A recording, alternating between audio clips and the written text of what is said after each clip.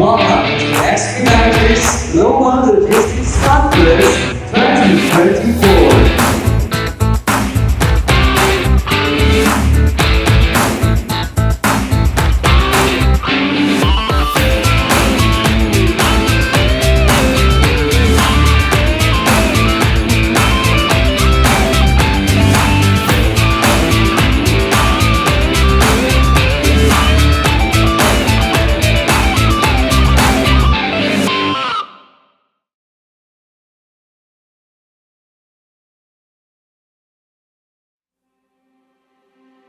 This is the first time that I was able to attend. This is my second time attending GLC. Yes, it's my first time to attend GLC. This is my first time to attend the GLC, and it's a very interesting event.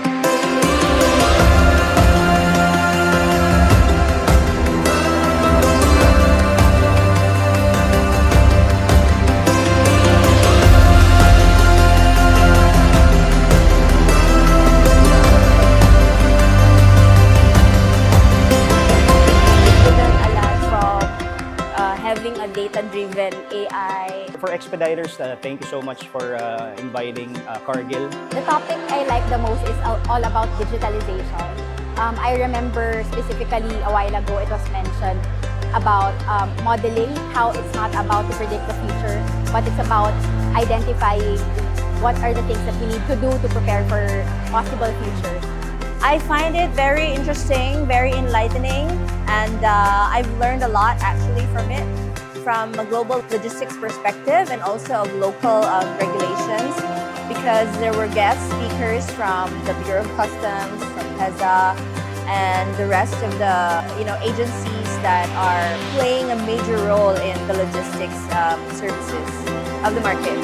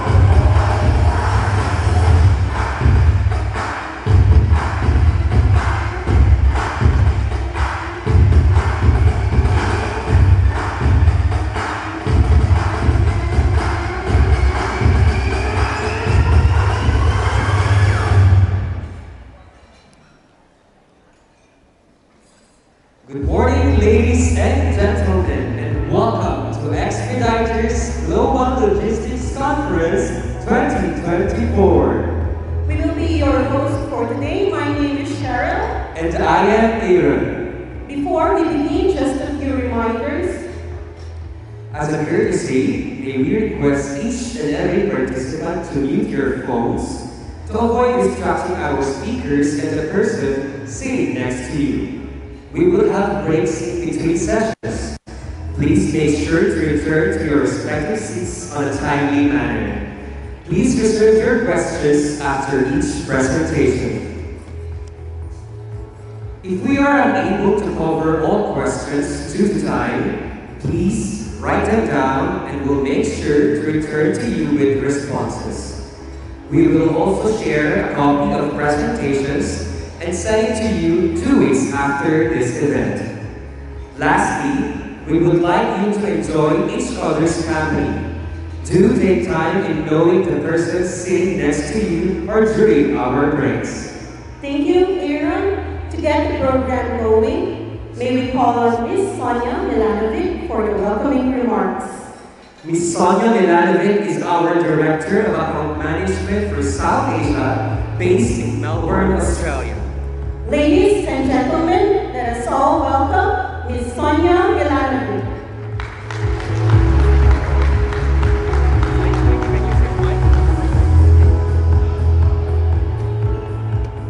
Good morning. How's everyone doing? hopefully you didn't have too much traffic coming this morning and you've managed to grab a coffee and a small refreshment. Well, it's so nice to be back in Manila. I came in 2017, pre-COVID, and the world changed a lot. So it's just so great to be here, and I've spent the last 3 days with our wonderful team, who, by the way, got here at 4 a.m. this morning to set up. So if everyone could just please, a round of applause for our team. So great to see all of you. I've spent the last few days doing customer visits, going to store openings in shopping malls, seeing production lines of great semicon business, and looking at the technology and the professionalism that comes out of the Philippines. Healthcare customers, retail customers, it's just wonderful. So thank you very much for your hospitality and for your support. Today's not about selling Expeditos. It's a knowledge sharing session. We've got great speakers, which we'll go through shortly. And I just wanted to share a little bit of history about the GLC, why we do it, and where it started. So with that, I'll start my presentation. Is this going to work? Okay. So our first GLC commenced in 1993. And today you'll see many seats. We're expecting up to 400 guests, but our first GLC actually, we had 8 people round table to share their insights, their experiences, and what's happening in their supply chain. And just to think that, 30 years later, here we are today, we do these networking sessions all around the world, and we still hold the one in Seattle, which is our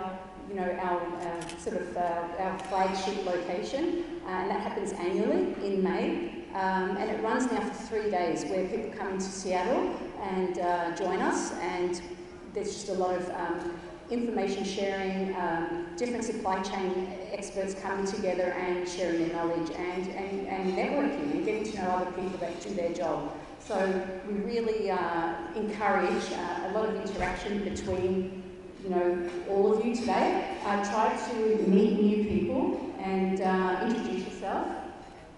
Sorry, I'm having trouble with the clicker. So with the GLC, we like that people mingle. You go and meet people who don't work for your organisation. You go and introduce yourself. Mingle with the Expeditos people as well and get to know us, our leadership. We definitely have come from all different places around the world to be here today. And we're really excited to hear about your business and how we can help. And also, sorry, the click is really not working. Yeah, thank you. That's better, sorry. Our speakers are coming in from around the globe. We have both internal speakers that come into these events, as well as local professionals and different people from within the industry. So we'll go through those speakers today, and you'll get to see the range of agenda that we're going to have. And last but not least, it's about connecting with people. I'm sure all of you felt the ramification of COVID and what that did. We all had to learn how to interact and work with our business partners in a very restricted environment. And I think what's amazing is after the pandemic and COVID that we're able to get back here today and sit in a room together.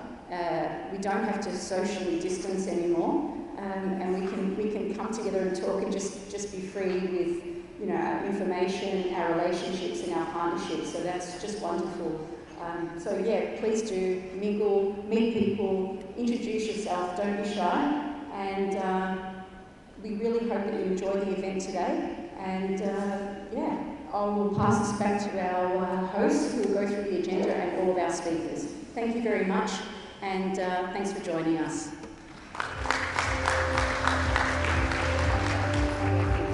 Do you want me to take that back? All right.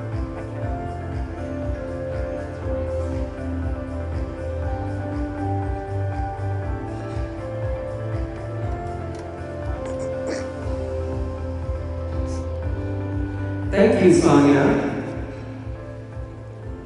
Our first speaker is Mr. Justin Kingdon. Mr. Justin Kingdon is the Principal of Supply Chain Solutions, Expeditos Supply Chain Consulting Service, and manages the regions of North and South Asia, Middle East, and Africa. Justin is also a guest lecturer to both universities and trade schools. He is here to present Supply Chain Solutions. Dear guests, let us all welcome Mr. Justin Kingdon.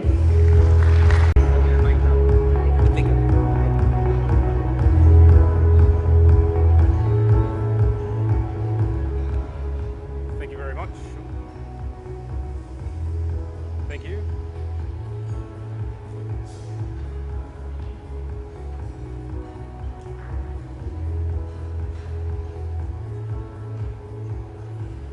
Thank you very much. And again, I extend my welcome to you as well. Now, we've seen a lot written and said about the policy response to COVID-19. And I have read the articles written by supply chain professionals, supply chain experts on LinkedIn and what's been published by universities, and no doubt many of you have as well.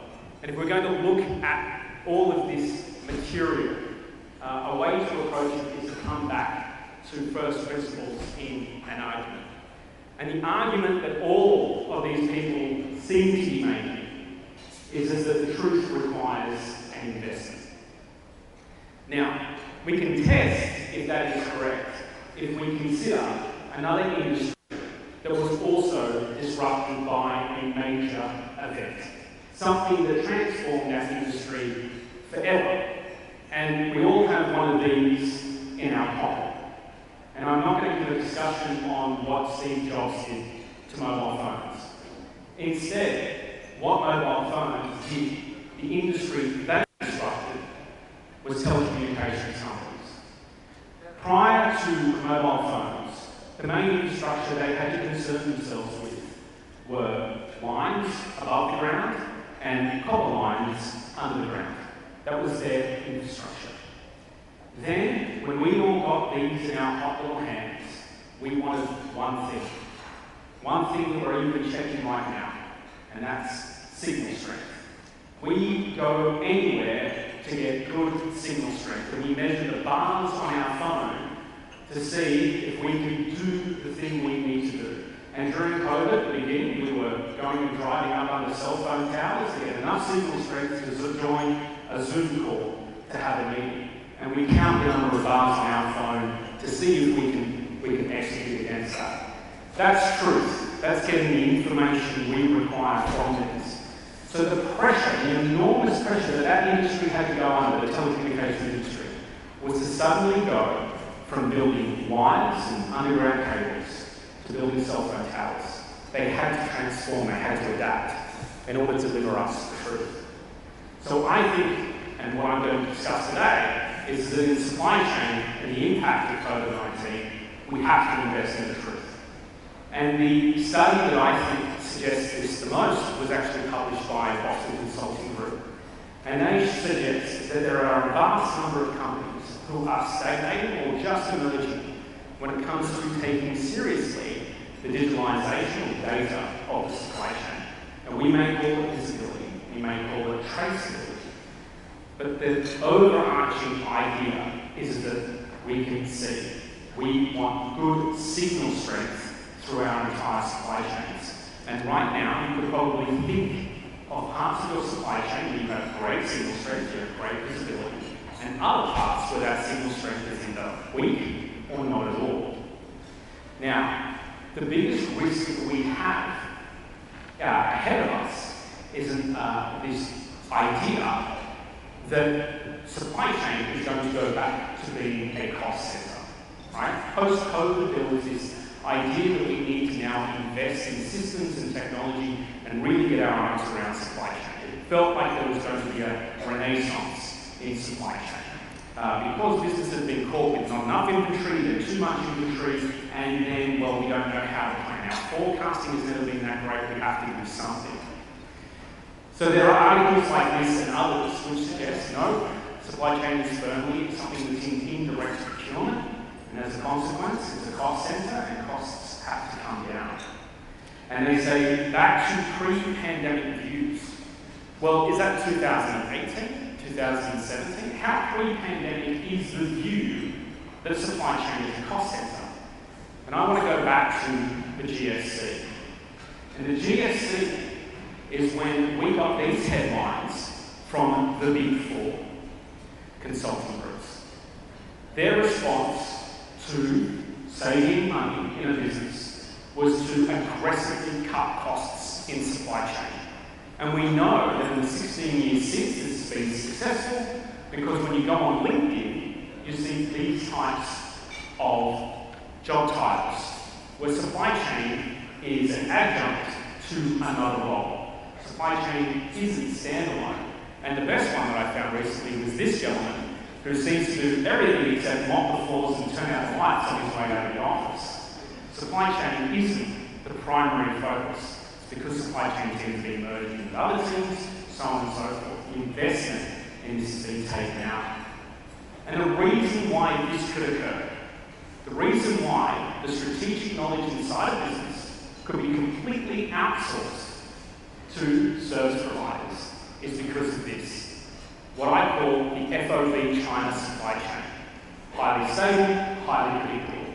Back in the GFC, no one questioned that this supply chain design would ever go away. This was the world's factory, and this is how business would be done.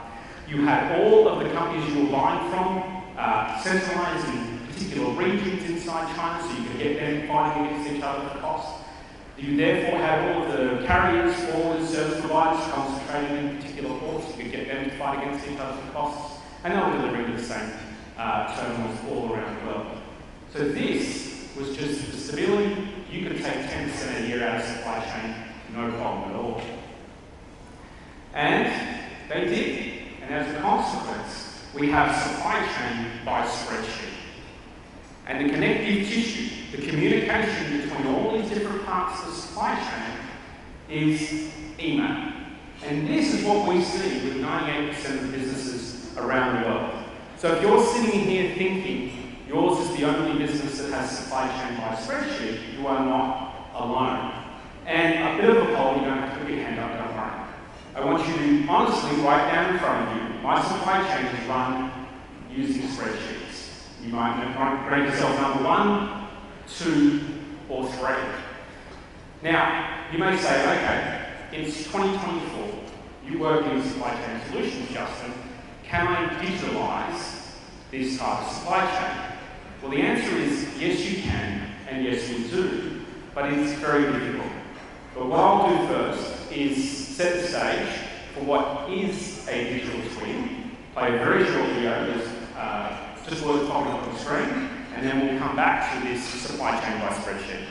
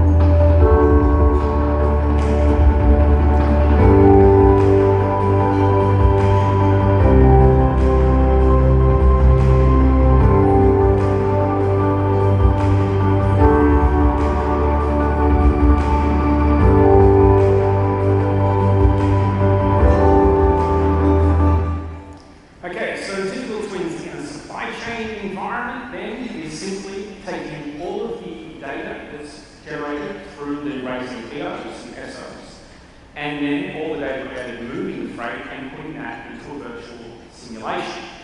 So can you digitalize a supply chain run in the majority by spreadsheets? And the answer is yes, but it is the most difficult. So if you have digitalization of the supply chain or automation of your supply chain on your roadmap ahead, then it can be done. But it is the hardest. And this customer, they had over 10 forwarders, and then we had to get all of that data into one location and why. What was their burning desire to do this? Well, they had opened a regional distribution centre in APAC to address their growing market, and it fell over. They had to close it. It cost them a lot of money because they put it in the wrong location. Our approach was to look at the data, do the analysis, and take into account not only their future growth plans, but their current factory locations as well, and suggest 3 different locations for their regional distribution centre, and the pros and cons of implementing in all of those. So, as a consequence, the customer now has a very clear and data-based path forward for making that decision where that RDC goes, and they have a project pipeline that they can do more analysis. So basically, taking all of those disparate spreadsheets in one location, you can turn that data into value for your business. So let's fast forward now. Supply chains move on since the GFC, and we come up to 2019, not the pandemic, but trade war 1. Look at all the disruptions that have occurred since the GFC to supply chains. All the times that as supply chain managers, we have to get distracted from doing the day-to-day business and focus on recovering or preparing ourselves for these massive disruption events, none of which were predicted. Trade War 1 was not predicted at all. So it comes to this quote, which was recently said by Dan Bongino, and I think it applies to supply chain. An uneventful failure is not a success. I think in supply chain we do such a good job of scrambling when things go wrong in the business. We lean on our service providers, on our vendors to fix the problem, get around the problem that occurs, whether we created it or not. And we pat ourselves on the back when we get over that, and we move on. We have a rose-coloured glasses when we look backwards. We've just got to move on. We've got to get on to the next thing because we know the next problem is occurring. But an uneventful failure is not a success. And those businesses that during that period had all of these uneventful failures, which distracted them from doing the job of servicing their customers, said enough of the fire drills. We're sick of every day feeling like an alarm's about to go off and just turn my day upside down. So, considering that they know that there will be future disruptive events, they made changes to their supply chain. They invested in systems. Now, some systems are owned inside these companies and some are run by service providers on behalf of these companies. And you may recognise some of these systems inside your own business. The ERP you may use, or the WMS, or the order management run by your freight forwarder. However, what we tend to find is the connective tissue between these systems is still spreadsheets. You need, or the order management system, talking to the ERP or the WMS, and the only way to do that is by having a download from one and an upload to the other. Take out the spreadsheet, and there is no such thing as end-to-end visibility or traceability inside these supply chains. So it's good, it's better than an entire supply chain on the spreadsheets. However, it still has some significant risks. So, second question, pause, ask yourself, does my supply chain look like this? Can this supply chain be the foundation for the future growth that my business requires? Now, it's 2024, you ask yourself, can I digitalize the supply chain because that's what I've been told to do? And the answer is, yes you can, and it's a hell of a lot better than just trying to digitalize a supply chain that's run on spreadsheets. This client had that spreadsheet black hole, and that was costing them a fortune in penalties for ocean freight. That was their gap inside their business. And as a consequence, they needed to address that first. Getting this client into a digital space is much, much easier, and you can set a time frame for that 3 months. Not only, though, were we able to focus on helping them run the RFQ when it came to pricing, but also develop for them a forecasting model as well. That is something far more robust than just reacting to data and changes in the environment. Helping this customer now on a monthly basis with their forecasting and then measuring the actual results against what was forecasted to control what is occurring in their supply chain, from ordering to vendor performance, carrier performance, and so forth. So you go from just planning and doing analysis on static data to having that data live and working for you. And then ROI, consequently, is much larger. Now, I'm not going to talk about COVID, what occurred in those intervening years, or the policy responses that occurred just after 2022. Instead, I'm going to talk about the next big disruptive event that's happening inside supply chains. And that is AI. Everyone's talking about AI and ML. You think when I'm up here talking about data utilization, I'm going to tell you about how AI is going to transform your supply chains into the future. Well, I would first recommend that you go and follow Cassie Kozrakov on LinkedIn. She is probably a genius, and she recently posted this. AI is not your colleague, and AI is not your silver bullet.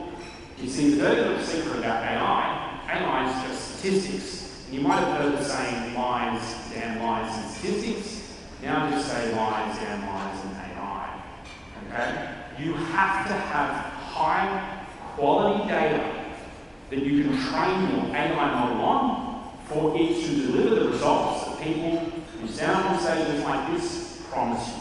And if you have supply chain by spreadsheet, you can't implement AI. AI is not going to reach into your supply chain and fix all the data issues you have today. If you think about signal strength in your supply chain and where your signal strength is weakness, AI isn't going to make that signal strength stronger.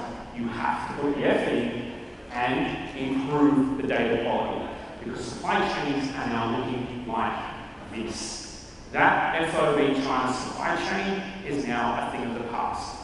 All of the tariffs that were put on by Donald Trump were retained by the Biden administration, and it looks like whomever comes into power is not only keeping those tariffs, but potentially increasing them. So, as supply chains start looking more and more like this, ask yourself the question, will my spreadsheets support this change and the growth that you're meant to go through? So, the question you do have, though, is just, can you actually use AI in supply chain? Accepting that everything I've just said is true and you have to have high quality data. And the answer is yes. And this customer, we use artificial intelligence and machine learning. Now, all of these projects are done for this customer, not one per month, not a couple per year. All of these projects are done simultaneously, monthly.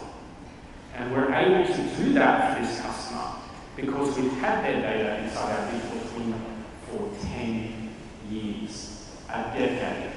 A decade worth of ensuring that high quality data comes in consistently into the digital twin. So we can train the AI model to do the job that it does best. So you require high quality and consistent data. If someone tries to tell you that the AI can fix your root cause data problems, they are probably not telling you the truth. I'm not going to say lying, but they're probably not telling you the truth. So importantly, when something comes up for you, like greenhouse gas emissions, this client's target is that when a customer goes to order a product off their website, that they not only see the SKU number, the SKU price, but also the entire carbon footprint of that item. Bringing this all together, this is a chronology of disruptive events that have occurred from 2008 up to 2024. None of these were predicted, whether man-made or environmental. And the reason why, typically speaking in supply chain, we've reacted to these is because of psychological mindset. no matter who we are, where we come from, what we do. And Amos, who is an expert in this field, nailed it when he said, he who seeks the past to surprise free is bound to have a future full of surprises. We must start considering that our surprises that we've had to deal with, the fire drills we've had to go through, will be occurring into the future. And we have to make our supply chains robust in order to be ready for them. One of those things that's coming up in the future that I can tell you to be ready for is emissions in the supply chain. Be it scope 1, 2, or specifically to supply chain scopes 3, up 4 and 9, which are upstream and downstream logistics. Businesses right now are preparing to do their reporting on this, whether they're required to or not. It requires, again, good quality and consistent data to meet the requirements of both governments and customers. What else should be in the 2025 action plan? First of all, why should you improve your data? And it shouldn't be because I want to do digitalisation in my supply chain.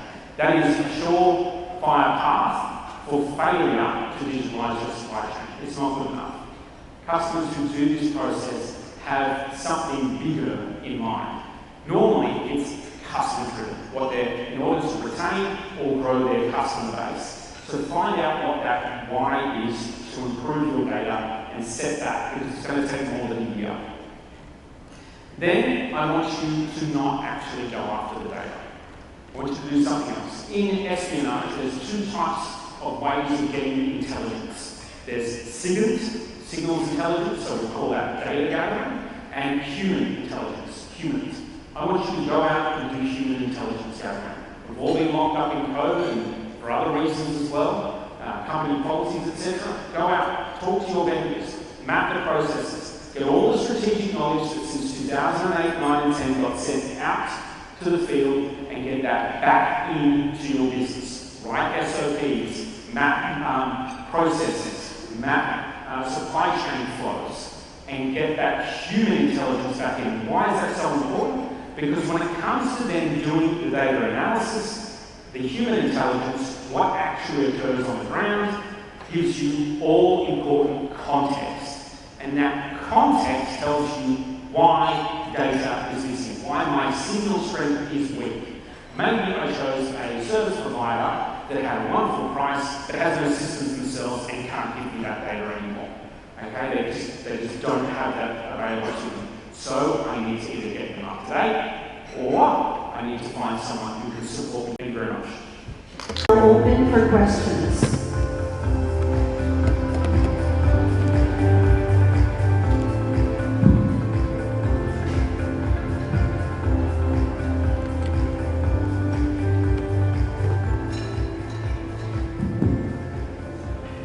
Hello. Yeah, hi. You're right. Am I right? Okay, thank you, sir. Hi. So when we talk about data analytics and big data mining and AI on one hand, and on the other hand we talk about sustainability and carbon footprint. But all this data analysis and data mining and AI is so energy resource intensive. So it seems like a contradiction to me that on one hand we want to do this thing, but it is to drive sustainability, you're using something that's going to consume a lot more carbon footprint than otherwise. So how do you strike that balance? Yeah, that's a great question. And I think when we're talking about like large language models like ChatGPT, Grok and others, they are using enormous amounts of energy to create that output. When we're talking about running AI on a database, which is what we run inside our digital twin, it's not any more electricity or energy in terms of doing that analysis, because your data set is as large as the amount of information you've taken in on that company's supply chain. We're not trying to, scour the world's websites and scrape data from Twitter and X and other locations in order to pull that information in, and then you don't type into the digital twin, create me an image of a container with pink horns, right, which you can do in Grok and ChatGPT today. So it's the energy intensity of this type of analysis is, just business as usual for doing any type of major analysis. When you talk about that though, and that's why blockchain has gone the way of 3D printing, is that yes, these were very exciting, and yes, there looked like a huge amount of opportunity in supply chain transformation. However, blockchain just seemed to be something that was made a fairly simple process more difficult, and therefore we didn't really need to do that. I mean, letter of credit is a letter of credit. You didn't really need a blockchain to do a letter of credit, and so that went away. And 3D printing found its niche, and it does extraordinary things in medical and in automotive and so forth, and it has transformed parts of supply chains, but that big change, it won't occur. And the same, I don't like doing predictions, but it appears from our perspective, AI and ML is the same for our industry. It can transform you, and it certainly, for our customers that's using it, and we have several customers in the digital twin, but they're not at that level yet. It is like adding it's like giving a whole bunch of work to someone to do very, very quickly. And so your turnaround on getting answers back from that data is phenomenal, and you can start taking action very quickly. But the key thing here is, the key takeaway is that, yeah, that's a nice shiny light, and I can sell you that today, right? And that's fantastic, but the reality is that it needs high quality, consistent data to work for you, and that should be your focus. Yeah, you'll get to AI, don't worry about it. Thank you. May we have the next question, please?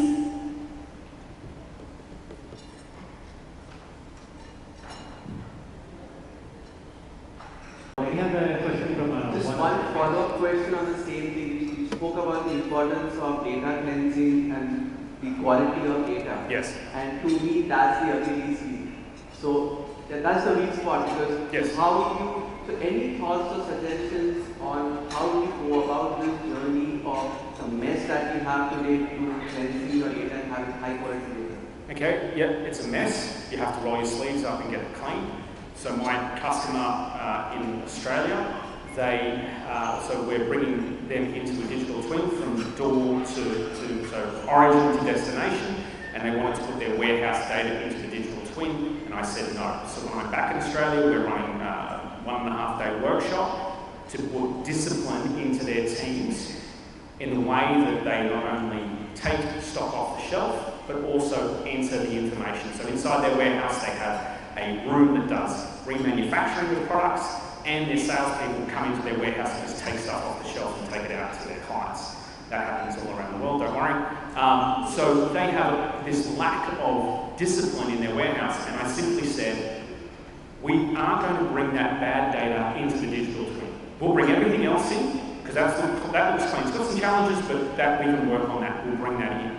But that warehouse data stays out until we've fixed it at the root cause. We've got the discipline working, we'll run the reports, and when we're satisfied that it's quality, we will bring it into that environment. That is the only way to do it. And once you've done that, you get the benefit of analysing and mining that data, because you can rely on the result. Bad data in, bad information out.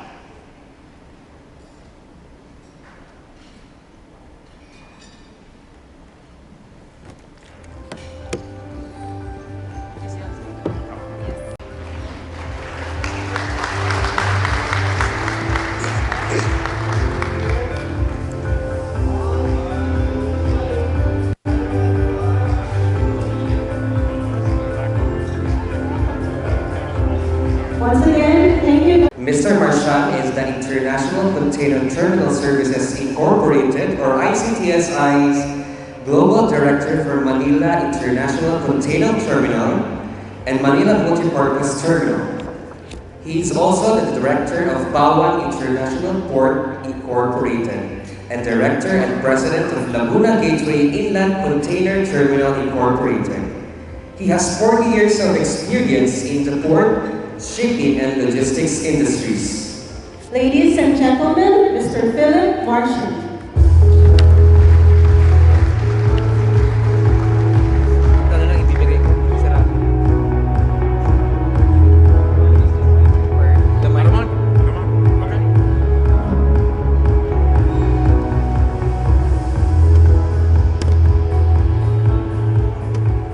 Distinguished guests, ladies and gentlemen, good morning. It's a great pleasure and honour to be here today. I'm not sure if I really do justice to all of this, but I have been around for quite a while. I was at sea for a while, got my master's ticket, and then started in Africa. My life, as I said, Nigeria, Ethiopia, Angola, North Africa, Pakistan, etc., etc. And I've seen all sides. I've been in logistics, I've been in running shipping lines as head offices, every bit of it. So, and over the years, it's been interesting to see the changes. I have to say, ending up here in the latter part of my career is tremendous. 3 years in the Philippines, and there are some amazing things going on here. I tend to, certainly when I'm going out to many places, people tend to focus on the negative sides of things here. There's so many positive things going on here. Great people doing great things, absolutely. So it's a great pleasure for me to be here today. And really, as ICTSI overseeing a few of the terminals we have here, it's really just to give you an update of how we see ourselves and how we fit into your day-to-day business, and maybe give you an update on some future projects we have that hopefully will help you in your day-to-day business and support the supply chain here in the Philippines. Ports always look better at night. So a little bit about ICTSI, for those of you that are not aware. A very proud Philippine company, global footprint, 32 terminals around the world in 19 countries, over 12,000 employees, 36 years of experience in many places, not just the easy places, but challenging places as well. And I think something that we're all very, very proud of. It's the world's largest independent terminal operator in the world. It's not related to a government or a shipping line, so it's truly independent, and therefore we can really deliver what we think is best for the business. We don't have any outside pushes, which is something I think is a massive strength of ICTSI. Having been with them now since 2012, started in Croatia and in Iraq for 7 years, and now here. Certainly the right way of doing things. It's a tremendous company, and I really mean that. I'm doing things that globally is right up there. What's happening, certainly in MICT and certainly in ICTSI, is as good as anywhere around the world. It really is. I'm not just saying that, it's very impressive.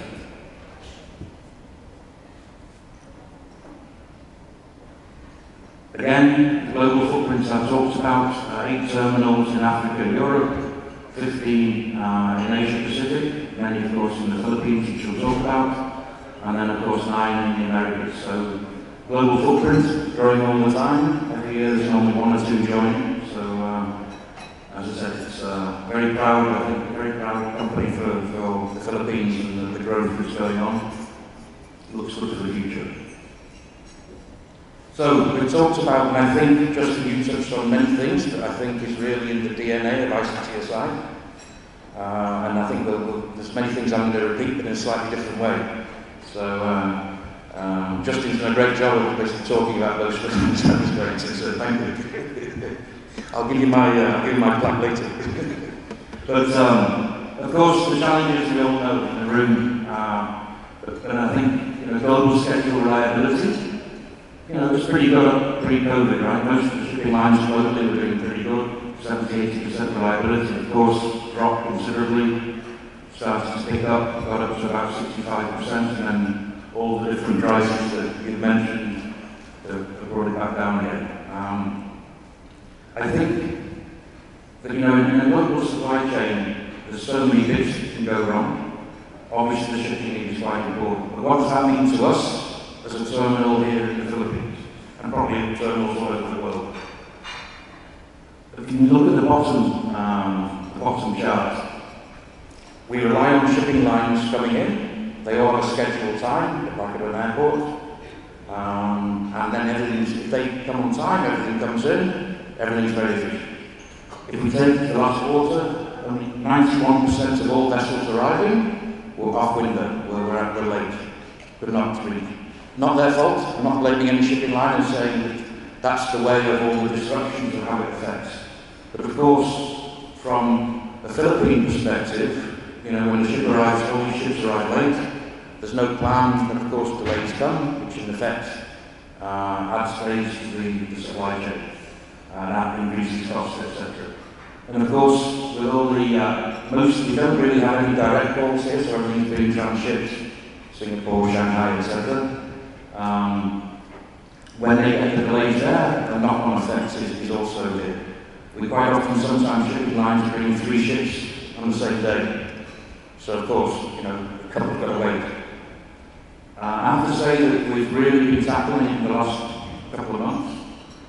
We've changed the way we've done things. And actually a lot of that did not come from data and AI, it was actually going out and thinking human bodies going and looking at it, not from data. But now we brought the delay down to, well, I think yesterday there was only 7 ships waiting, 8 ships waiting. We have 7 berths, so you can argue you should always be a few ships waiting just to keep the whole thing efficient. So we are really focusing on this, and I know the shipping lines have a big problem on this, and I know they're doing their bit. We're also doing our bit to try and minimise the effect on yourselves. Operation logistics challenges, we all know what that is. One thing I've noticed globally, in many places I've been, is that certainly in logistics, we tend to wait. I think the industry quite likes firefighting. I think in the past people have employed people who are good firefighters. And now we have data, now we have, you know, the whole thing, and a sort of digitalisation. These firefighters have to change the way they think of it. But many times we wait for a crisis, and then we start investing, trying to fight it, trying to do something new, build a new yard, build some more berths, build this. One of the strengths of ICTSI, which is something I've really come to appreciate in the years I've been with, is that we're looking ahead 5 years. We build a terminal before we need it. We buy some trains before we need it. We do everything before we need it as much as we can. We try and reduce the risk of surprises coming in the future. That costs money, and I think, as you said, it needs investment. You don't do this cheap. But if you have that desire to meet the demands of the next 4 or 5 years, you do it by money, investment, and digitalisation, not by firefighting. I used to be a firefighter, I've had to change. So the capacity investments in the future is massive, massive, massive, massive. Of course, we all know the implications when they're all massive. Technology and infrastructure, those are the 2 secrets, certainly in the port, and I think also in logistics. They're so big to think ahead. I urge all of you to think where are we going to be in 5 years, what are the bottlenecks, and work on it right now. So, with the Philippines, the footprint. Just starting a particular order, we have a terminal in Subic, obviously providing north and central Luzon. Our flagship terminal, MICT, which is the largest container terminal in the Philippines, with 70% of the market share. Very modern, amazing things going on. Digitalisation. The one thing about COVID was that we couldn't speak to people. That really pushed us on the digitalisation journey. We changed so many things in that period, it's really helping us now. We have MNC, which is the general cargo, bringing in steel, coal, project cargo. Northport, which is the connection here in Manila to all the domestic ports all over the Philippines. Cavite, the small barge terminal, Laguna, an inland terminal in the industrial part of Laguna. One international port, which I'm also involved in, which is going to be an area for massive investment in the coming years, but I'll talk about that in a minute. Mindanao, 2 international terminals, and one that's just opened a few months ago, Visayas in Iloilo, which is going to grow like anything. This is going to be a game changer for that area. I'm sure all of you are aware, but we see so much interest. We're already getting international vessels calling directly, and this is going to grow like anything. So I suggest go and get land, warehouses, whatever there as quickly as possible. So yeah, this is going to be very exciting. Just looking at MICT, the main container terminal here, just a quick overview. At the moment we We have a capacity of 3.3 million containers. We're running it. Next year we expect to do 3 million. So we're nowhere near up to capacity. Already we're building berth 8. We're thinking ahead for the next 4 or 5 years. So at present we have 7 berths. We brought some new cranes in earlier in the year. But this is berth 8 here, which you can see is started. The yard is starting, and we'll be expanding another 5 hectares to the left. And we'll be building a berth 8, which will be much larger vessels, capable of 23 rows across, 3 very big cranes. So as the ships get bigger, just like the planes seem to get bigger, we'll be able to bring bigger ships here as well. So again, this will be ready in 2027, in time for the market growing. And as I said, this is the thing, the secret about investing now for the future. And it's so important in logistics and infrastructure.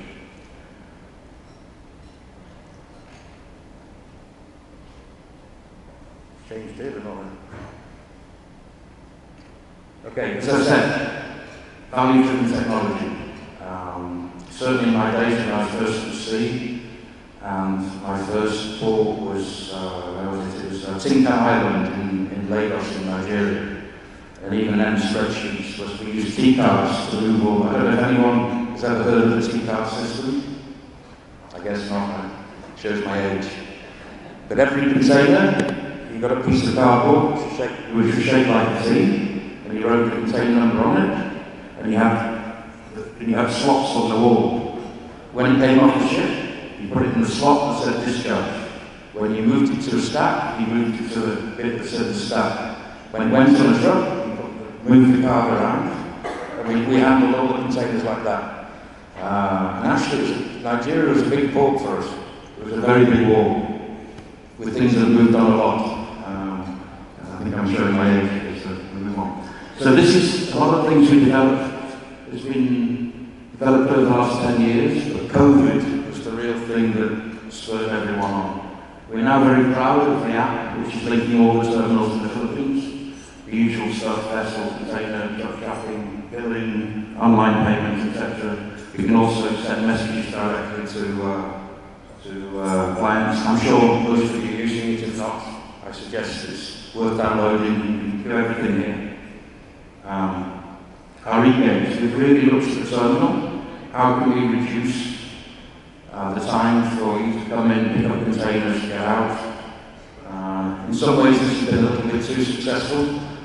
The average dwell time over the last year has gone down by 3 days, which is massive for you guys in your supply chain. Not so good for us on the storage, but that's a different discussion.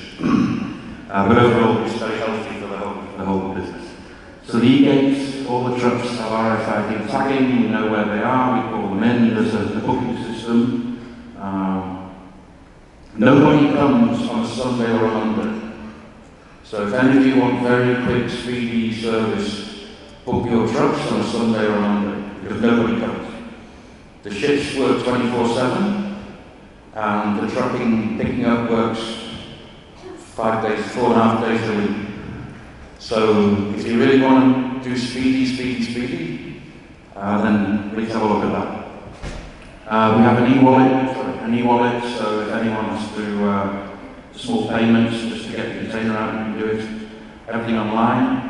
We have 5G, for our data system to work with 5G. We've now given all truck drivers Wi-Fi access. They all think it's because they can do a quick email or check on whatever.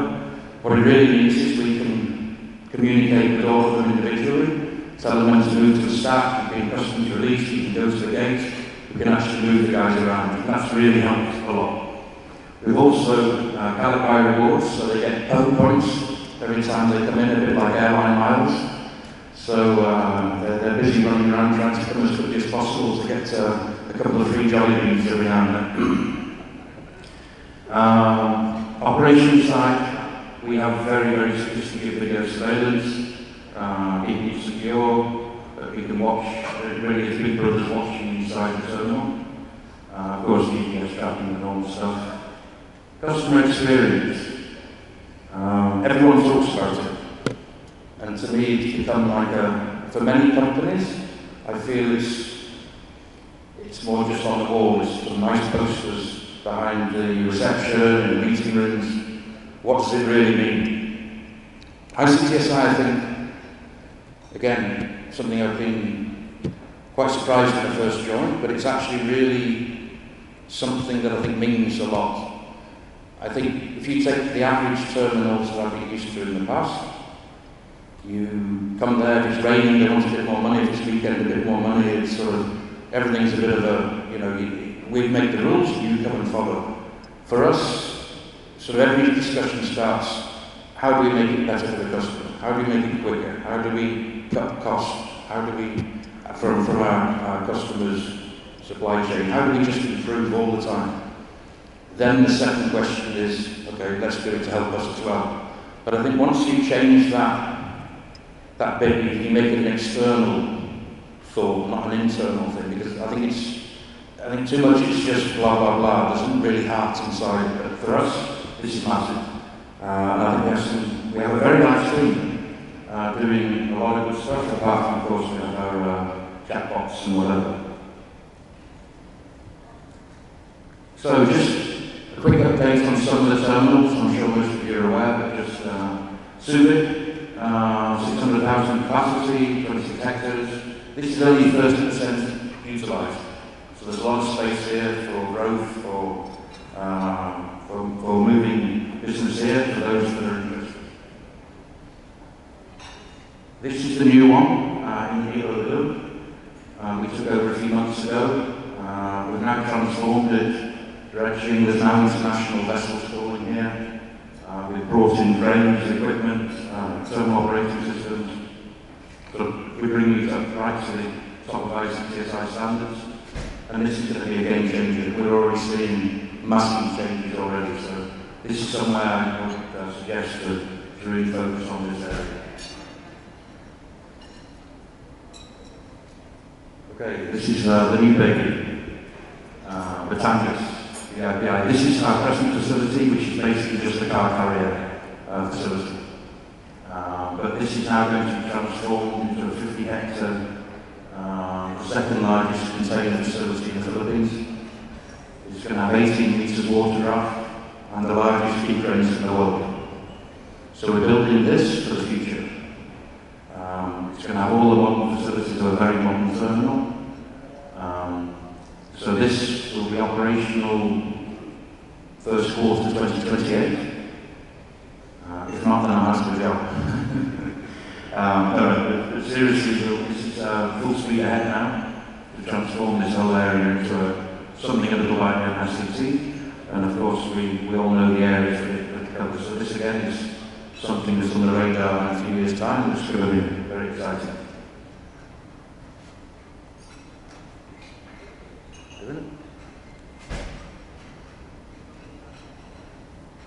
Okay. Manila multi-purpose terminal. This is also the general cargo grain bulk, the largest terminal of this type in the Philippines. It used to be called Manila Harbour Centre, but we've changed the name to Manila multi-purpose terminal. Again, this is something that's growing all the time. Then we have Manila North Harbour. I'm sure you're all familiar. This is the domestic terminal. Some people are not quite aware. Just to sort of inform everyone that if you're bringing international cargo into MICT, many people are taking it into warehouses and then bringing it back to North Harbour to ship to domestic ports. You can transfer containers directly from one to the other, if that's of interest to you. So that's something maybe to think about if that would help rather than bring all the way out and bring them back in again. And if anyone wants to know more about that, we can talk about that offline. Mindanao, we've talked about it again. This is now connecting international shipping services coming here. Again, another way ICTSI is covering the Philippines. And this is really, I guess, to sum up, like I said, technology driven. It's the future. It's something that's really in ICTSI, and we're really looking at how to keep improving all the time. And as you say, digitalization. You've got to go that way, and not spreadsheets. You've got to really look at it. Basically, you go around our offices in the port, considering we're doing sometimes 5,000 truck movements a day. There's no paper. You don't see paper. Everything is done through just online. Everyone's dipping in, dipping out. There's no changing over spreadsheets or reports or that stuff. Right? Yeah. Again, investing in infrastructure equipment. You've got to do that ahead of time, not far. In logistics, generally, I don't think, maybe it's changing in your side and the land side, but certainly, I think certain ports and whatever tend to be lagging behind a bit. But keep those investments going. We're very interested, of course, in connecting all through the Philippines. We're doing as much as we can to invest to do that.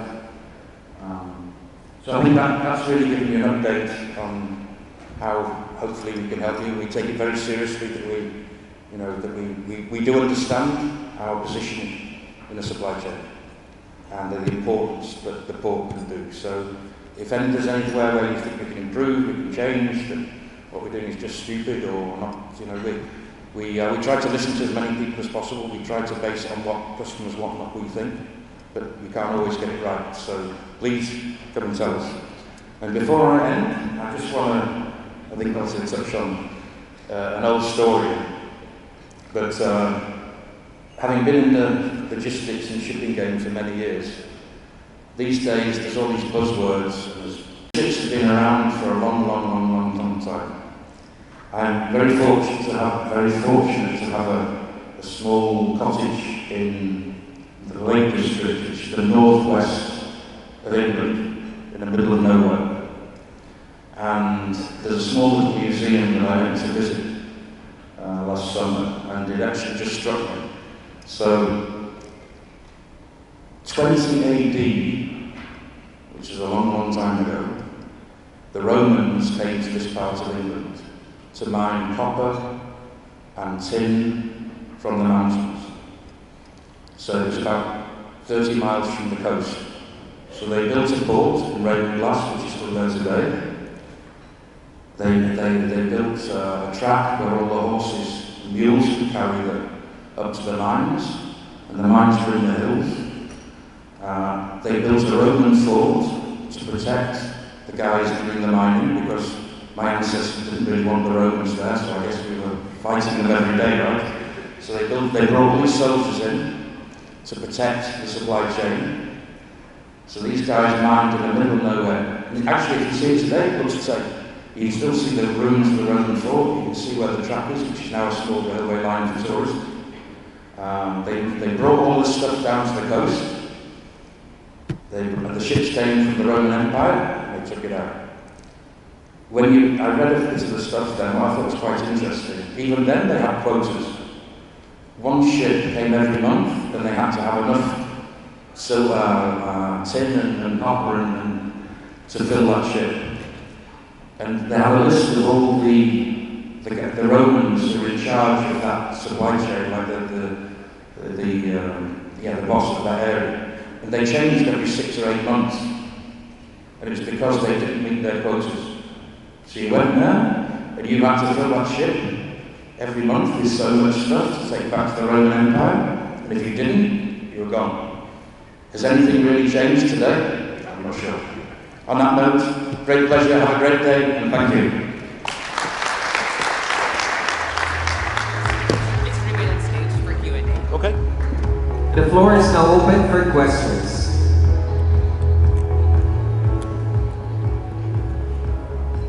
I have a question over here.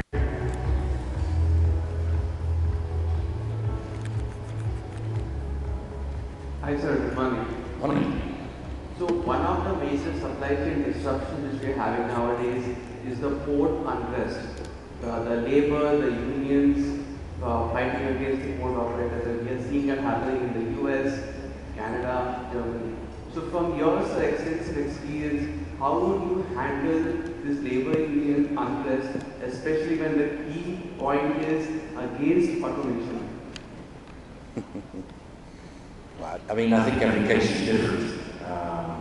There's always a reason for unrest, right? Any industrial unrest, there's reasons, and I guess it's not one standard thing. So I don't think there's a general, to be honest, I'm not trying to get out of the answer, but I don't think there's a general answer on that. I mean, all the ports I've worked in, I've engaged with the unions. If you take, I think probably, I won't name the country, but the most militant country I ever worked in, every month, I would take the guys from the terminal for lunch.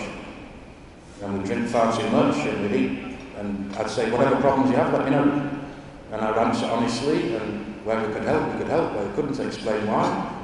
And the relationship was good. So I don't think it's anything special to ports. I think that normally a strike is a result of many months of non-communication and non-fixing. So I think it's not really people just wake up in the morning and going on strike.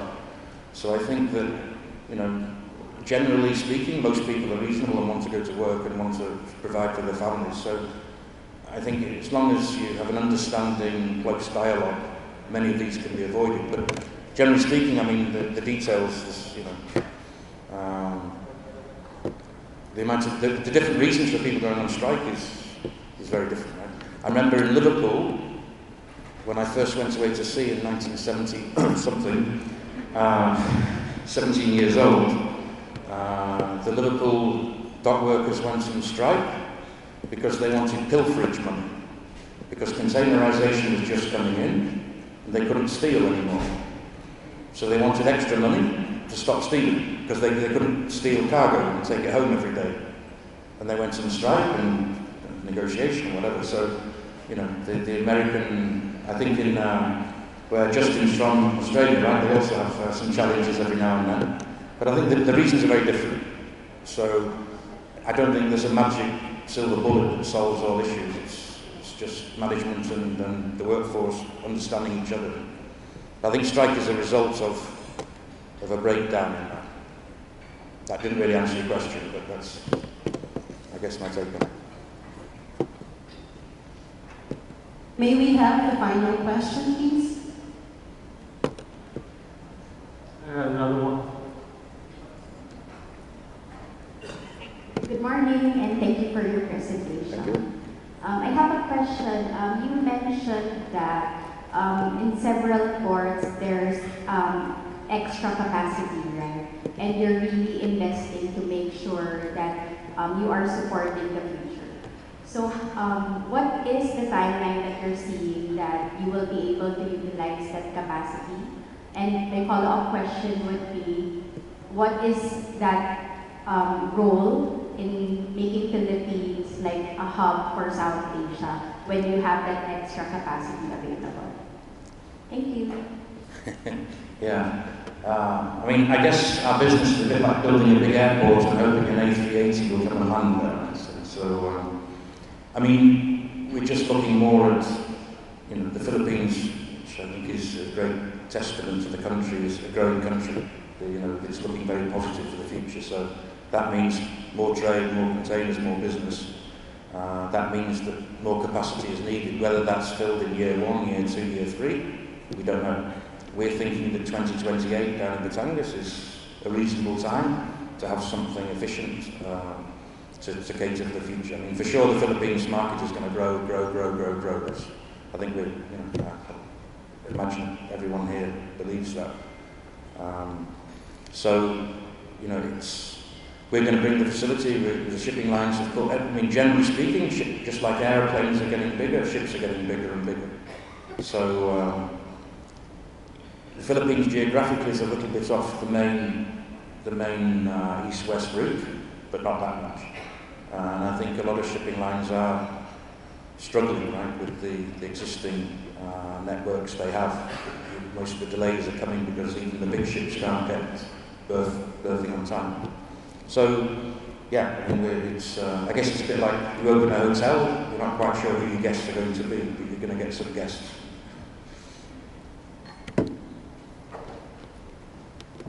Okay? Yeah. Thank you. Thank you, Mr. Marta, for sharing valuable updates on Philippine Ocean Terminal development.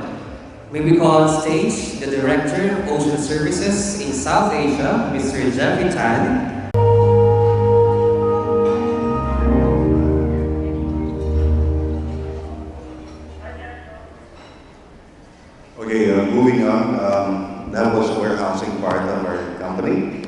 and the next ABB presentation is actually doing the ground handling work at the airport. So it's actually Airback Center, it's actually a one-stop shop for the air freight industry.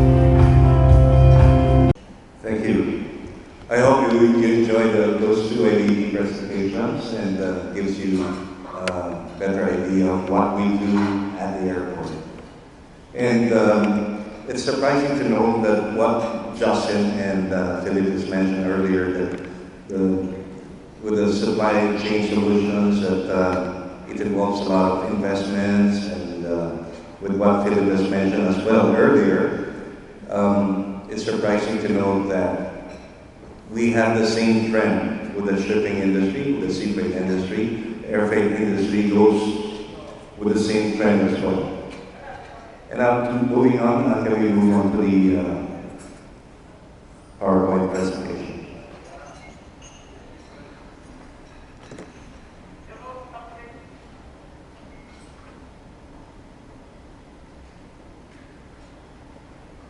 Okay.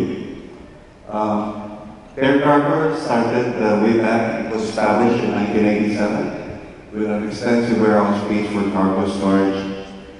And Air Cargo established itself as a market leader with the values strongly imbibed within our staff and culture.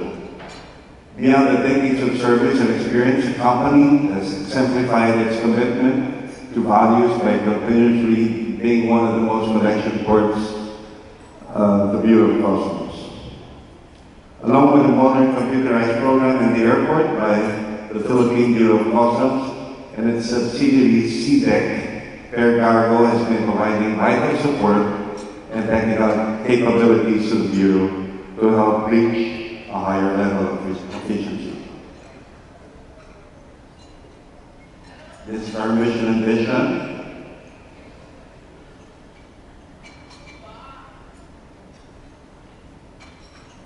Okay, earlier this year, the Air Cargo used to be in Customs bonded warehouse.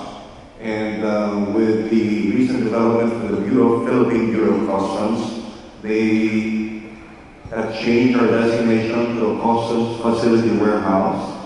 So we operate the largest international cargo complex at the Nikko International Airport within an area of about almost 4 hectares.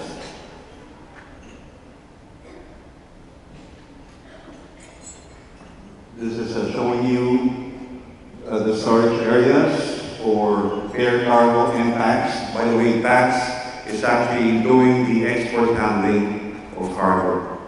They're doing the build-up and transfer of build-up cargo through the ground area leading to the aircraft.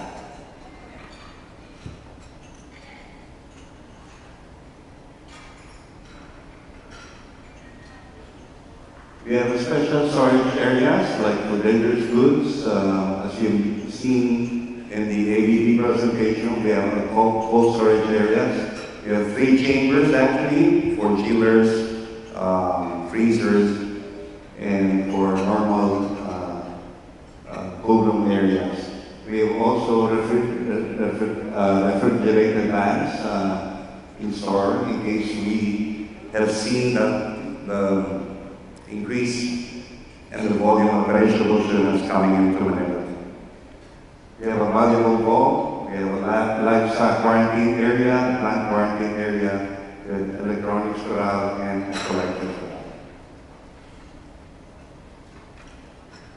Amenities and emergency services. Our warehouse services uses a 3-ton weight scale for 20 footers, being loaded on freighter aircraft for 747 freighter aircraft. And we also use a traffic management system designed to streamline and optimize vehicle management in the loading areas.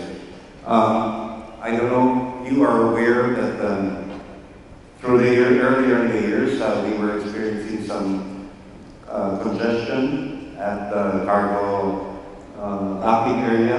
So what we have done is actually establish this management system to schedule the delivery of cargo and the releasing of cargo at the loading docks. Our maintenance facility houses on fire truck, big vehicles, and 2 power generator sets, enabling their cargo to respond promptly in the event of fire or power outages. So we have 2 standby generator sets for the facility.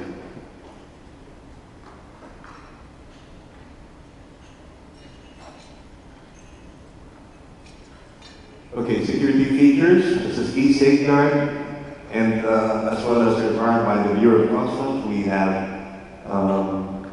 we are monitored by a high-definition CCTV system. Like for the export side, we have about 98 CCTV cameras being monitored 24/7, and likewise for the import side, we have more than 100 CCTV cameras spread across the storage areas.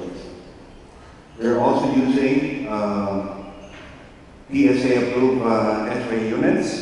For the import side, we have 2 X-ray units, which we help provide the Bureau of Customs to monitor incoming cargo. And for the export side, as required by TSA and the foreign airlines, we have 4 X-ray units.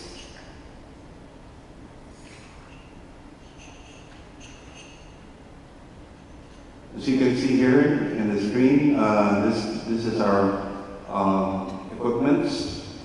Like we have tow tractors. We have 8 units of tow tractors, 2.5 tonners. We have 12 units and 2-tonner reach straps. Our fleet of forklift, we have 2 units, a total of 34 units for the forklift.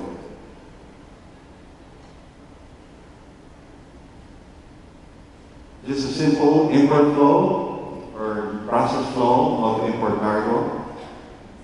Aircraft coming in at the airport, we secure the manifest and we sort out the documents releasing in preparation for release to the consignees.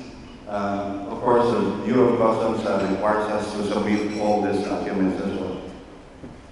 And then after the aircraft arrival, we packs, as I mentioned earlier, tows the cargo into the warehouse where the cargo is impounded and breaking down by our staff at Air Cargo.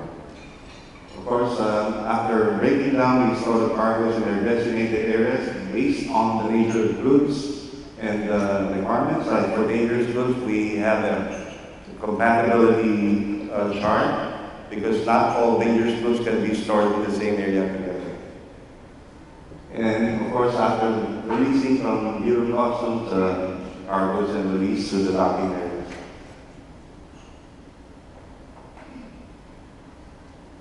Just a list of most of the foreign airlines that we handle. Incidentally, just to let you know, in the airport we have about 5 or 6 customs funded warehouses. Okay. But the majority is handled by Air Cargo.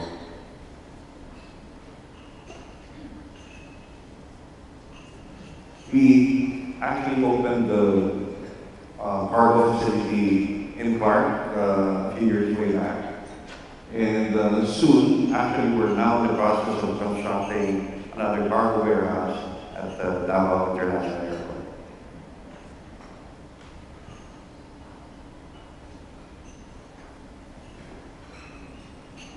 There you go. We have one in Manila, one in Clark, which is operational, and soon to open in Davao.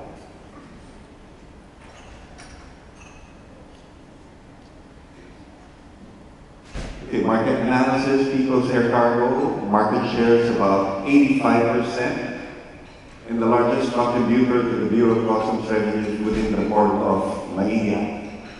The annual throughput capacity of air cargo is at 145,000 tons, and currently servicing 37 active international carriers, not including Cebu Pacific.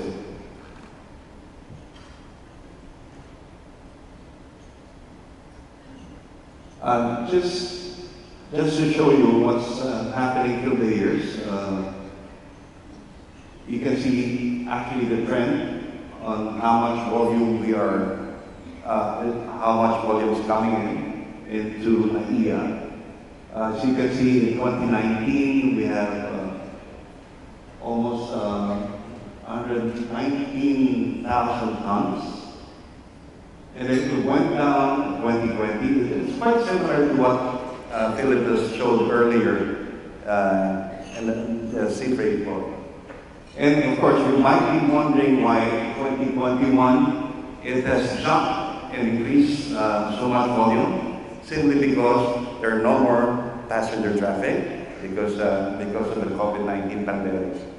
Okay, and you might be surprised. Some airlines actually don't hold me on this. Some airlines practice moving cargo in the passenger seats. Okay, again, during 2021, we have a lot of PPEs coming into the Philippines. In the beginning of the COVID, we had rapid test kits and vaccines coming in. So surprisingly, after the COVID-19 pandemic, in 2022, cargo trend has gone down simply because there were more passengers coming in and the passenger traffic was again coming back. And that explains why payload limitation for the aircraft and the airlines have been somehow restricted. 2023 is the same. But so far, in 2024, there seems to be a good increase in volume because the graph here only shows the volumes we have received only up to September.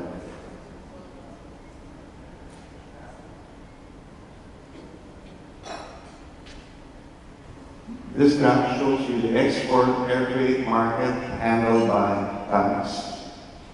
So here you can see actually some increases. It's kind of similar, but as you can see, the monthly export air freight has the same trend as for the imports.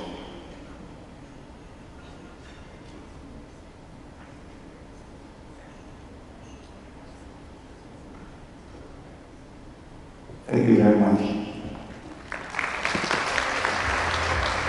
Floor is now open for questions.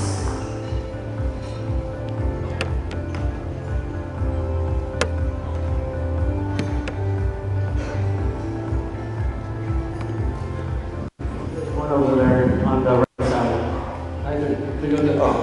So I'm Fritz from Analog Devices. So our company is part of the technology industry, specifically the semicon. So we really value total quality management. So my question is for bare packs. If you ever encounter quality issues, for example, damages, how do bare packs handle it? And I guess what support do you extend to the freight forwarders for investigation, for corrective and preventive actions for such issues? Thank you. Okay, I hope I answered your question correctly, if I heard it right.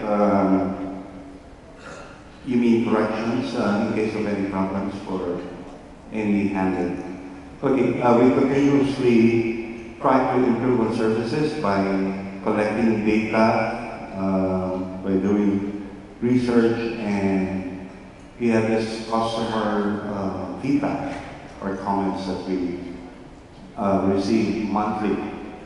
But then, of course, like with the recent changes in the airport now, it remains to be seen because, as you probably know, the Department of Transportation earlier this year has made a bidding for the airport rehabilitation of the whole of NAIA. That includes all terminals from 1, 2, 3, 4, and 5. So eventually, it was a group of San Miguel Corporation who won the bidding for the rehab, and there will be a lot of changes. We don't know.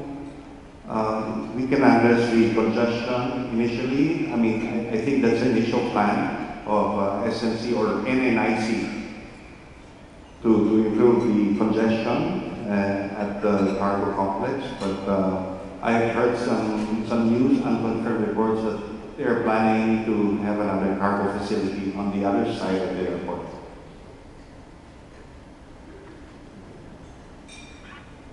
Any more questions, please? Hi, Joseph. We have one question from one of our guests here, and I'll read the question.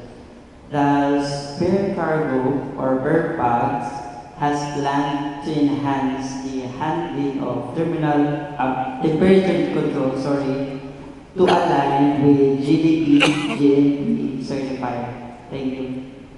I'm sorry, can you repeat the question again?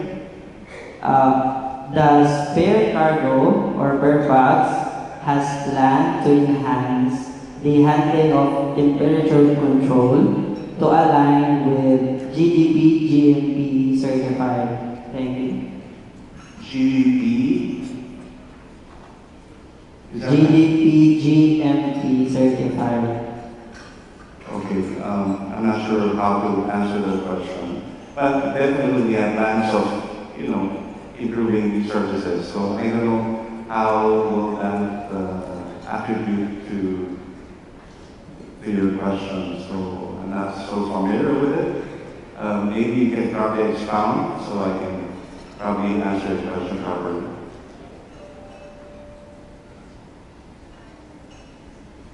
Hi, Sir Badi. Yeah.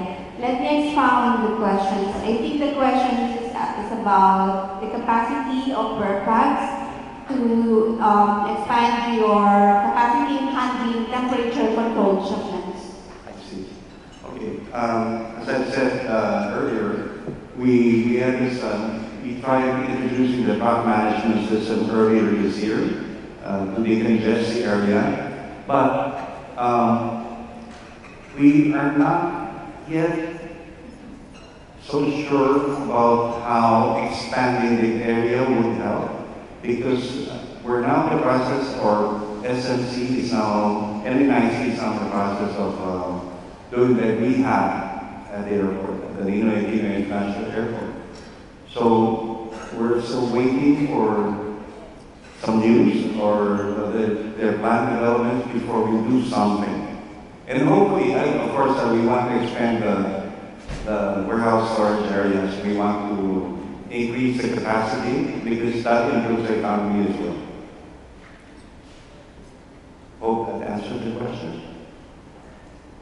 May we have the next question, please?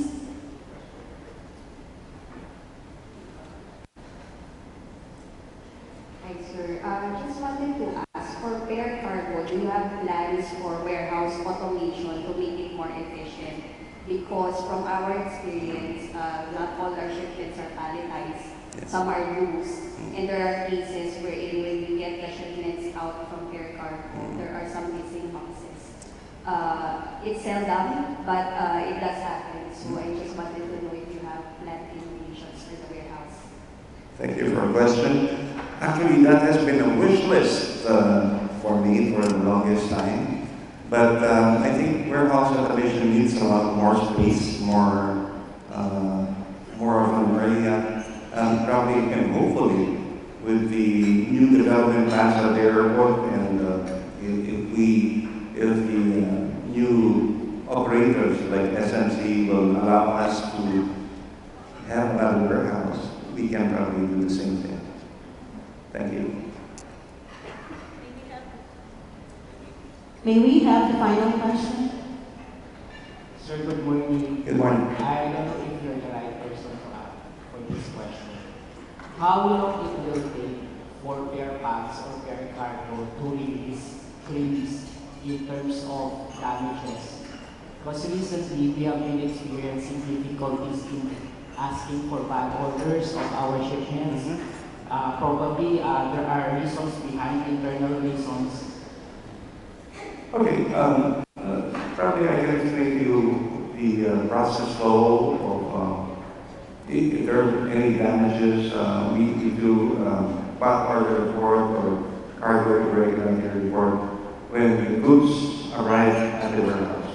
Of course, we do the investigation to our staff, and we also review our CCTV cameras whether damages happen from the point of origin or maybe to the transit station. But of course, if we see something is really wrong upon arrival, it was damaged by our staff, then of course we can issue the bad order report. And then upon arrival, we issue the cargo irregularity report. Okay, but in case you have any others, please, you can call me. Yeah, we'll be glad to help. Okay, so we still have one more question from one of the guests. Hi, good morning. Good morning. Only one. So can pair cargo automatically issue a certificate stating that the shipment has been stored in a particular storage temperature requirement? Because our products are perishable, and our QA usually wants us to deliver, there's a 7-day shipment duration that we call, and our company, from the time that we pulled that out from the warehouse, for example in US, up to the time that it will be delivered to our warehouse in the Philippines, it should be only 7 days. So 7 days plus 1 hour, it has to be scrapped. So we needed the certificate from Pair Cargo. However, now, currently, we have to request that, and then it will take about 2 days before we get the certification. And the items that we have are perishable, and we need to deliver it immediately to our customer. So, can we have it automatically issued? Okay, well understood. Actually, our cold storage areas are monitored every hour, and our engineering team is actually doing those things. But the certification, I think, can be done earlier. But then again, just let me know if I have to push people around, and we'll do it. All right. Thank you. Mas marami akong tanong. Mr. Maceda.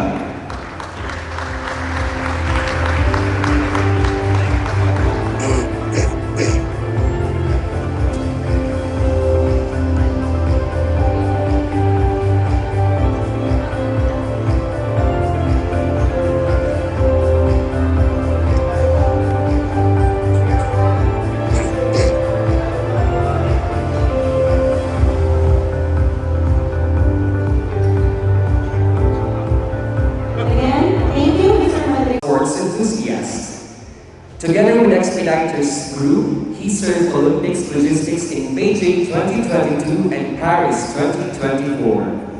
He is here to present China perspectives, the challenges and opportunities. Ladies and gentlemen, let us all welcome Mr. Van Liu.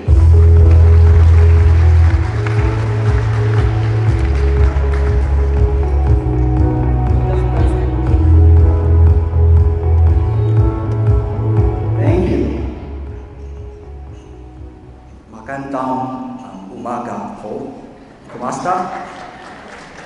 尊敬的各位来宾，大家早上好。Good morning, our valued customer. We appreciate your time here. I hope you enjoy the sessions, the insights so far. So this is one bill from China. As people read my bio, I got questions, maybe I should say confusions, asking Van, seriously, you played the Olympics? So I grew up as a kid dreaming to be an Olympian. I trained myself really hard. Unfortunately, I was never a good athlete. But I went close enough. We Expeditos were nominated by the Beijing 2022 Winter Olympics Committee as the recommended freight forwarder and broker for the game. We handled a large share of the logistics to support the Olympics, including inbound, outbound freight, temporary import-export customs clearance, warehousing distribution, domestic freight, and so on.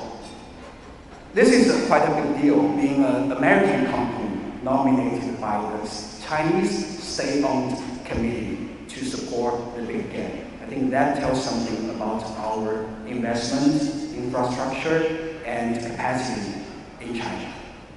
So it's quite intimidating for me to speak in front of 400 plus guests. But more than that, it warms my heart seeing all these supply chain professionals with smiling faces, spending time talking to each other, exchange ideas, insights, business. So thank you for having me here to speak a little bit about China, the challenges, and of course the opportunities from China's perspective.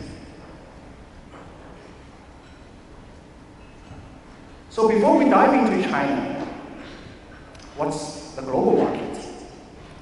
Justin touched base on some of that already. Let's do a quick refresh. Over the past a decade or more, supply chain has never been this difficult and challenging. Every year, almost, there is a major event, political, economic, sometimes even extreme climate, putting large challenges managing supply chain. Just as of now, we have two serious wars going on in the world. The Russian-Ukraine war has been going on for the 30 years. The Middle East, the Red Sea, has been nearly a year, and it's even escalating. More and more parties, countries getting involved, bombing each other. Just this week, if you read the news, North Korea, South Korea, they are escalating military actions, tit for tat, bombing roads, bridges. And China put a military drill at the Taiwan Strait. The world has never been this challenging, let's say, and uncertain. I think the only thing certain is the uncertainties we are facing. And look at the bright side. Running supply chain has been never this important for our companies, our business, and the world. And thanks to you, all the efforts, we are making supply chain running, not making a global business running. Right? Okay, how many of you can read Chinese? Seems none, so I can say whatever I want. Yeah, this is a true story. I'm quoting from JFK, the previous US president back in the 1960s, when he was a senator in 1959 during a speech. He actually, as an American, quoted this. So the Chinese word, crisis, is composed of two separate words. One is danger, the other is opportunity. Because in ancient Chinese wisdom, the challenge of crisis danger always comes with opportunity. And I would say it's quite true. So, what's happening in China? What are the challenges? To understand the country, let's look at the macro level, what's going on with the population and the economy. So this chart shows China's GDP scale and growth. The blue line is the GDP scale. So over the past years, China has been growing really fast. It reached 17 trillion US dollar GDP last year, about 19% of the global total GDP, and around 70% of America's GDP, ranking the second largest economy in the world. However, if you look at the red line, the growth rate is slowing down, except for 1 year in the COVID, because everyone is shutting down while China is producing.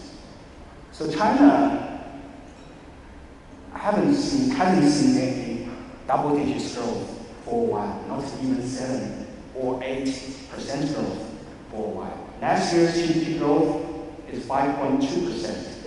This year, the government's target is 5%, while the estimation from World Bank, from Goldman Sachs, is saying probably it's going to be 4.6 or 4.8. China is slowing down, seriously.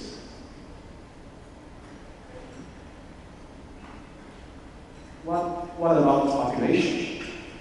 For the past decades, actually centuries, China has been the largest country in terms of population. However, not anymore since around 5 years ago. India surpassed China as the world's biggest population country. And why is that? China's population is not only slowing down, it's actually declining in the past 2 years. And it is aging. The World Bank data says China's average age of the population is 38 years old, while India is 28. We have some data from the UK economics as well. The total population is aging. The newborn babies past a couple of years is 7 to 8 million babies a year, while at peak, just 5 more years ago, it used to be nearly 20 million newborn babies. So just within less than 5 years, the newborn baby, the growth rate cuts by half. So the total population decreased. It has something to do with the famous single-child policy, which was in place in the very late 1970s until the beginning 2010. But the single-child policy does not exist anymore since more than 10 years ago. The government nowadays is actually encouraging people to have more, have 2, 3, or as many as possible. However, the younger generation doesn't think so. They don't want to have babies or even get married because of various reasons, but mostly the cost, pressure, different thoughts of life, and also lacking of confidence in the economy, which slowed down, as mentioned already. You know, population means labor and consumer. A slowing down or declining population is definitely not good for the country's economy. So if there's one advice I can give early is, please never stop making babies. Always have as many babies as you can. It's good for economy. So the Chinese government has been reserved in making policies to stimulate the economy in the past 2 years, but they are under great pressure of the slowdown. So finally, 2 weeks ago, they released a big economic stimulus package. I'm not going to explain what are the reserve repo rate, RP, RRR. The whole idea is about giving more liquidity to the market. We are talking about the trillions RMBs to the market. And more liquidity to the market means basically more investment in the country and from the country. We will discuss about that later. The chart at the bottom is how the stock market responded to this. This is the index of the Shanghai stock market exchange index. So within 3 days after the stimulus policy, the stock market increased 20% in 3 days. So it's gaining a lot of confidence from Chinese people and Chinese enterprises. You must have heard one or all of these. Besides macro economy, another major challenge China is facing is geopolitical challenges. We've all heard those words: de-risking, reshoring, friendshoring, diversification, supply chain shift in China plus one. What does this mean? So in the following several slides, I'm going to quote some study data analysis from Onyx, which is a wholly owned subsidiary under Expeditos. It's a consulting firm, expertise in macroeconomy and geopolitical studies, helping our customers making better supply chain conditions. So these are the results from Onyx. Friendshoring, of course, makes sense.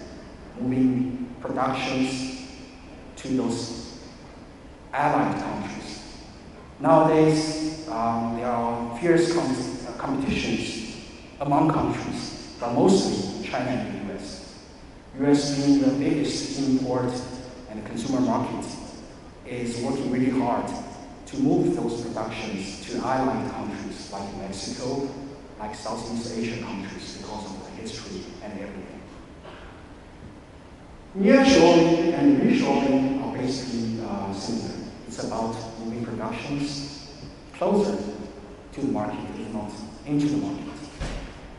Mexico is a typical example because of that the manufacturing or even the whole economy is rocking with more and more shifting of productions, business into Mexico.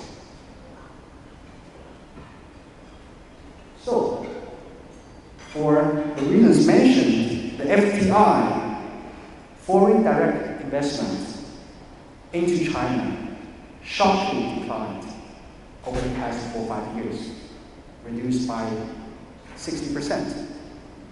On the other hand, China's challenge can be other countries' opportunities because those money, most of those are not going away. It has to find a place to invest, to do business. And many of those are going to Southeast Asia, if we look at the charts. And so the 5 countries in Southeast Asia, namely Singapore, Vietnam, Malaysia, Thailand, and the Philippines, are the major destinations for investment because of the good labor, competitive cost, supporting policies, and so on, a lot of reasons. Philippines, for example, just in the past 5 years are gaining over 600 FDI projects globally. We will explain where these are from later.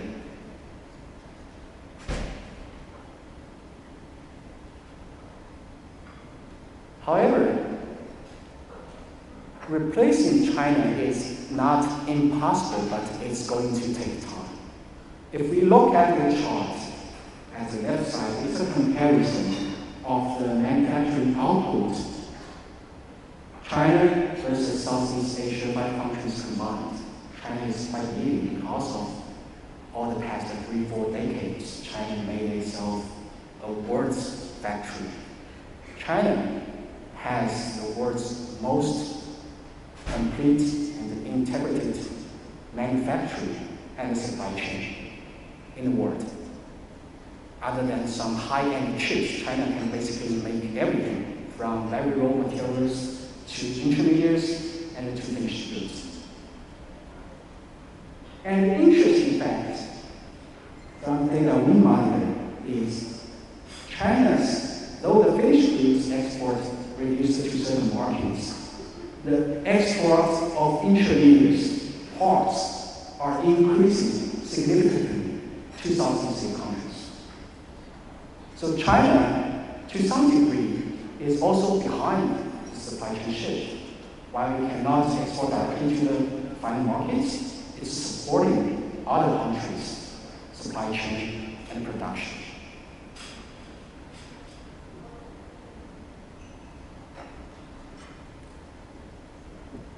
As a result of those de-risking, reshoring, friendshoring, shifting, China's share in US imports continued to decline, while those friendshoring origins share in the US import markets continue to increase. We will discuss who are those friendshoring origins later.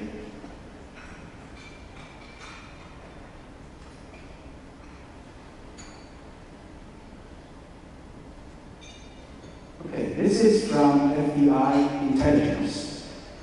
As mentioned in the previous slides, the Chinese companies are getting more liquid. At the same time, it's under a lot of pressure because of the duty tariff challenges from those developed markets. So what they are doing, it's quite hard and popular for Chinese companies to go overseas, invest, manufacture overseas. It has been going on for a couple of years.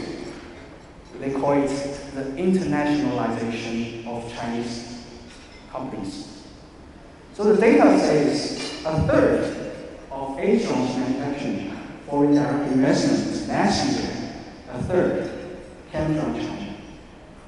5 years ago it was 18%, now it's 33%. It's almost doubled. And in fact, Chinese investment, if we look at this chart, the red chart, it's almost as triple as other countries, namely US, Korea, or Japan. Matter of fact, there is a consulting firm called RHT. It's a US Washington-based consulting firm, just released a study last week saying that the actual FDI investments from China can be 6 times higher than the official data because it can be Chinese money flowing from other countries.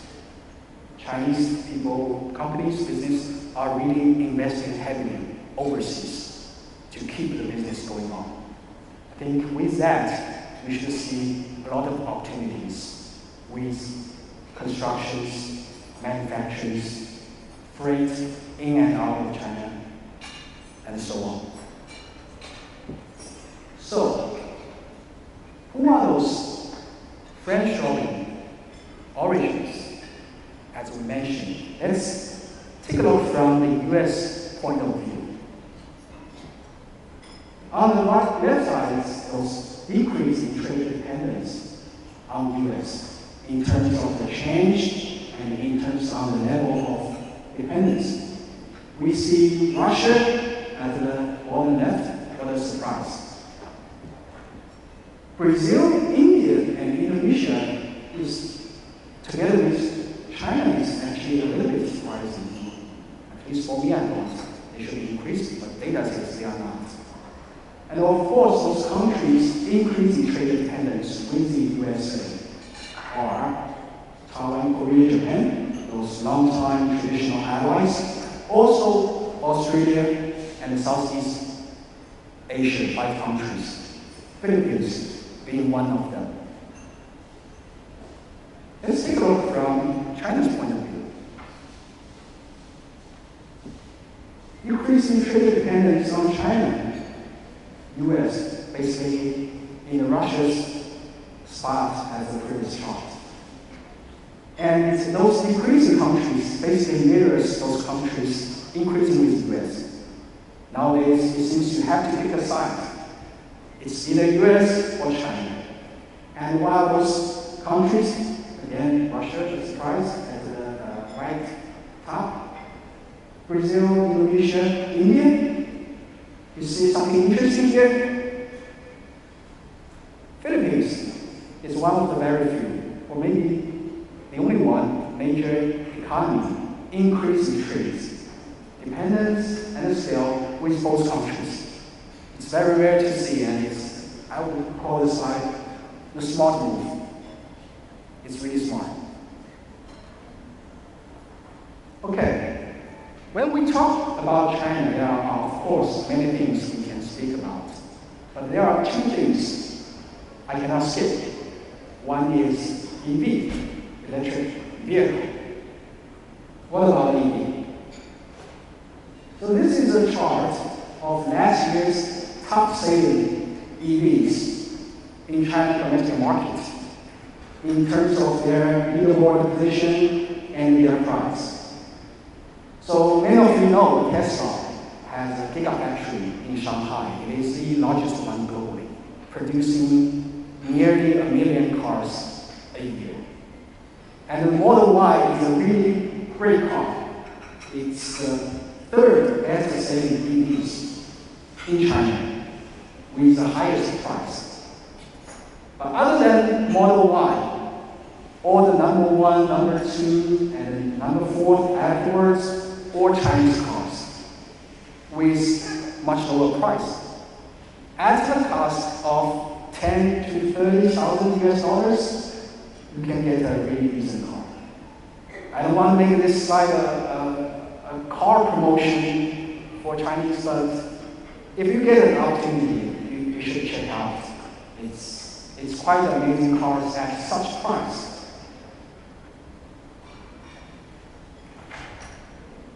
So, have you aware that China surpassed Japan and Germany, becoming the world's largest car export countries since last year? You know, 5 years ago, the export cost year-over-year increased. By the end of last year, China exported nearly 5 million cars. We don't have the number concluded this year yet, but it's quite likely the number will go even bigger. Why is that?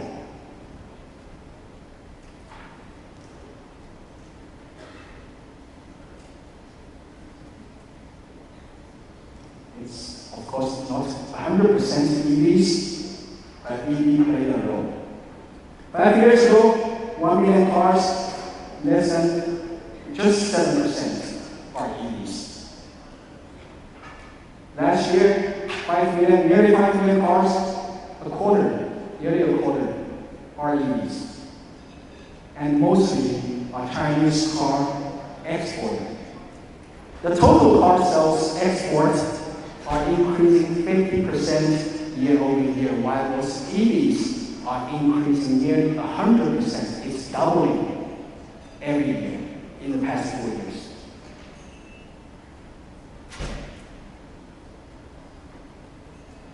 Who are the destination? Who are buying those cars? Those EVs.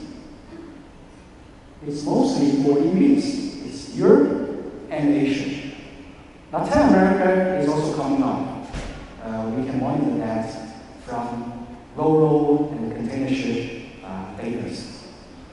And we have to bear in mind the numbers is under the situation US putting 100% duty tariff on Chinese EVs, while Europe is adding 20 to 45% extra on Chinese EVs.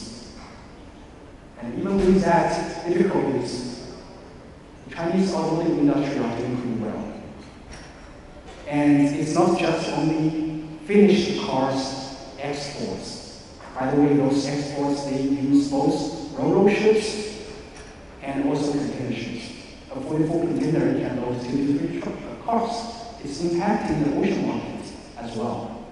But more than that, it's a whole automotive supply chain. There are obviously parts, Expeditos of those supply chain, automotive supply chain coming up.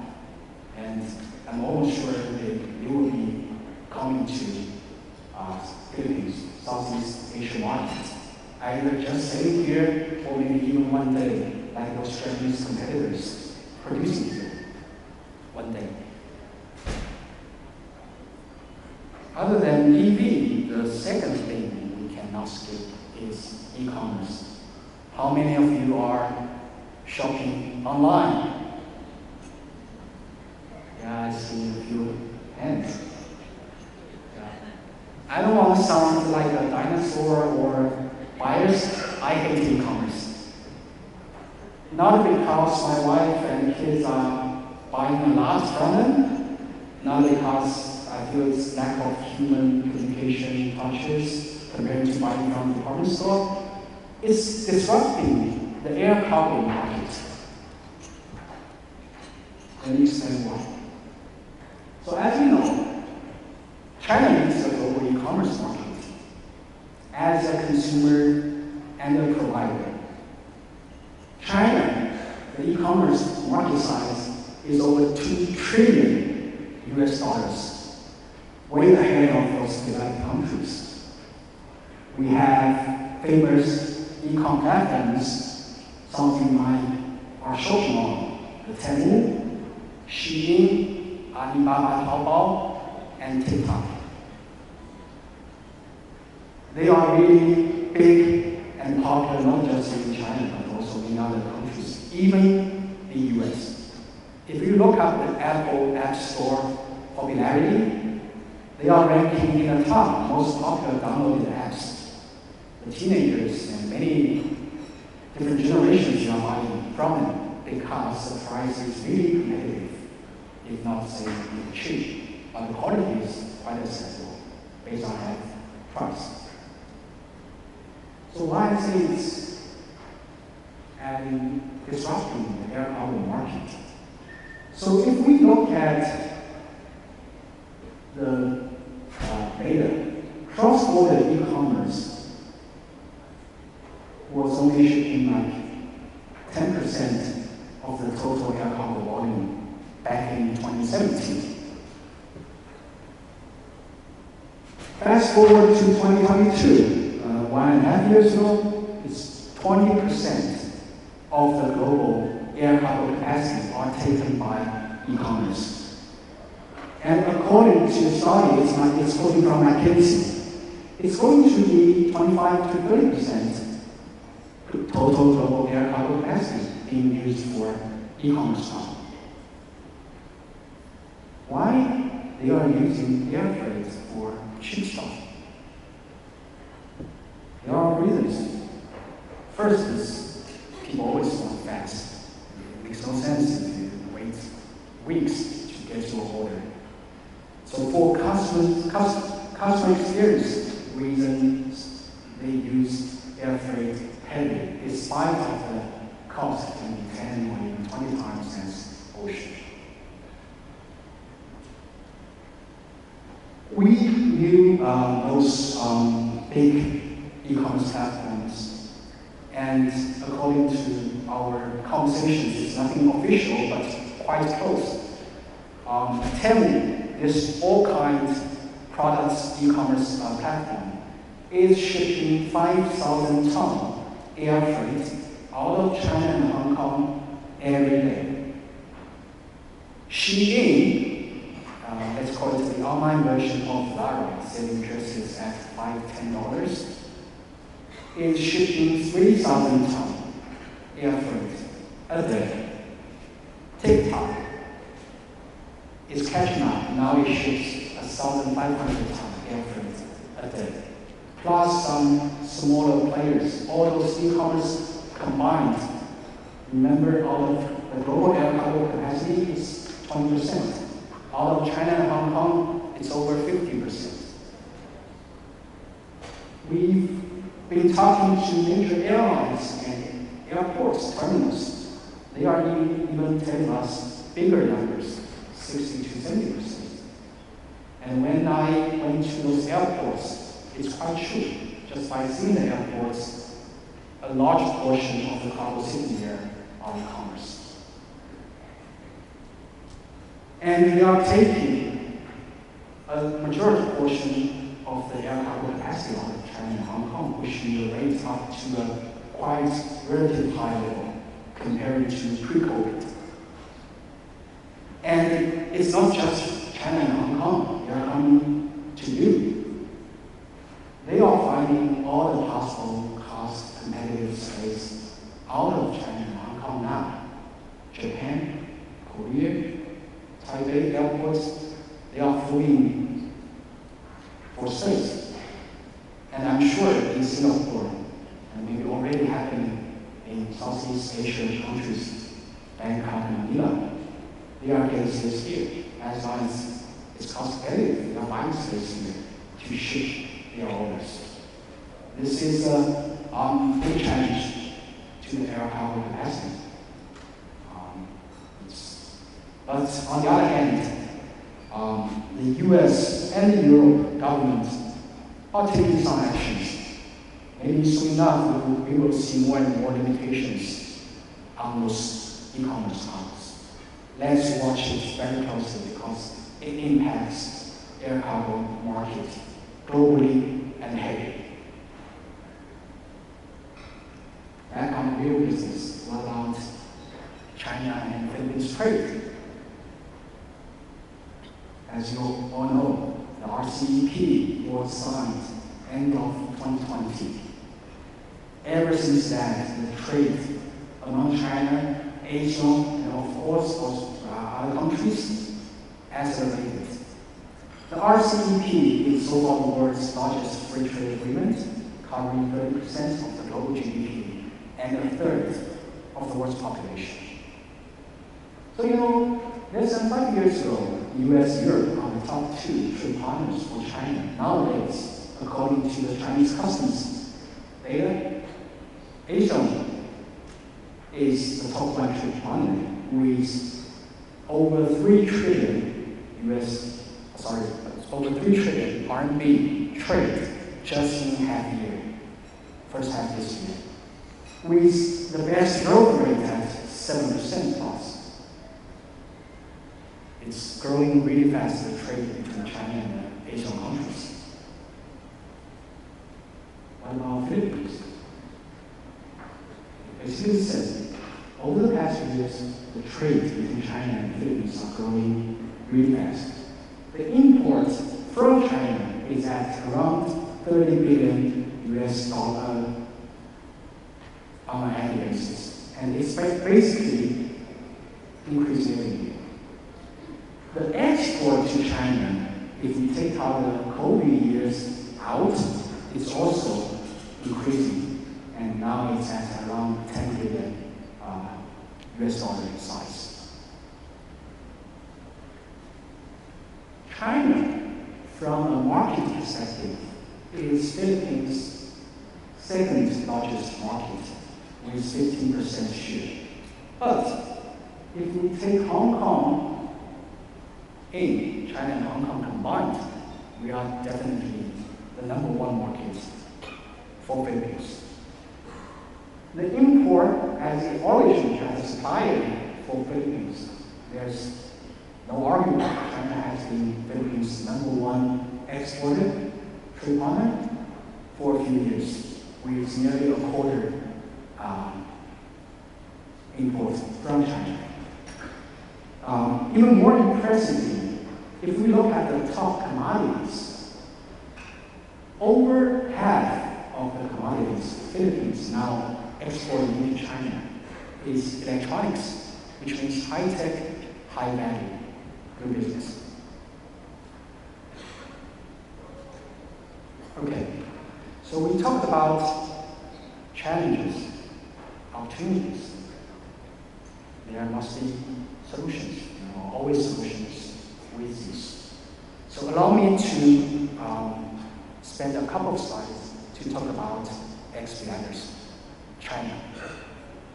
I won't be able to introduce in full details, otherwise I will need 200 slides and have more different. Our network in China and the whole North Asia region, we have 40 wholly owned offices covering all the major ports markets in China. If we count in Japan, Korea, Taiwan, it's totally 50 offices in the North Asia region.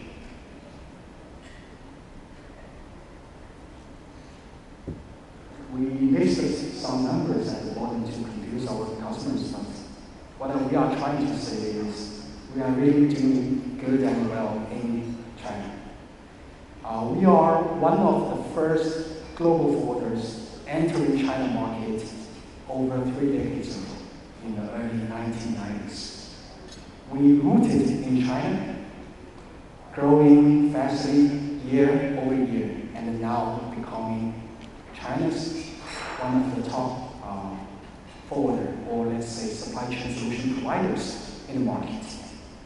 We provide full set, one-stop integrated solutions, not just in air, ocean freight forwardings, but also domestic freight, cross-border freight, customs brokerage, distribution and warehousing, and order management. We are headquartered in Shanghai with over 2,000 staff in the region, and we are very proud to tell you the average tenure of these 2,000 staff is over 10 years. It's quite rare in the freight forwarding market, but we take care of our employees in China and globally, of course, and our employees take care of our customers with quite good service. One thing we are, a couple of things, but one thing we are really proud of, we are advanced AEO certified in China.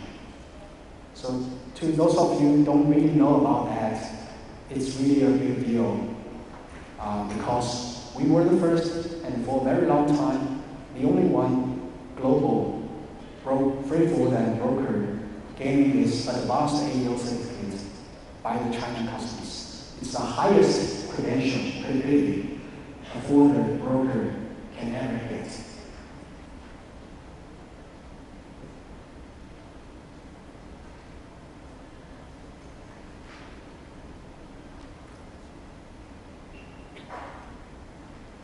Okay, just a couple of quick clips. As throughout the discussions with customers, I learned there are some interest in the conservation service out of China. So this is our quite short, we call it integrated conservation service for ocean freight out of China. In addition to traditional LCL or FCL conservation, we certainly add quite good values to the supply chain, including the origin centers of excellent setup in major ports in China: Shanghai, Ningbo, Shenzhen, Qingdao, Tianjin, with good volume consolidated in our own CTPAD or advanced AEO certified facilities.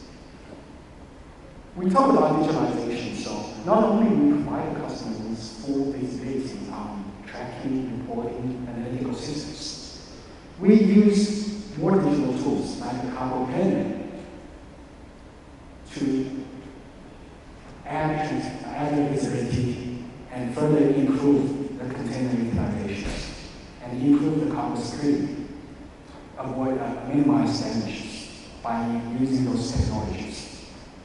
We, of course, have standards, but we have a customized according to the customer needs process flow design.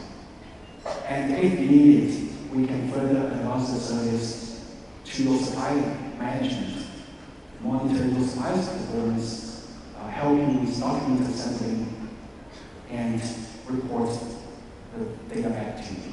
And of course, it's not forget, it's always critical people in this business. With our very tenured people, we can provide exceptional service out of China.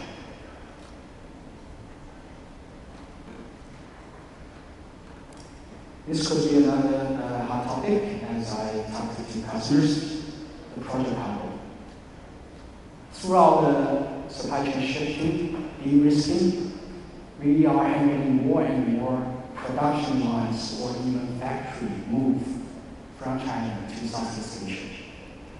We have a very professional standalone department for project cargo services at major locations, helping our customers with such kinds of big projects, oversized freight. Most recently, we helped American automotive brand move a whole production line from China back to the US. It's bitter and also sweet that we can provide you this service. So feel free to reach out to our local representatives if you ever have this need. Okay. Yeah. So, we talked about the challenges. It's true, China is slowing down. But China, from our perspectives, is still China. It is slowing down, but it is still a quite big and important enough market not to be in or not to partner with.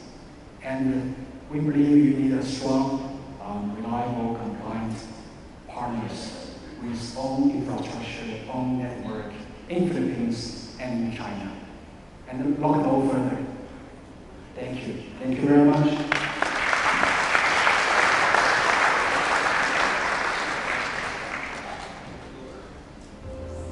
Very modern terminal. So this will be operational first quarter. Is preparing your network to support your customers. Okay. Thank you for your question. Great question. I hope I have the perfect answer for you. I can answer that perfectly. But one really good thing I want you and every customer here know is Expeditos is basically the only global forwarder don't handle e-commerce business. We put your business as first priority. And we protect our capacity for our customers, the traditional B2B business, for mostly compliance and risk management reasons. So if I can give you advice, give us forecast in advance, and we can certainly, based on our buying power being one of the top players in China and in the Philippines, we can certainly support you with, of course, our cost is important, competitive cost, and the total solution. Yeah. Sorry, what's the second question?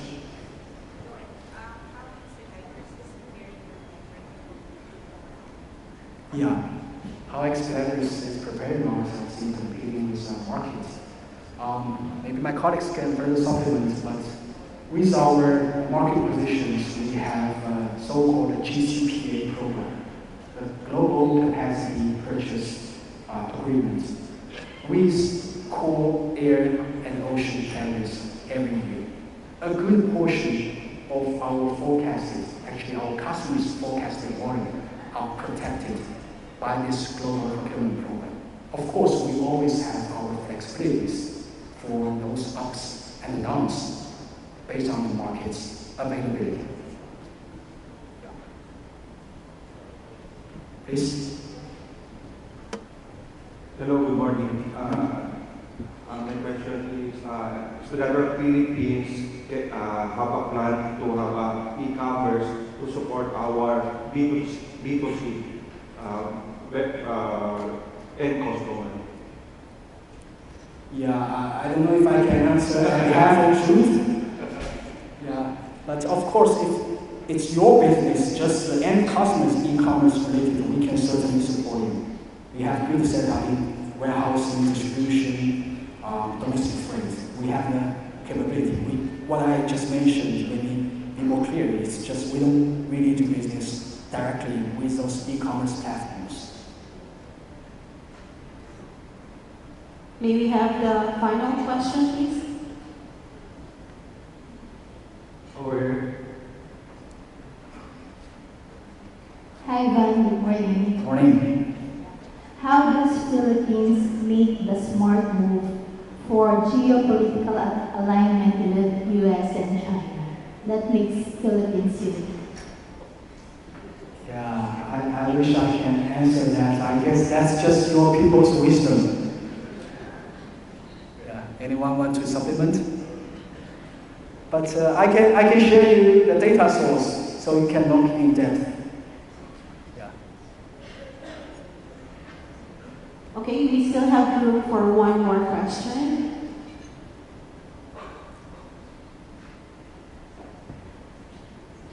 We think that's the final one. Thank you. Thank you very much. Marvin Salamat.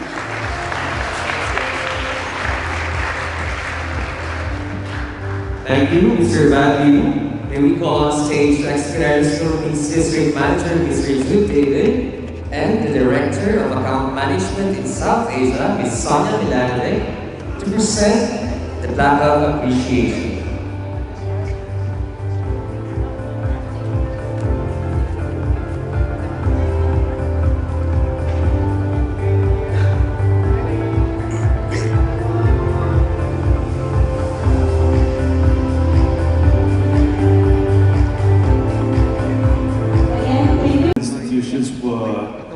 We're working towards trusted collaboration between regulators, importers, customs, and transportation service providers.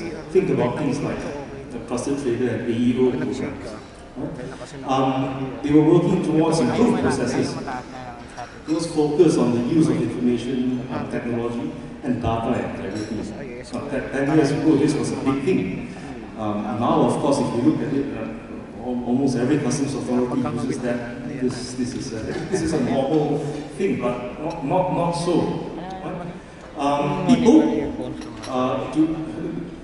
and I will talk on that a little bit more later. But people with a clear measure of compliance expectations and outcomes, audit and risk management-based performance measurement. And again, if you think about our region and the region that we work in, if you look back to 2005, 2007, around that time, how many trade compliance people in trade compliance roles do you know in that region? Versus now, right? Almost every organization has one. ICT, automation and risk management tools to minimize errors and increase productivity. Right? And then of course you've got infrastructure. So these are the 5 pillars that the last decade was looking towards in terms of border modernization. Right? Let's take a reflective step. Where are we now? So I'm going to go through all 5 before Dana comes to talk about recent developments and modernization. Right? In terms of policy, what do we see?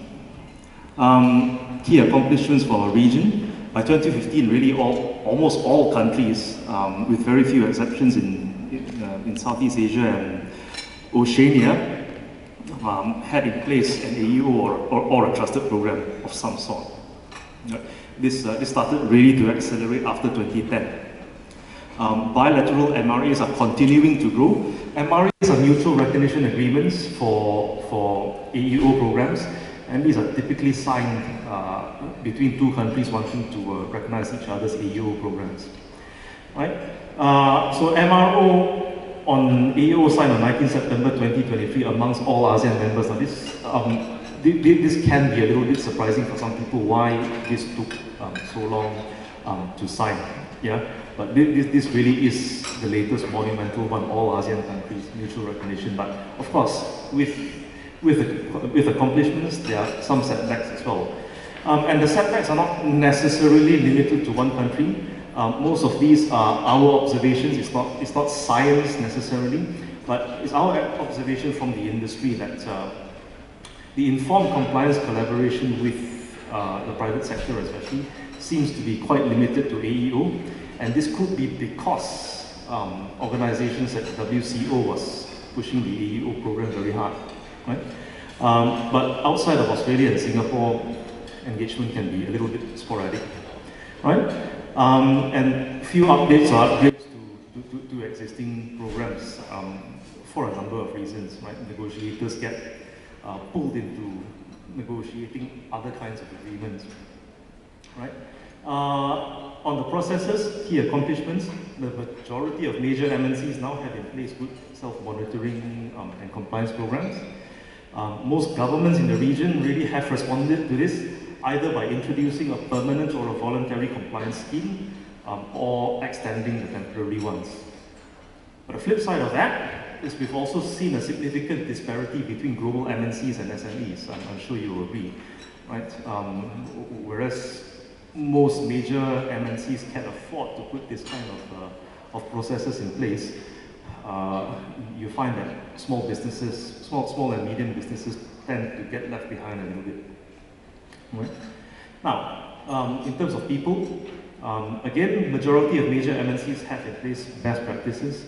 external pressures like growing export controls risks, sanctions, and trade tensions. Yes, they are mostly negative things, but they've also helped to create that awareness and force people to educate themselves on these matters, right? Of course, the flip side to that again, there are significant disparities between global MNCs and SMEs. Right? In fact, if anything, I think the gap is getting even wider.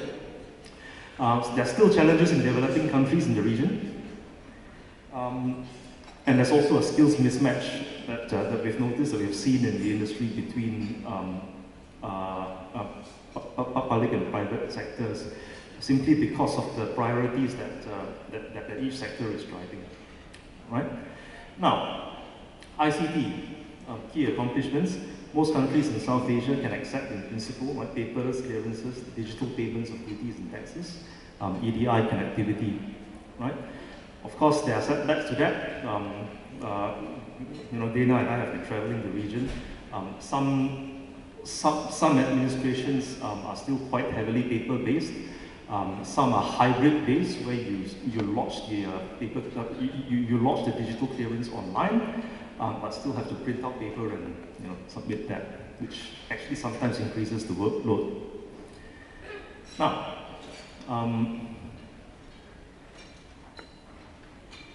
in terms of infrastructure, right? Some of the key updates that we are seeing here. Australia is one of the most recent to be moving towards a single window development. ASEAN has developed a tariff finder tool and is progressing towards the ASEAN single window. This has been an initiative in place for quite a while already. But of course, the setbacks are especially with the disruption of COVID for the last 2-3 years or so, has been outpaced by recent global events like trade restrictions and competing priorities for funding. And funding is an important thing. I'm going to address that in the,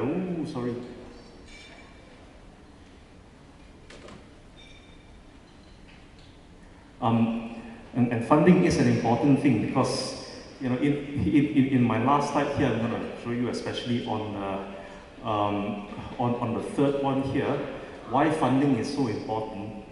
Because a lot of that is now going into negotiating upgrades to existing FTAs. But really, what does that mean for us then? What does looking back on the last decade mean for us? Now, in summary, I thought of 3 things to share with you. Right? There is still a need, right? In spite of where we are, in spite of having all that progress for the last decade or so, there's still a need to really look back and look at what we are doing with all that growth, all that development, and all that evolution we've had in the last 10 years. What are we doing with all that data we've collected? What are we using them to improve, right? So keeping up with the growth in volume, that's one thing. Border administration, where do we go from here? Singapore and the Netherlands, for example, are 2 countries I can think of that are studying the concept of a borderless administration process, which simply means just moving that administration, moving the enforcement past the border. Reducing the number of fields that you have to declare during the declaration process. But what does that mean, right? Now, and then we talk about integration and trade facilitation. Expect some rationalization here, right? A lot of free trade agreements were signed in the last 5 to 10 years. Will that grow? I'm not so sure, especially with the current political tensions. But having said that, with all that growth, again, with new FTAs coming up by the numbers, by the double digits in the last 5 years, I think there's going to be some rationalization here. Right? Growth will not be as fast, and ASEAN negotiators are going to be tied up negotiating upgrades to the ATIGA and the ASEAN-China FTA for the next at least 2 to 3 years. The reason for that is they are adding new concepts to the FTAs. They're adding sustainability, for example, intellectual property protection to the FTAs, and this can take a lot of time to agree on. Right? So with that, there's a reflective question I would like all of us here, including myself, to think about. With all that, how are we making the most of the improvements that are already being made? right? So that was the last 10 years. I'm going to invite Dana to the stage to talk about the present and the coming few years. Over back to you. Thank you, Noel. Let me introduce our next speaker, Ms. Dana Lorenz. Hello, everyone. I cannot believe how many people came out for these sessions, and I have to thank you.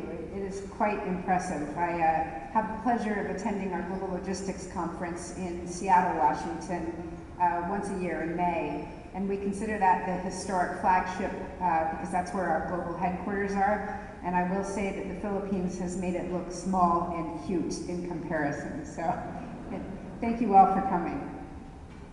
Thank you for inviting me as well. So I'm going to talk a little bit about some of the things that Noel has been talking about, and you'll see a common theme throughout this entire day up to this point. We talk about the complexity, we talk about the changes. Some of the things that Noel was just talking about in terms of the automation and the various processes, because of my perch and a global position, I kind of see multiple patterns. And every time I travel to a particular country, everybody wants to impress upon me how different it is in that country, which is absolutely true. Different languages, different border concerns, different national concerns. But about 80% of the actual declaration process is exactly the same. The hard part is the 20%, which is what we try to do with boots on the ground, not in a centralized processing sort of mechanism, but really next to our customers. A lot of what I'm going to talk about is because we invest a lot of time as a company in terms of being sort of present with our customers, but also visiting customs all over the world. We also serve on the private sector consultative group of the World Customs Organization, and we have for 8 years. We participate where we can as trusted advisors, trusted traders, but a lot of what we do is share common sense scenarios for sometimes things that are not always common sense. And you've been seeing it, everything that goes on in the newspapers, everything that goes on in politics, more and more becomes a tariff treatment or some sort of trade action. So what I'm going to share is probably not news, but I like to look at sort of the global landscape because it helps us adjust what we're looking at doing for the next decade. And that's kind of what we're looking at right now.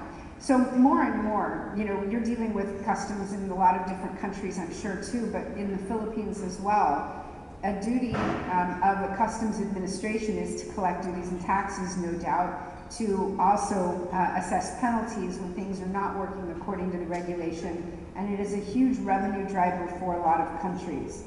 The adaptation to the changing landscape isn't something just us in this room are going through. All government agencies also have to adapt because most government agencies are not the ones that are setting the regulations. They're the ones that are there to enforce the regulations that are set by the country's administrators.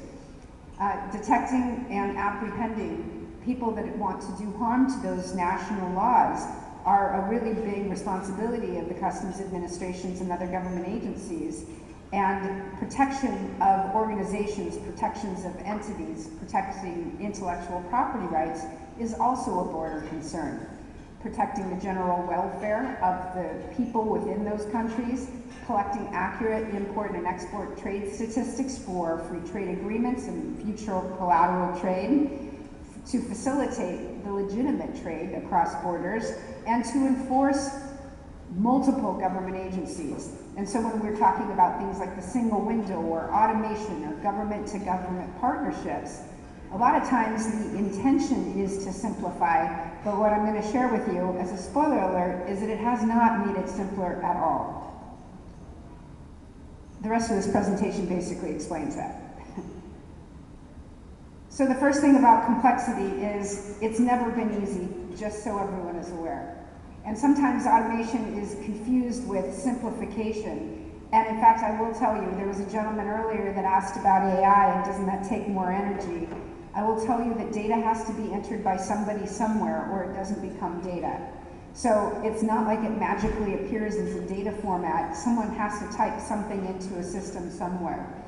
But what's also happening is the changing tax structures and what is considered risk is changing literally by the minute, and I'll kind of talk about how that relates to the geopolitical world that we've mentioned a couple of times in this presentation. The requirement of additional licenses and explanations and certifications, the involvement of multiple other government agencies, because customs in most countries are the border enforcers of other agencies that where goods have to cross borders as well. And as we've already talked about, the growing complexities of e-commerce. From a geopolitical conflict, I'm not going to go into it on this slide. I kind of explained because I also stole a slide from our Onyx division that kind of sums up a couple of different scenarios, and I'll go into that. But there is no doubt that the things that are being enforced right now, actual wars are becoming, trade wars are becoming actual wars and vice versa.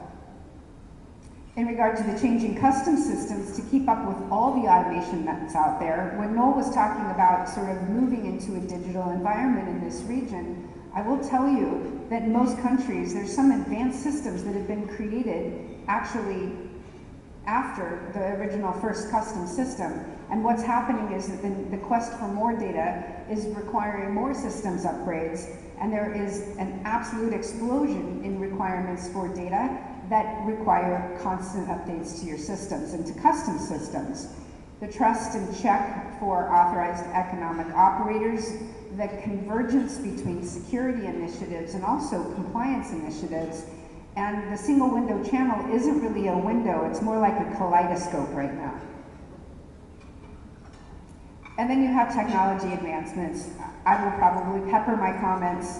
I'm not anti-technology, I'm very pro-technology, but you have to ask, what is the source? A lot of times there's a lot of data aggregators out there that are promising this big data lake of information, or there's AI companies that will promise you a sea change in terms of insights that you can make, but if you don't question where that data is coming from, you're missing an opportunity to realize that because of that disconnected supply chain that Justin was talking about, the data that people are making decisions on right now is equally disconnected, as he pointed out. And so, you know, I would say about 5-10 years ago, someone asked me, aren't you worried that people are going to file their own entries someday and your job is going to be irrelevant? Maybe at some point I'll be able to retire because customs brokers aren't needed. But I will tell you, with the continual political climate that we're in and the constant regulatory changes, it really is not straightforward. And artificial intelligence requires people that actually understand the customs regulations around the world and can navigate things that are not necessarily common sense. So maybe not yet.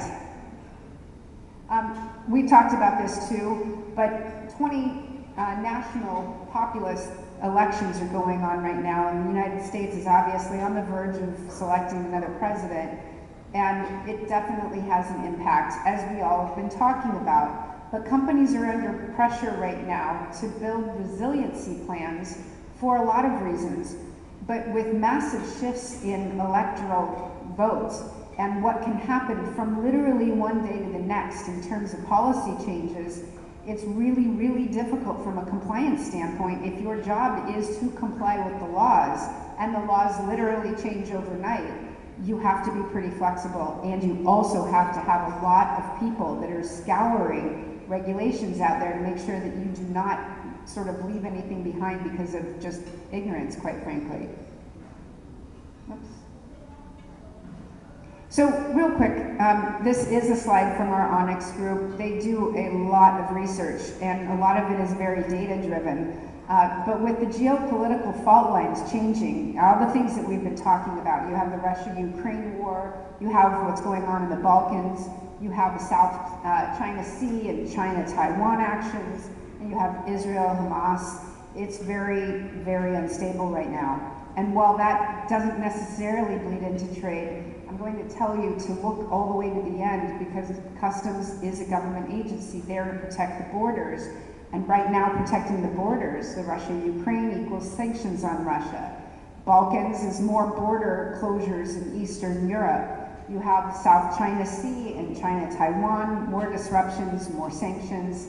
And then you have Israel-Hamas, which is evolving customs requirements and what is okay to ship and what's not okay to ship also requires advanced manifest regulations.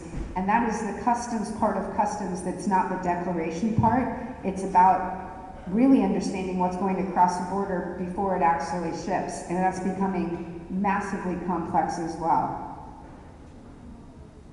Oops. I won't take you back in time.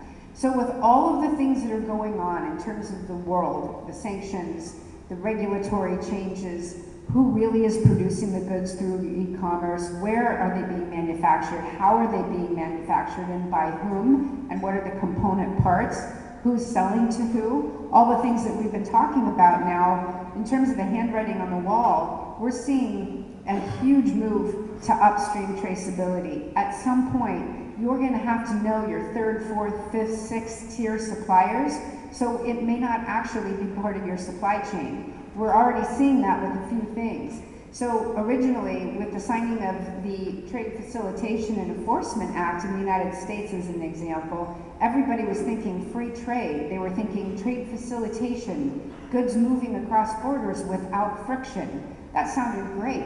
What's happening because of all this automation, though, is that there's increasing scrutiny as to who is doing what with the declarations and the data and the information that's crossing borders. There's a whole lot of seizures right now looking for goods that were made by people, for people, with items that are not necessarily according to a country's enforcement requirements. You have a whole slew of anti-dumping laws, not only in the United States, but all over Europe and a lot of places around the world. You have the signing and the actual scrutiny on the Forced Labor Act in the United States, which has produced a lot of concern, brand image issues with companies concerned about the supply chains. In Europe, you have the carbon border adjustment mechanism, and you might wonder why in the Philippines would you care about that? Well, I will tell you, because of other sort of sustainability efforts, this is another tax on goods that are imported, and by use of carbon emissions. I can tell you that the average compliance manager in your organizations probably does have no idea about the carbon emissions of a single aluminum product. And this is the kind of detail that people want now. You have the additional partner government agencies that we've been talking about. You have increased sanctions with the focus on the component parts of those products. So they want to know where bearings are smelt, what ores they come from, where it was mined, produced, sown, or grown. These are things that your average compliance and organizational trade structure, people don't retain the information at the level that now is required. And then you go into the future with the critical conflict minerals, you have carbon border tax, you have the Forest Act, things of this nature. So they really are getting to, when Justin was talking about the magic is in the SKU or in the part, it's actually even beyond that. It's where your manufacturers actually came up with the raw materials that source that product. So really, this is the category of the things that we're watching. I'm not going to go to each thing. You'll have this presentation, and it sort of lists out all the things that I've just been talking about. This is another slide taken from Onyx that, because of the actions that started reverberating around 2016 with the sea change of political actions, this is sort of a prediction. Everyone asked, with this new election cycle, will tariffs be reduced? Will tariffs go away? Will tariffs be added? So we're fairly defensive in terms of what's going to happen. Once tariffs get implemented, there's really no backing down from that. There's only escalations up. So new trade deals with market access probably aren't going to happen, whether in regard to the US election, whether it's Democrat or Republican. Really, neither party right now is trade friendly. Additional tariffs on things coming out of China will probably continue. One side more aggressively with little notice, but the other side will not be repealing, as you can see, because they just initiated some more actions. The measures on China investment, that's still going to be under huge scrutiny. Free trade agreement review and confirmation. We've been seeing that goods that are under free trade agreements now are called to question because they may not meet the current political sort of administration. The domestic production in almost every country is being highly encouraged. And then the shoring up supply chains, the whole definition that Van had given on friendshoring, nearshoring, I can tell you for sure that is not increasing or decreasing the complexity, because moving borders closer to you actually gives you less time to solve massive shifts in supply chains, and there's very little focus on how quickly documentation and data needs to cross borders from a customs declaration standpoint. It's actually increased the complexity and created backlogs at borders. So with all that good news, single window is a positive thing in general statements, but as we see in a lot of countries, including the Philippines and a lot of countries in South Asia, just because you have automation doesn't mean that the documents go away. In fact, you have a dual process now, and you also have to staff up with people that are running documents back and forth to customs and presenting paper in addition to all the data requirements, and it's creating another level of scrutiny. I talked about anti-dumping, but here are some stats. The current priority of trade issues for customs. And the key point to this is making sure that subsidies from governments don't create an unequal balance for domestic manufacturers of goods. You also have countervailing duties with the same sort of concerns and valuations and subsidies. So, I guess at the end, what can we all do about this? From a broker's perspective, because the topic was broker modernization, our jobs are to keep up with this all over the world or in the countries that we're operating. So the first thing is that you cannot just be good in a singular country anymore, because multinational companies are looking for more of a single source solution to a very complex global issue. There is a sort of a reliance on third-party brokers in a lot of places by forwarders, because it's really hard to have people at borders for that manual process. So we've seen a huge shift downward. I will tell you that within Expeditos, about 97% of what we clear is done under our own license, but there's countries all over the world, because we are a US entity by sort of our headquarters. Although we're a legal entity in the Philippines, as an example, we are operating sort of in a very compliant way, but we also are filing entries through a third-party broker here, because that is the legal requirement in terms of our legal structure. But what we're doing is, on those places where we sort of manage the whole thing from end to end. And the reason we do is because that upstream need for compliance checks is vitally important if you're going to have downstream success. Our jobs, and the jobs of a lot of companies out there, are to enhance the skill set of the people at the desk level, because the laws are changing so rapidly. You cannot trust that it will just come into their heads at the time the documents are on the desk. And so we spend an awful lot of our time not only educating ourselves, educating our customers, educating customs and other government agencies, and vice versa. We spend a lot of time just really trying to understand the lay of the land. So, analyzing scalable models, how do you grow with all of this? When you were talking the question before about server space and the energy that it takes, we also are maxed out in terms of the data that crosses a singular server in a singular branch. I will tell you that in the old days, it might have been 3 lines per declaration, but we have some giant declarations around the world where they're legitimately consolidating. We have some transactions that are 16,000 lines of data on a singular declaration. That doesn't make it easy to find the problem. It just means that it's one declaration that has 16,000 different things that they're declaring. It definitely speeds up maybe goods across a border, but customs all over the world can take their time to audit all of that data as well. And then you have expanding market research.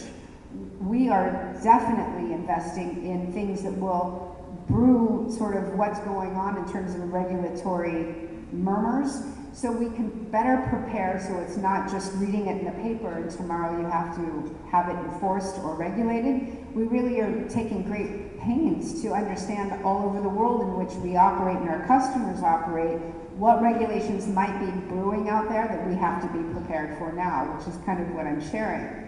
On the technology side, we continue to invest, and we have some recommendations for you as well that focused on digitization only if the source data is well understood, leveraging the data aggregation so that you can make healthier decisions, but again, only if you trust that data source, and exploring systems where companies can share commercial data back and forth, because someone typing someone else's data doesn't make it any more secure or compliant. So lastly, in terms of supplier partnerships and stakeholders, there's a lot of things that companies are doing because they have to go further upstream.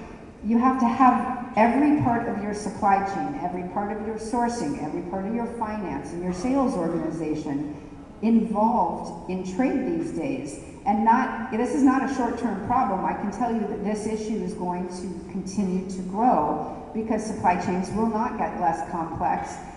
All of these things need to be taken into consideration as you're talking about compliance. So what can you do? And this is the last slide. I would say extend your compliance monitoring. What you know right now will change literally overnight if you don't stay ahead of it. Understand the suppliers and your products. Know who your third and fourth tier suppliers are. Monitor for new regulatory changes. And if it's overwhelming, just do something. Do something further than you've done today. Keep very good records and really continue to invest in your knowledge. And we're here to support. And we're happy to answer any questions you might have. Thank you. Thank you, Zaina. We would like to invite again Mr. Noel Chow again. Oh, my favorite. You're going to talk about AI? No. So one of the slides you mentioned about the ASEAN single window. Could you elaborate a bit more about at what stage it is, what it is about, and what we can look forward to? I think that was on my slide. So essentially the ASEAN single window is an amalgamation of all the single windows in the ASEAN country. That's the simple answer, of course. But to really get you the answer you're looking for, I think we need to look at what a national single window is. The concept of a national single window is a digital solution, first things first, but it's also a platform with the lead agency being customs. And when you perform your border transactions on that single window, what it does is it brings together all the other border management agencies as well under one single system. That's the concept, that's the dream, that's the intent. Of course, ideally, a national single window system will bring together really everything to do with a border transaction on that one single platform, like a one-stop shop. Are we there yet? Well, each Southeast Asian country is at a different level in its development, but conceptually speaking, at least all the major ASEAN countries, the ASEAN 6, have a national single window.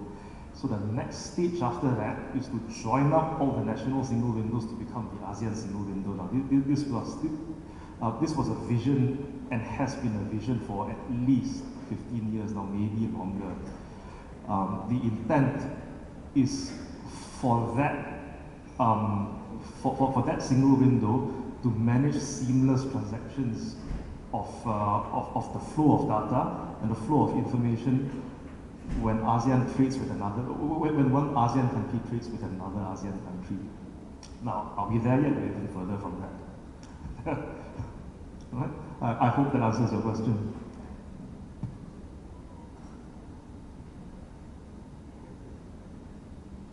Hi, Dana. My question is, what are the advantages and benefits of AEO for importers and exporters? And a follow-up question, in your own opinion, is it worth the strenuous process in application? Could you repeat your second question too? Sorry. In your opinion, is it worth the strenuous process of application? So they are definitely related. So I will answer your question that I don't know if the benefits are directly related to the traders themselves anymore, but there are some benefits. So Expeditos, as an example, has 26 AEO certifications around the world because we operate in so many countries. We do not actually go for every single country, and we don't lead in with it either. Because in general, if you're looking at a single country, the answer might be, it might benefit you. So the act of going through that process for a company that is looking to sort of elevate their SOPs and instructions on security, the clarity of the trail and financial record keeping, if you're in compliance and you're looking for an opportunity to sort of land in the C-suite with initiatives that will help you ultimately be more organized, I'm a big fan of compliance. So I will say the subtle act of doing that, if you stick to the SOPs that you write, will actually benefit you. Is there a direct benefit? It really depends on the country. There are some countries that actually have green lanes that are dedicated to trusted traders. There are some subtle differences, like in Australia, if you're a trader and you're not AEO or part of the trusted trader element, you can't even get a one-on-one conversation going from a strategic level with customs unless you are seen as a trusted trader. There's other countries where you could actually pay duty differently than you have to up front in some other countries. I will say, like in China, we benefited greatly by having advanced AEO because the mechanism to be recognized as a local broker with local regulations and not having to go through another agency's accounting process was absolutely beneficial. But some of the onerous requirements that they're stacking into these AEO programs, sometimes it's seen as more of a marketing ploy by a country that doesn't really derive direct benefits to traders. So I would say you have to really understand A, why you're doing it, and B, there is not necessarily a huge benefit directly for the trader, except that facilitating legitimate trade really does help. And if you go to sort of the front of the line status on exams, or you get assigned an account manager that can deal with you more strategically, those are real benefits, but you really have to understand the difference country by country. So is the pain worth the effort? Again, it depends on the country you're looking to do, and you really have to understand, is the country truly living by that actual trusted trader status, or are they doing it only to appeal to kind of a world stage, more from a marketing standpoint? And I definitely think the last thing you have to anticipate is how much does it open you up to audit, and can you pass those audits? So you can't just have a very nice manual up front and not follow it. So you really have to be okay with opening up your books and your processes every single time you go for a renewal. Does that answer your question? Thanks. So it's not a one-size-fits-all answer. Other questions for Dana and Noel? Coming. It's a long room.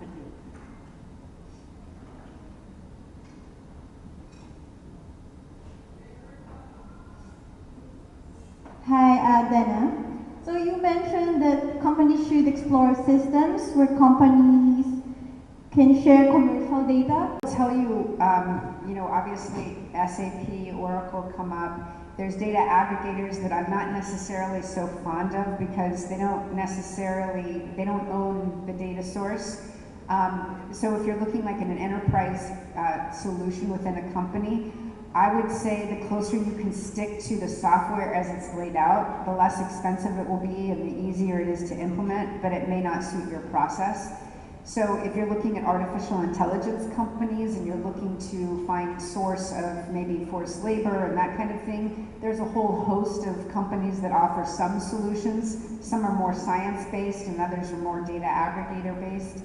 I could probably send you a list of companies out there, but I will tell you, like, even the biggest brand names offer a huge solution that, generally speaking, unless your supply chain is simple, you're not going to be able to use all the solutions they offer you without a lot of customization, and it can be very expensive. So my recommendation is figure out what problem you're trying to solve first, and then there can be some good recommendations for systems enhancements. In terms of the two-way portal, that kind of concept, I think that's really, you have to really understand how you're going to get data in there and how third parties are going to get data out without really sort of reformatting, reapplying, or renaming things. So I would look again to what problem you're trying to solve, who the audience will be for that information, and what you want to do with it. And then I could help with some recommendations. So I'm sorry that's not an easy answer either. I'm full of opinions and no actual information. Great. Okay, so may we have the final question, please? No more? Okay, thank you. Thank you very much. Thank you. Thank you. Thank you, Dana and Noel, for sharing us these important insights. Do we call on stage Expeditos Philippines Brokerage Manager, Ms. Eva Hurtado, and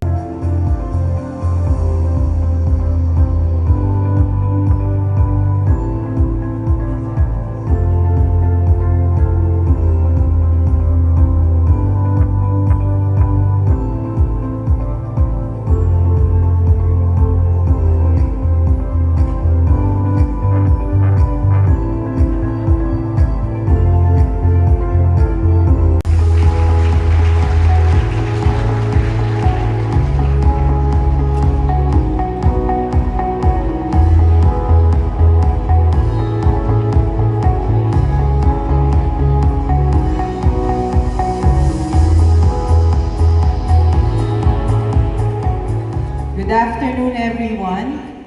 Foremost, allow me to thank Expeditos Philippines for the invitation to discuss about the Philippine Bureau of Customs, as well as our policies and activities currently in motion. Today's Global Logistic Conference is a much-needed platform for us to reach out to our private and public stakeholders on the developments of our agency and, of course, the trade and logistics landscape. With that said, my discussion for today is composed of 4 parts.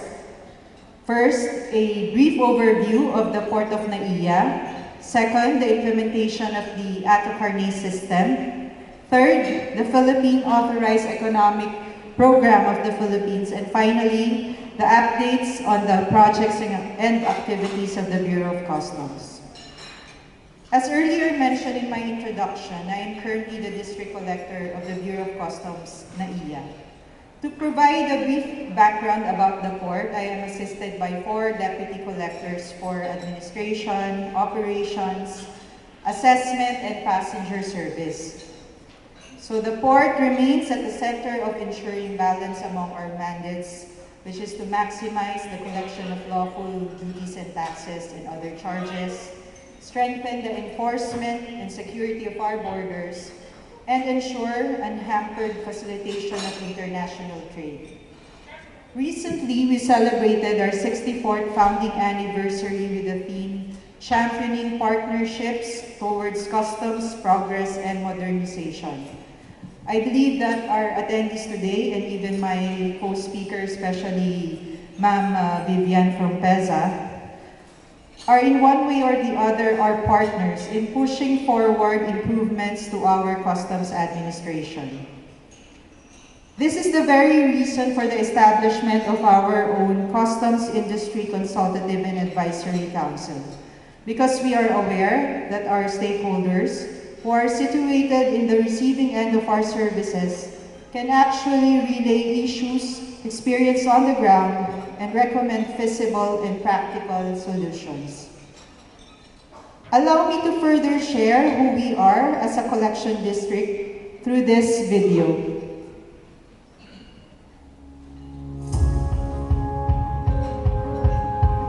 As a key gateway for international trade and travel, the Bureau of Customs Ninoy Aquino International Airport stands as a beacon of excellence and efficiency in bringing quality public service to all. Positioned at the heart of the Philippines' busiest airport, BOC Naiya plays a vital role in facilitating seamless customs processes and safeguarding our borders. With a strong commitment to innovation, BOC Naiya is leading the way in digital transformation. By integrating advanced technologies and automated systems, BOC Naiya is accelerating processes and enhancing accuracy, delivering significant benefits to all stakeholders.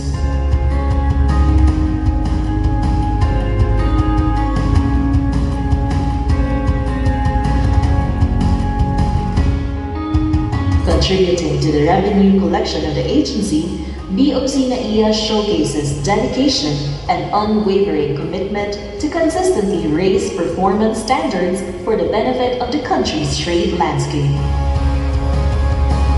By fostering close collaboration with key stakeholders, BOC NAIA ensures a more efficient, transparent, and compliant trading environment. UPC appreciates your direct collaboration with all stakeholders.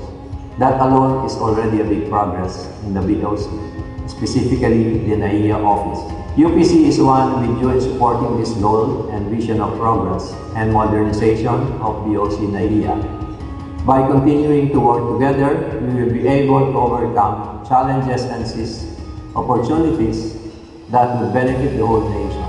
We're very proud of our long-standing partnership with Customs NAIA, and we're especially proud that we've been trusted to work with them for the modernization and improvement of cost procedures here. We're really looking forward to a lot of the positive changes that will be coming about with things moving forward as we all work together to make a better NAIA. Your continuous dedication and commitment for delivering 24/7 customs services here in NAIA is outstanding. Your team championing partnership towards customs progress and modernization is very much welcoming and inspiring, considering the success of NAIA Local SICAC, headed by our very own District Collector, Yas Mapa.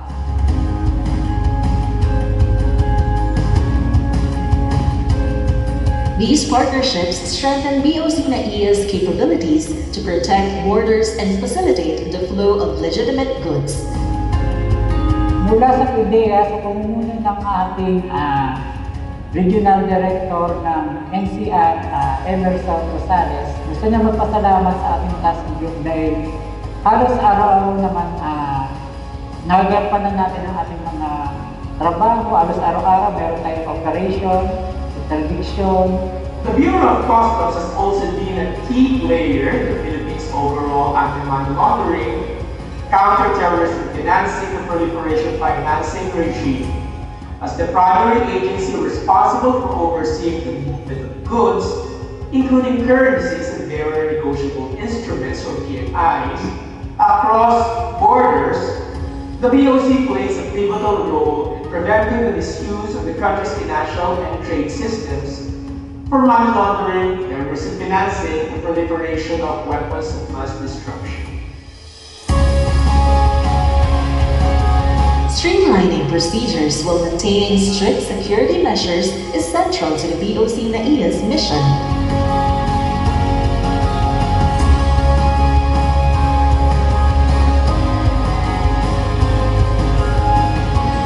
Combating smuggling through advanced security protocols remains a top priority.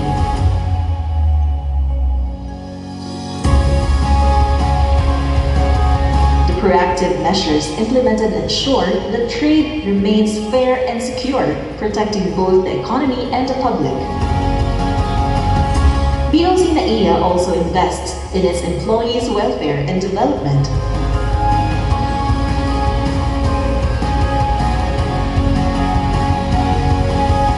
Aligned with the Commissioner's 5-point priority program, BOC NAIA prioritizes STEAM, keeping them motivated and well-equipped to effectively fulfill their mandates. As BOC NAIA celebrates its 64th founding anniversary, the legacy of innovation and excellence continues.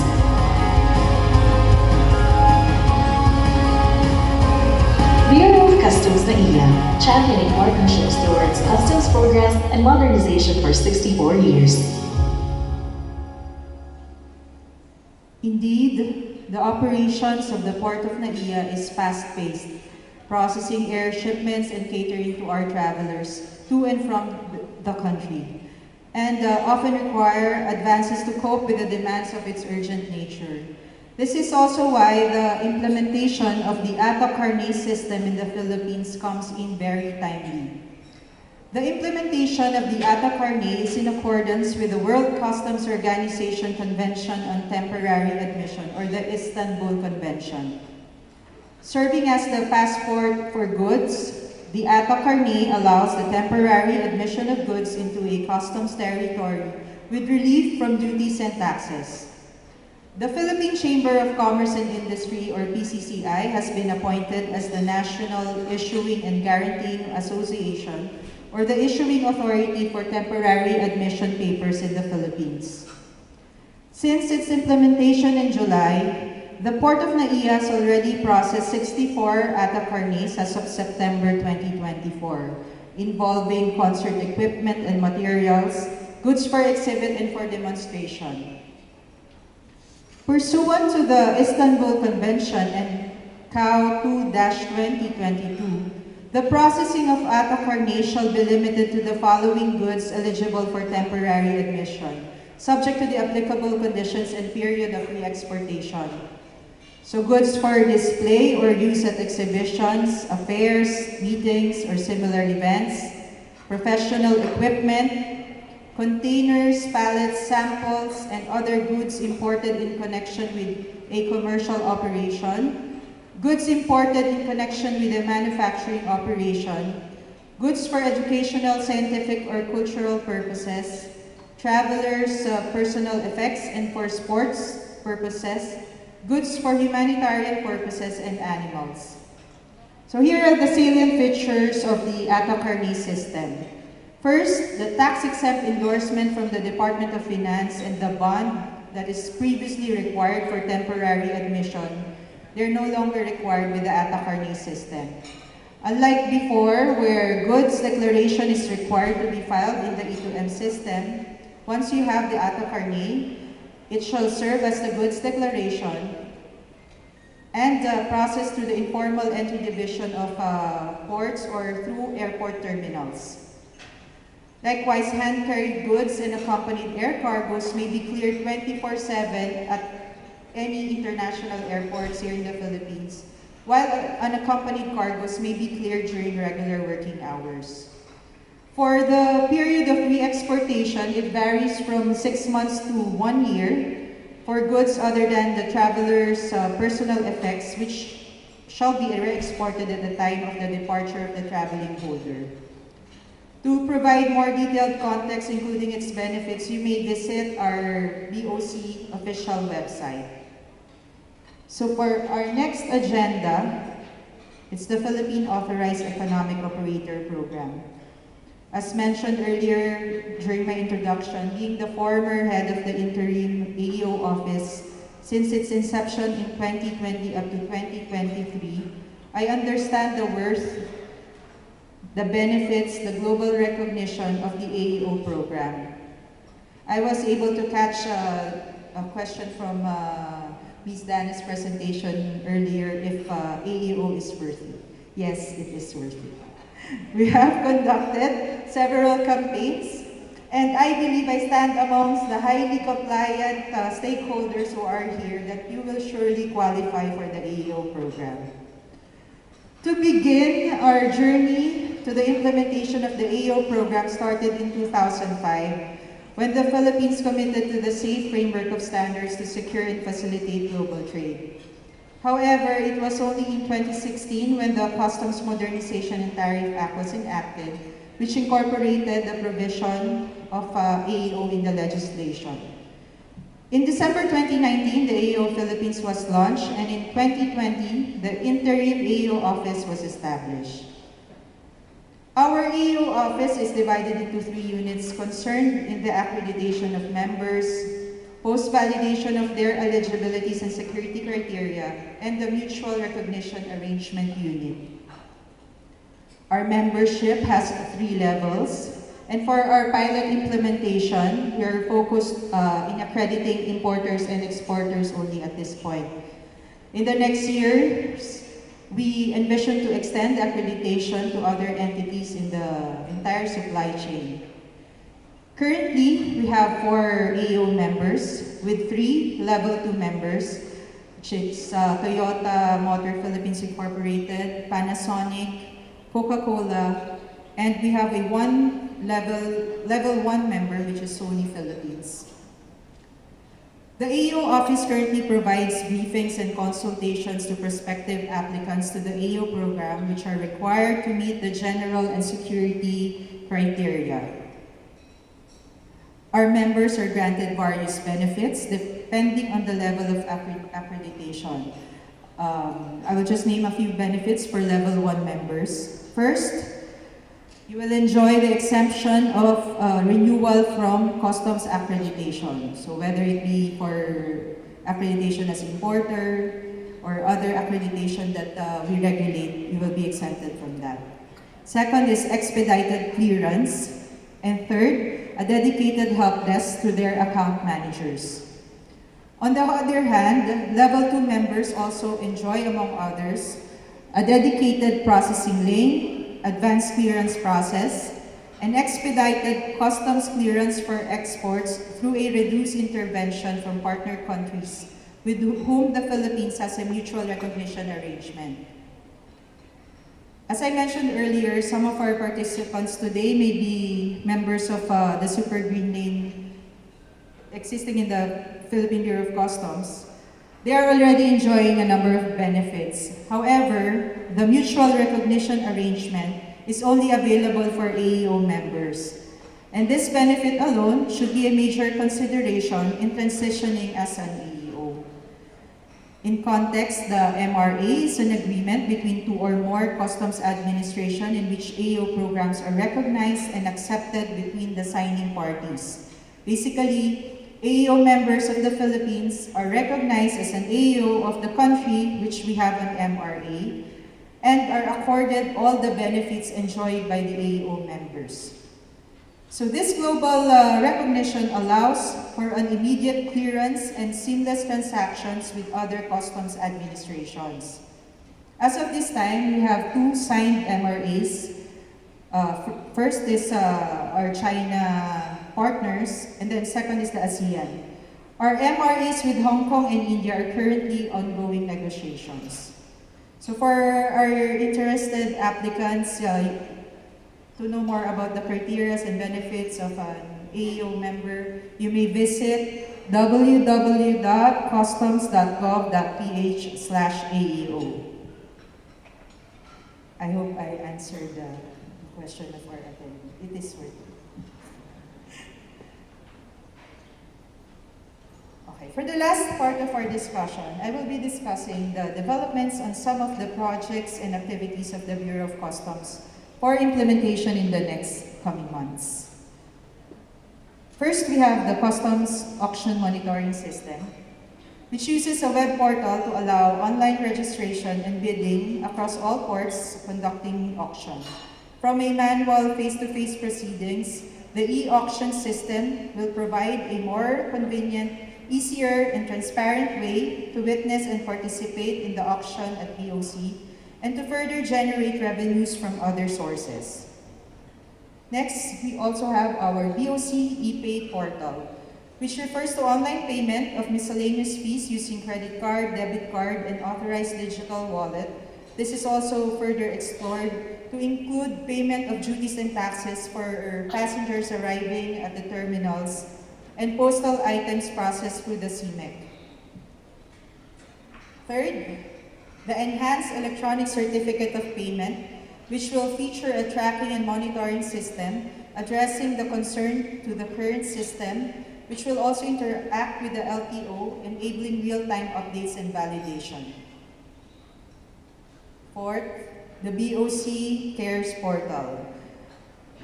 It will be upgraded to improve user experience and streamline interface navigation of our stakeholders. Lastly, the BOC continues to review its existing rules and regulations to address any concern raised. I think another topic requested by Expeditos Philippines is CAO 2-2024. This CAO was enacted to provide uniformity in the rates to be charged by the Bureau and a mechanism for the payment of overtime work and services rendered by customs personnel. I think the host questioned the provision of this CAO. First is the import processing charge for de minimis importations. the aircraft supervision fee, 500 peso for every issuance of a certificate of origin, and the graduated charge for cancellation or modification of goods declaration. Crucial decisions were made at great lengths as the Bureau had to find the balance between the interests of our stakeholders and raising revenues in line with our mandate.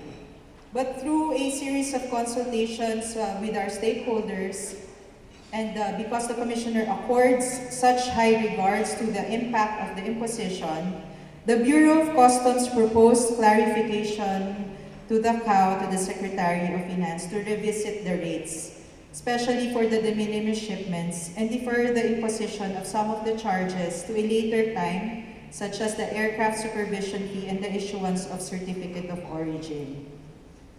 Additionally, the charges for cancellation or modification of goods declaration were also proposed to be amended to apply only to clerical or inadvertent errors. The clarificatory CAO is currently under review of the Department of Finance before its approval. This kind of initiative is a testament to our priorities of placing our stakeholders at the core of our operations. As I've said earlier, it is in engagements such as this one that our services become closer to the general public. And this conference is an avenue for us to further provide insights on any concern that you may have.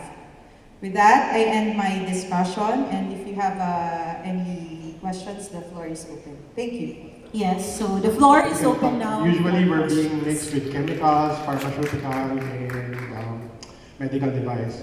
So in the last 16 months, I had hundreds of cases wherein ITF would ask us for documents to secure it from FDA, the likes of FDA, PIDEA, DNR. But when we come to them to ask for documents, these are not part of their standard list of documents that they issue to companies. In the last 6 months, it's causing delays on our part. So my question is, what are your specific plans to improve the collaboration of POC with other government agencies to stabilize this activity? To ask for documents. We are well aware of certain concern from our pharmaceutical companies. That's why it's causing delays on our part. We are continuously reviewing and streamlining our processes. But of course, you have to understand that the Bureau of Customs is only an implementing agency, and regulations would depend on the FDA as a regulatory agency. We are well aware. I think the FDA already issued a clarificatory memo on this matter. That's why until September 30, they will allow the existing processing that we have, but after that period, you will be required to submit your certificate of registration for the list of pharmaceutical products that are under the regulation, certificate of registration prior to importation. So for the question on our efforts, we are closely coordinating with them. In fact, FDA is next, it's in our pipeline. We've already had our information sharing and workshop with PIDEA and EMD. And I think by next month, we will be scheduling one with FDA. So we will be inviting our stakeholders to participate. Because the first workshop with PIDEA and EMD and we were able to get good results and close coordination between the agencies. So this time it's with FDA. And we will make sure that we will be inviting. We will be scheduling one with FDA. So we will be So may we have the next question, please? Because the first workshop with PIDEA and hello, ma'am. I am in the LEO office. But we were able to get good results and close coordination between the agencies. So this time it's with overall application of the AEO. We will make sure that we will be inviting. You already submitted your application. So may we have the next question, please? Get the details, ma'am. ma'am, and we will make sure that an account manager will be assigned to you. There's no account manager, ma'am. I believe they are not really designated for that. It's an extra activity for that people that handles the AEO. Well, for one, it is really very challenging since the AEO, the interim office, is created with composition having personnel and officials of the Bureau of Customs in concurrent capacity. But this time, ma'am, under the leadership of Deputy Commissioner Videographer, I will relay to them your concern. I will ask Dep. Nora to get the details, your details, and then we will make sure that an account manager will directly contact you and look into your application. Thank you.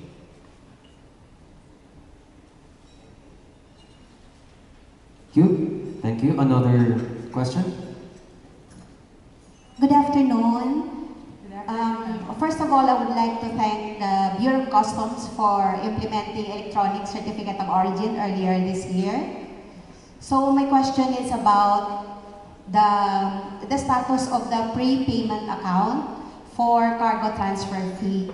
Because there is a system breakdown encountered this year, but until now, the system is not yet fixed, causing us the difficulty to view our balance, thus affecting our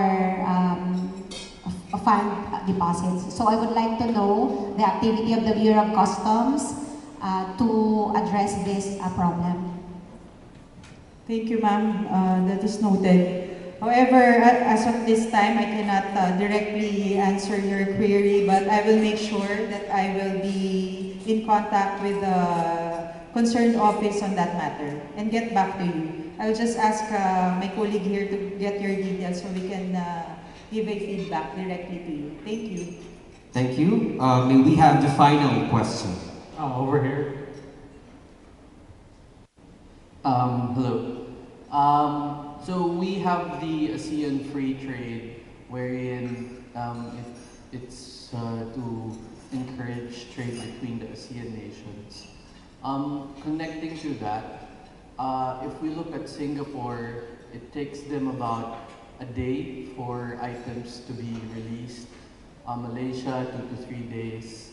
Over here in the Philippines, do we measure or do we have KPIs for our customs on how long we are able to manage the release of the applicants?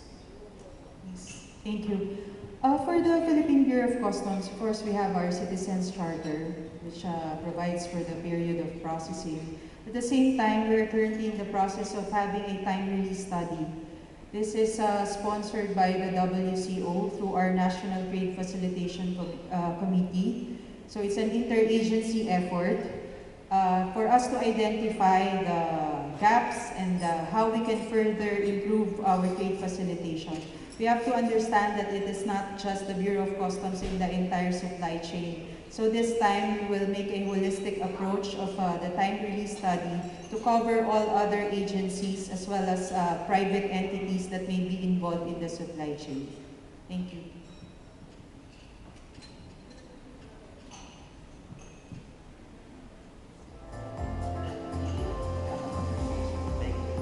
Thank you, Attorney Manager Nikko Valenzuela, and the Senior Vice President of Global Customs, Dana Lorenz, to present the plaque of appreciation.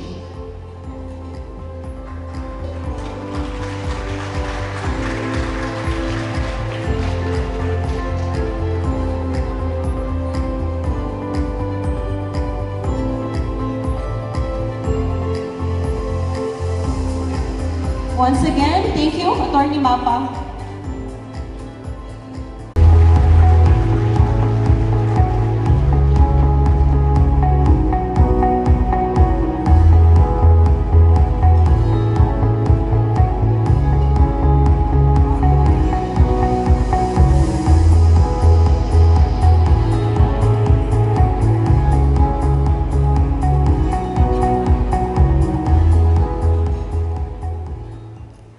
Pleasant afternoon to Foremost, I'd like to thank the organizer, Expeditos, for inviting PESA in today's event. It is with great privilege that I'll be with you all today to present the updates on the Philippine Economic Zone Authority, or PESA, with our slogan under Ecozoning the Philippines through Inclusive and Sustainable Development.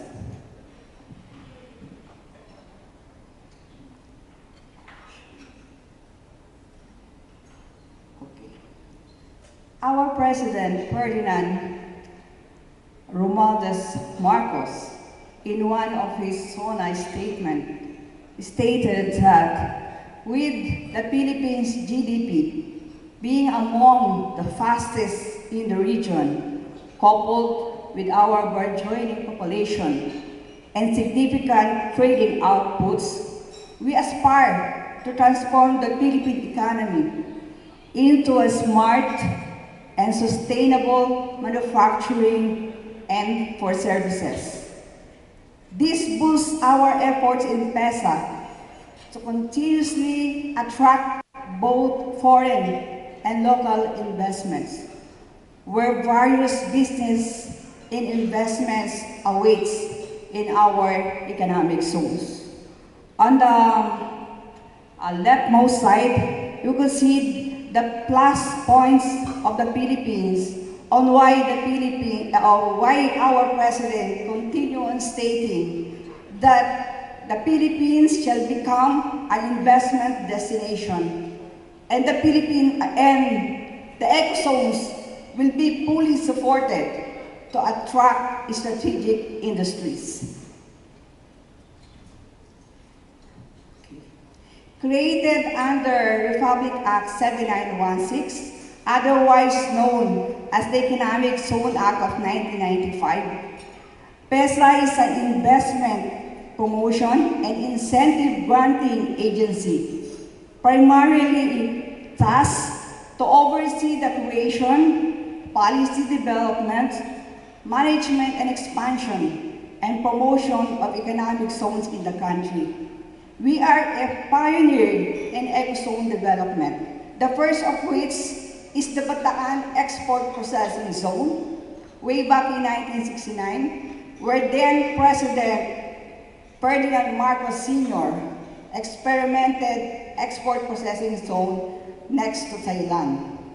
And that Bataan Export Processing Zone, now commonly known as the Freeport area of Bataan. As an investment promotion agency, our task is to promote investments, create employment, generate exports, and spur countryside development. Also, PESA, being the one that supervises both economic zones in private and publicly developed, proclaimed under its mandate, is a huge contributor to the Philippine economy. In 2023, PESA's share on the Philippines GDP is at 14.62%. We likewise contributed 56.91% of the Philippine exports of commodities and 45.29% of the country's service exports. Now, on the slides, I want to give you a snapshot of the total 427 economic zones all over the country. PESA is the only investment promotion agency tasked to develop, manage economic zones all over the country. There are other investment promotion agencies like Subic, Clark, APAP, APECO, Cagayan, and so forth, but they are territorial and bound on a specific area alone. These 427 economic zones is home to 4,382 locator enterprises. As you can see from the slides, the ecozones remains to be Luzon-centric, where there are 300 of them in Luzon, 85 ecozones in Visayas, and 42 ecozones in Mindanao. These economic zones are the conventional ones, which are IT parks and centers, manufacturing, agro-industrial park, tourism, and medical tourism. As you can see in the leftmost lower part of the slide, you can see that aside from Metro Manila, the most number of ecozones are hosted by Region 4, which is the Calabar zone, and Region 7, which is the Central Visayas. As expected, since they are hosting the most number of ecozones, they are also the ones contributing goods and exports and job generation. Here is the slide showing our performance in terms of investment. From 2018, we see a 4-year decline from 2018 to 2021. And this is understandable because at that time, there are uncertainties on some bills being discussed in both houses. There is the train law, the grade law, and of course, the COVID-19 pandemic.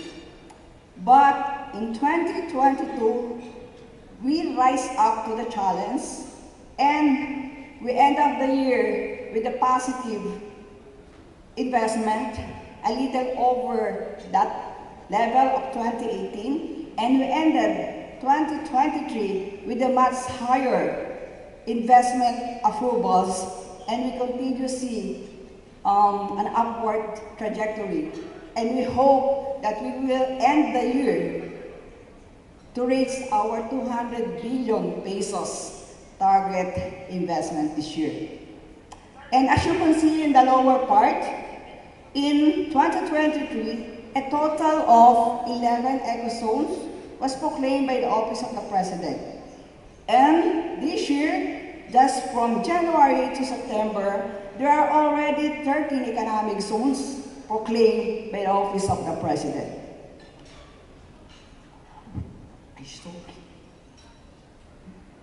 Okay. Here, as I mentioned early on, the 427 operating economic zones is home to 4,327 locator enterprises. In terms of nationality, our top locator investors are the Japanese at 27.93%, followed by Filipino at 22.96%.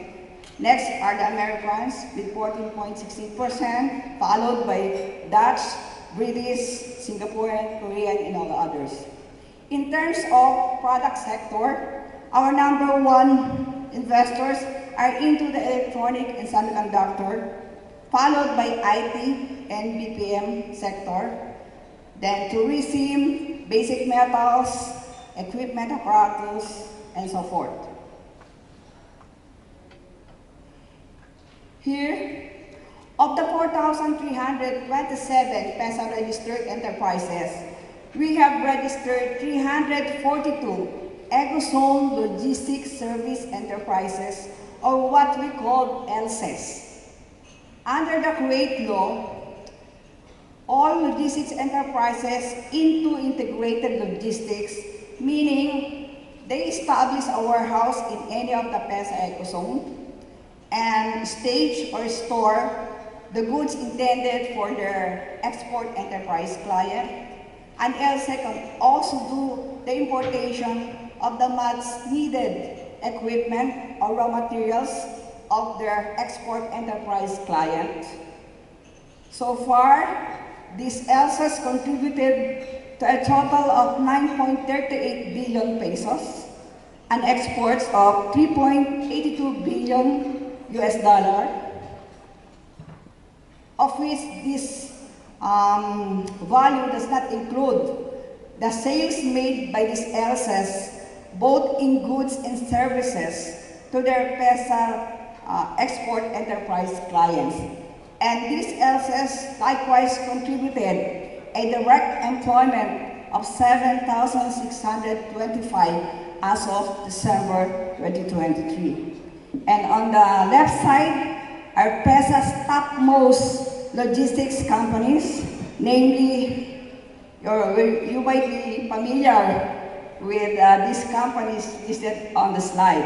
We have DHL Supply, Texas Instruments, Nagase, Inabata, BAC1, Sumitomo, LGC, Lima, Erdo Logistics, Toka Electronics, Merx Logistics, Murata Electronics, NX Logistics, TRP, Nito Denko, and so forth.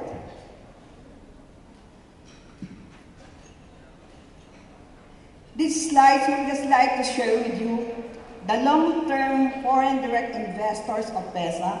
Some are the global leaders in industry and landed in the top Fortune 500. So under EMS SMS, we have Texas Instruments, Analog Devices, Evident, and so forth. For IT/BPM, we have Concentrix, Accenture, JP Morgan, Google, Tesla, and so forth. For agro-processing, we have Del Monte, Dole, Cargill. Pharma, we have Terumo, JMS, and steel metals. Under automotive, we have those, and under rubber and plastic products. Tourism, I hope by now you know that Amanpulo is a PESA registered tourism. And I believe some of these companies are well represented in today's forum or conference. So in this, our long history of strong collaboration with the Bureau of Customs started more than 5 decades ago, because we value the importance of having a good working relationship, because we want to assure our investors that they can compete globally.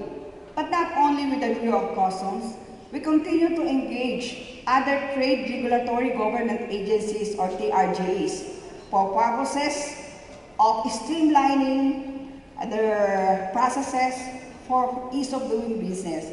So our style, we engage with them through entering into various memorandum of agreement and memorandum of understanding to continuously provide ease of doing business. And just this year, we have again entered into an agreement with the VOC for the data privacy agreement, which will further boost our collaboration on continuously automating our operations processes and enhance our existing agreements in order to provide a more transparent and put the required controls and security on the movements of our ecozone goods.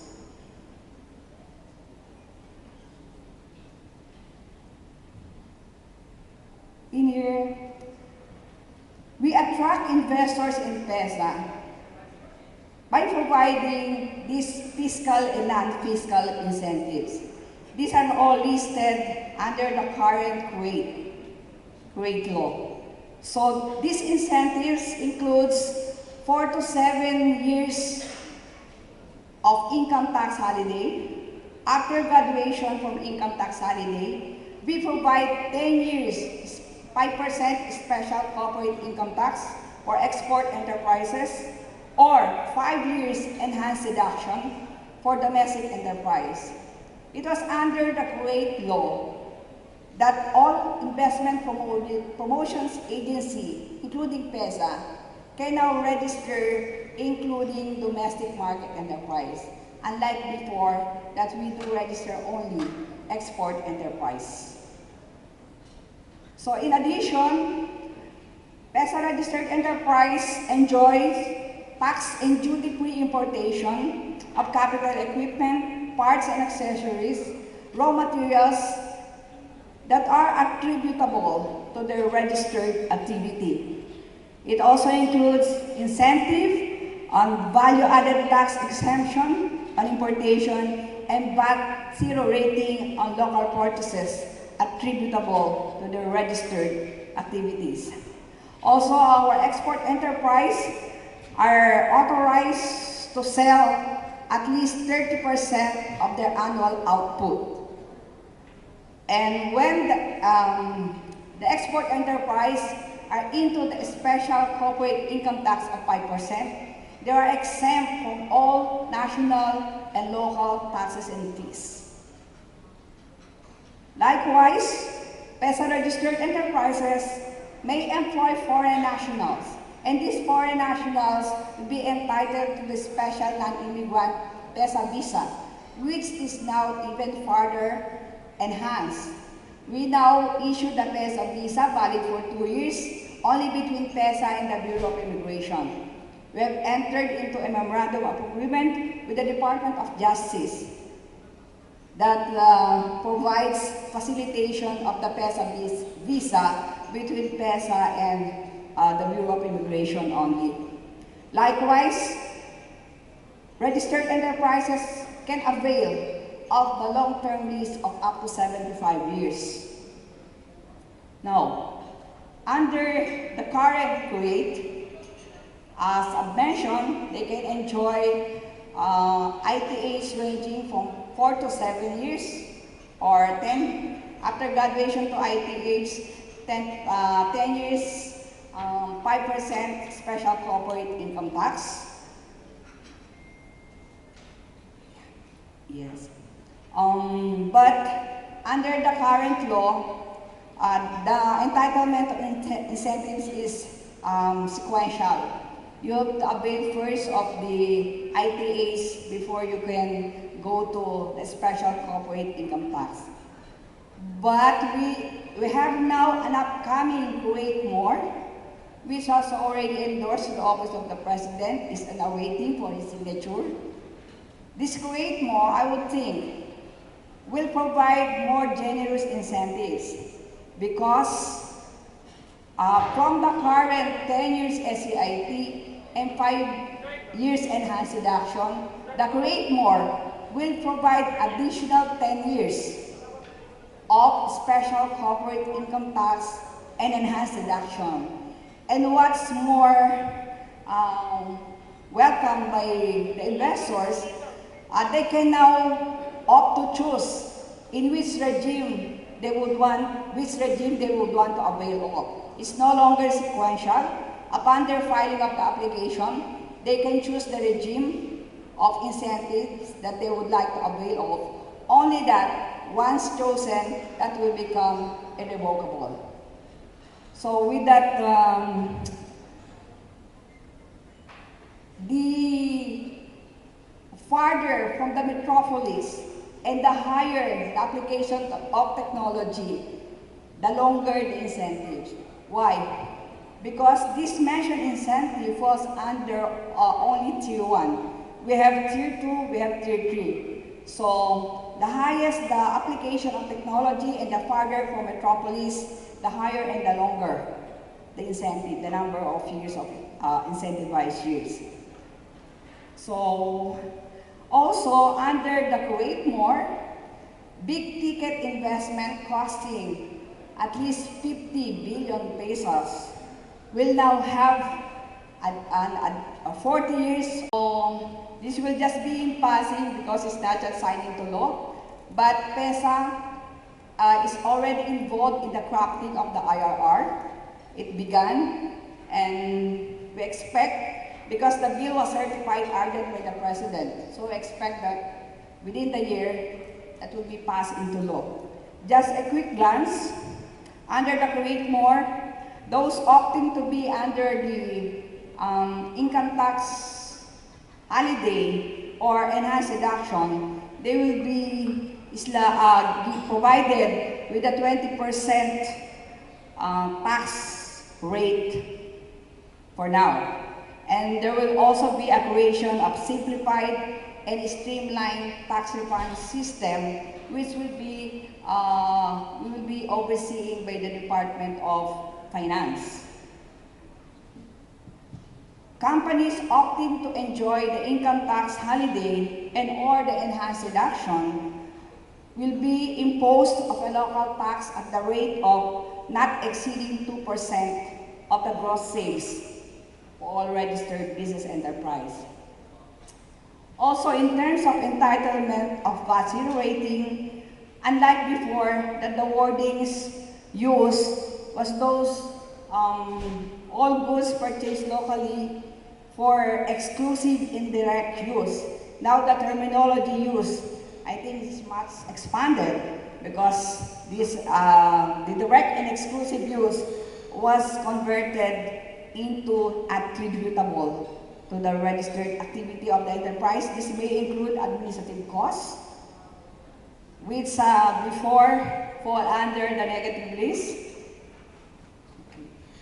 And there will be no direct transaction between the registered enterprise and the local government units because all the assessment will now be passed through the investment promotion agencies.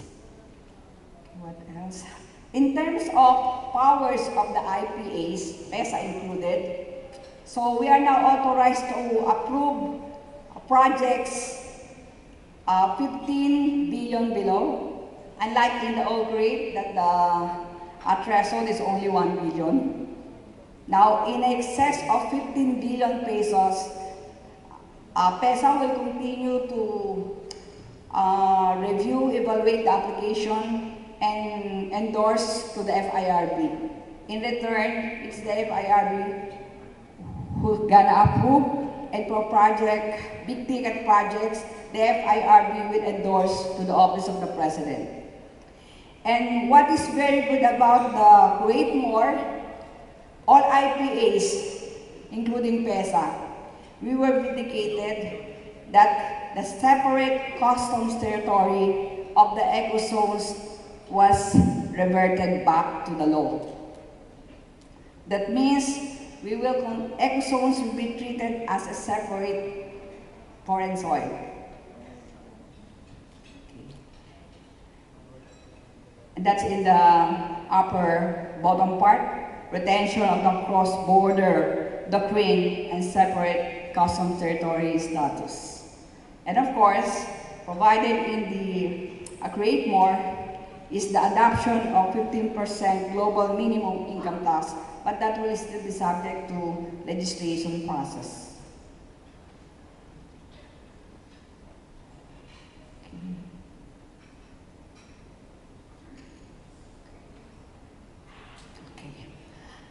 So aside from the fiscal and non-fiscal incentives, PESA registered enterprises would get to experience the PESA brand of service, which are not recognized only locally, but also abroad. And that includes the one-stop shop. Why one-stop shop? Because PESA issued the building permits, like the occupancy permit, PESA issuance of its own visa in collaboration with the Bureau of Immigration, also in collaboration with the DNR, the Environmental Clearance Certificate, and the exemption from local government permits. We likewise, beginning last year, we have inaugurated a training facility for workers at the Cavite Economic Zone for Mold Technology Support Center. And this is in partnership as well with the DOST. So those enterprises which requires talent or pool in this area, we offer that facility for use by our registered enterprises. Aside from being a one-stop shop, PESA is also a non-stop shop because we have fully automated most of our permit issuance. These are mostly web-based and available 24/7. Also, our economic zones, we have deployed their PESA personnel, including personnel or officer of the Bureau of Customs. In like manner, it is only PESA that the Bureau of Customs authorized to hold office as well in various international ports for further facilitation and releasing of the importation of our registered enterprises.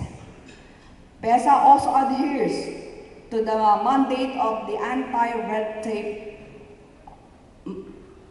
Anti-Red Tape Authority. We have maintained also our QMS ISO 9001-2015 certification for the last 15 years. And it's not only here in Manila. This ISO certification covers all PESA offices nationwide. And we continuously introduce innovation. Just in time for the COVID, we have introduced and implemented a full electronic payment system and other permitting mechanism. So we are targeting that by 2028, almost all processes of PESA, including that of the building issuance, the issuance of visa, will be fully automated. So, coupled with this fiscal and non-fiscal incentives, PESA is also viewed with its core values and culture. We continuously strive to ease of doing business by continuously transforming our processes into a fully automated system for transparency, regulation, and ease of doing business. So these initiatives covered by other laws that are passed in this administration, that includes the Public Service Act, Retail Trade Liberalization, Foreign Investments Act, Renewable Energy, and so forth, are what makes the Philippines now attractive to investors, and also having the President as our #1 promoter.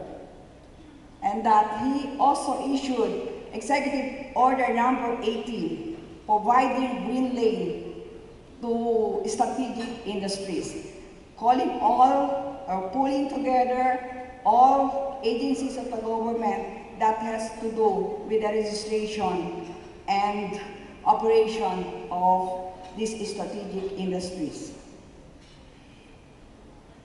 As I mentioned, this brand of service of PESA is not only recognized locally but also abroad by virtue of these recognitions and citations.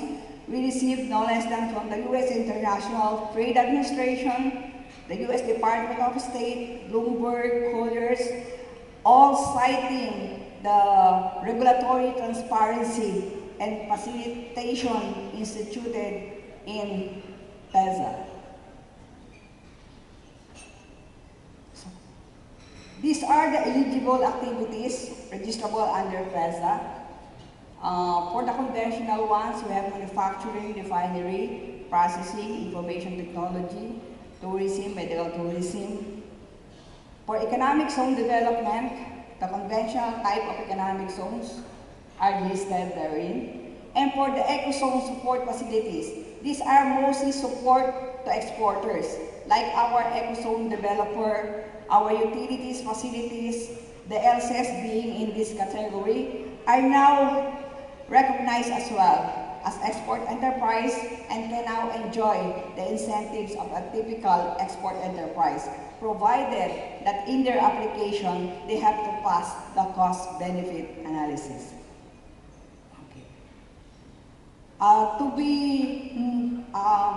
To be able to capture all other incoming investors, we are now opening our frontiers.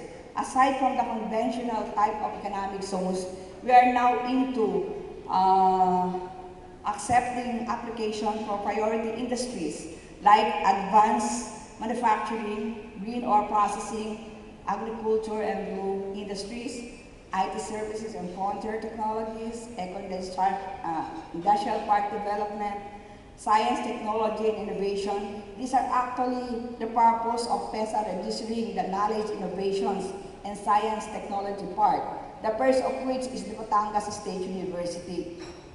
This is already operating, and we were informed that their lines of graduates are already committed to the big industries in PESA. That's why there are more college, state universities that likewise follow suit.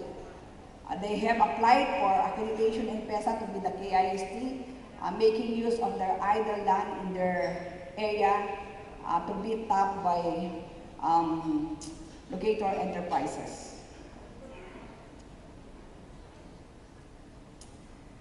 So, in the SONA of the President, he mentioned that the eco zones will be fully supported. And that makes sense because the eco zone development was reinstated in the Philippine long-term development covering up to 2028. As you could see, the top 10 richest provinces or highly urbanized cities listed on the leftmost, 9 of which, except for Batanes, are the ones that are hosting eco zones by PESA. As you could see, their per capita and GDP likewise been recognized as the highest in the Philippines.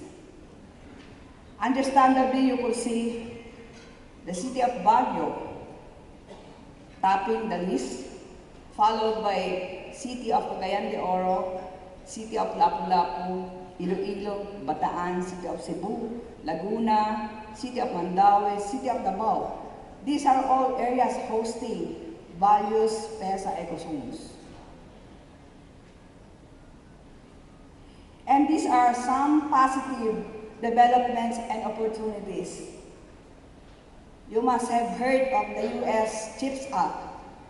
The Secretary of State visited the country and confirmed that the Philippines is set to benefit at least 500 million ITSI fund for 5 years, or $100 million each year. So we hope that our electronic semiconductor industries will benefit from this CHIPS Act. Also, the U.S.-Japan trilateral agreement, the promotion of the Luzon Economic Corridor. You could see the huge infrastructure development in the area, not to mention the proposed new airport in Bulacan. Then we have there the China +1 strategy. We hope to attract more Taiwanese companies and other MNCs manufacturing facilities in China that are looking for redundant sites in ASEAN as part of their de-risking global value chain. So before I end my presentation, I'd like to show you the short ABP of PESA. Like beautiful art, conjured by a passionate mind, and brought to life by a skilled hand, our vision of economic growth for the country is as clear as it is purposive. Our country must become an investment destination. Ecozones will be fully supported to bring in strategic industries such as those engaged in high-tech manufacturing, health and medical care, and all emerging technologies. Towards this goal is the creation of ecozones, modern sanctuaries of limitless growth and potential, breathing life to the dreams of a thriving nation. And at its heart, making the dream happen, the Philippine Economic Zone Authority, or PESA. PESA now promotes and oversees the establishment of special economic zones in the country for both foreign and local investments. PESA and our ecozones are one of the saving graces of the Philippine economy. PESA, as a vital agency of government, has contributed more than 4 trillion pesos in investments to the Philippine economy. Ecozones act as eco shields to soften the landing of the headwinds and all these global disruptions, and at the same time serve as drivers of recovery and growth. PESA has always been committed to the paradigm of ease of doing business. We continue to be a driving force that champions innovation, business solutions, and provides an enabling environment for our investors and industry partners to grow and prosper. PEZA's branded service is nothing short of exceptional. Businesses benefit from a range of incentives and privileges to create a conducive environment for companies to thrive, invest, and expand their operations. What I appreciate about PEZA is it takes a whole-of-country approach to attracting investors. PEZA is always willing to work with other government offices. It makes investing in the Philippines much easier. You know why a lot of foreign companies, when they come to the Philippines, they just flock to PEZA? Because the rules are clear. There's no regulatory inconsistency. But I think our solution is for the local government to have the DNA of PEZA. As the nation aims to thrive even more in our highly connected, forward-facing world, PEZA will continue to deliver innovative solutions to encourage more investments, promote ease of doing business, and strengthen global competitiveness. Strategic location of PEZA zone sets a big advantage in our operation, especially in exporting our product. We are able to continue our operation for almost 30 years through variable assistance that PEZA is providing. PEZA enhancement, easy of doing business, make PEZA as a one-stop shop and non-stop shop, no red tape. PEZA as one of the reliable government agency in the Philippines. What attracts Collins Aerospace to invest in the Philippines, compared to India or Singapore or other countries? It's the partnership that we enjoy with PEZA. PEZA has a high level of quality when it comes to doing ease of business. The Philippines has a growing supply of the best workers in the world. For 27 years, we continue to grow our business operations. We appreciate PEZA for streamlining its processes. The 40 years of operation of Texas Instruments in the Philippines is already more than enough manifestation of how we greatly appreciate and value the services of the Philippine Economic Zone Authority. If I have my way, I would say that we have to expand PEZA and even convert the whole country into a business. Because that's the only way for us to be able to improve the competitiveness of this country, provide more jobs for our people, and make our country progress.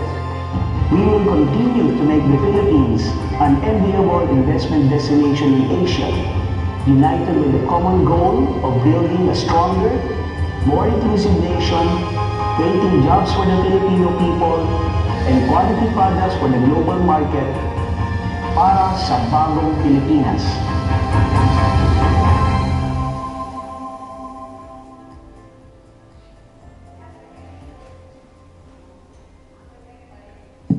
Presentation, we encourage investors to come to the Philippines, not only for business, but also for travel and leisure, because of our beautiful beaches, world-class golf courses, and our very hospitable Filipino workers.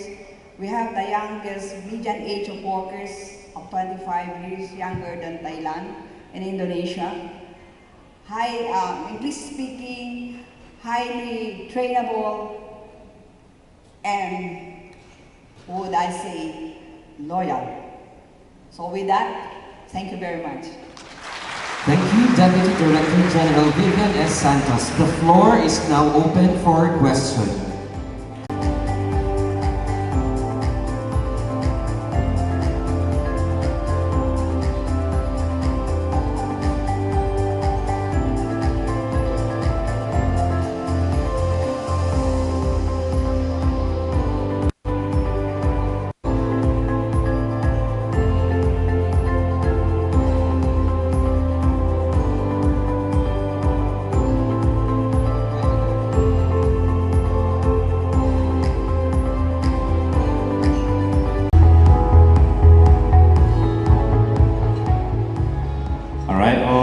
Here, welcome back. I'm glad that everyone is back here.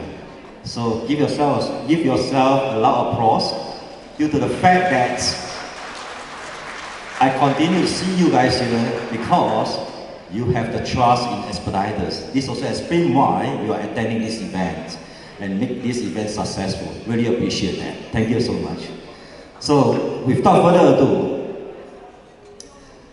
I'm giving the pleasure to share with you the global ocean market update.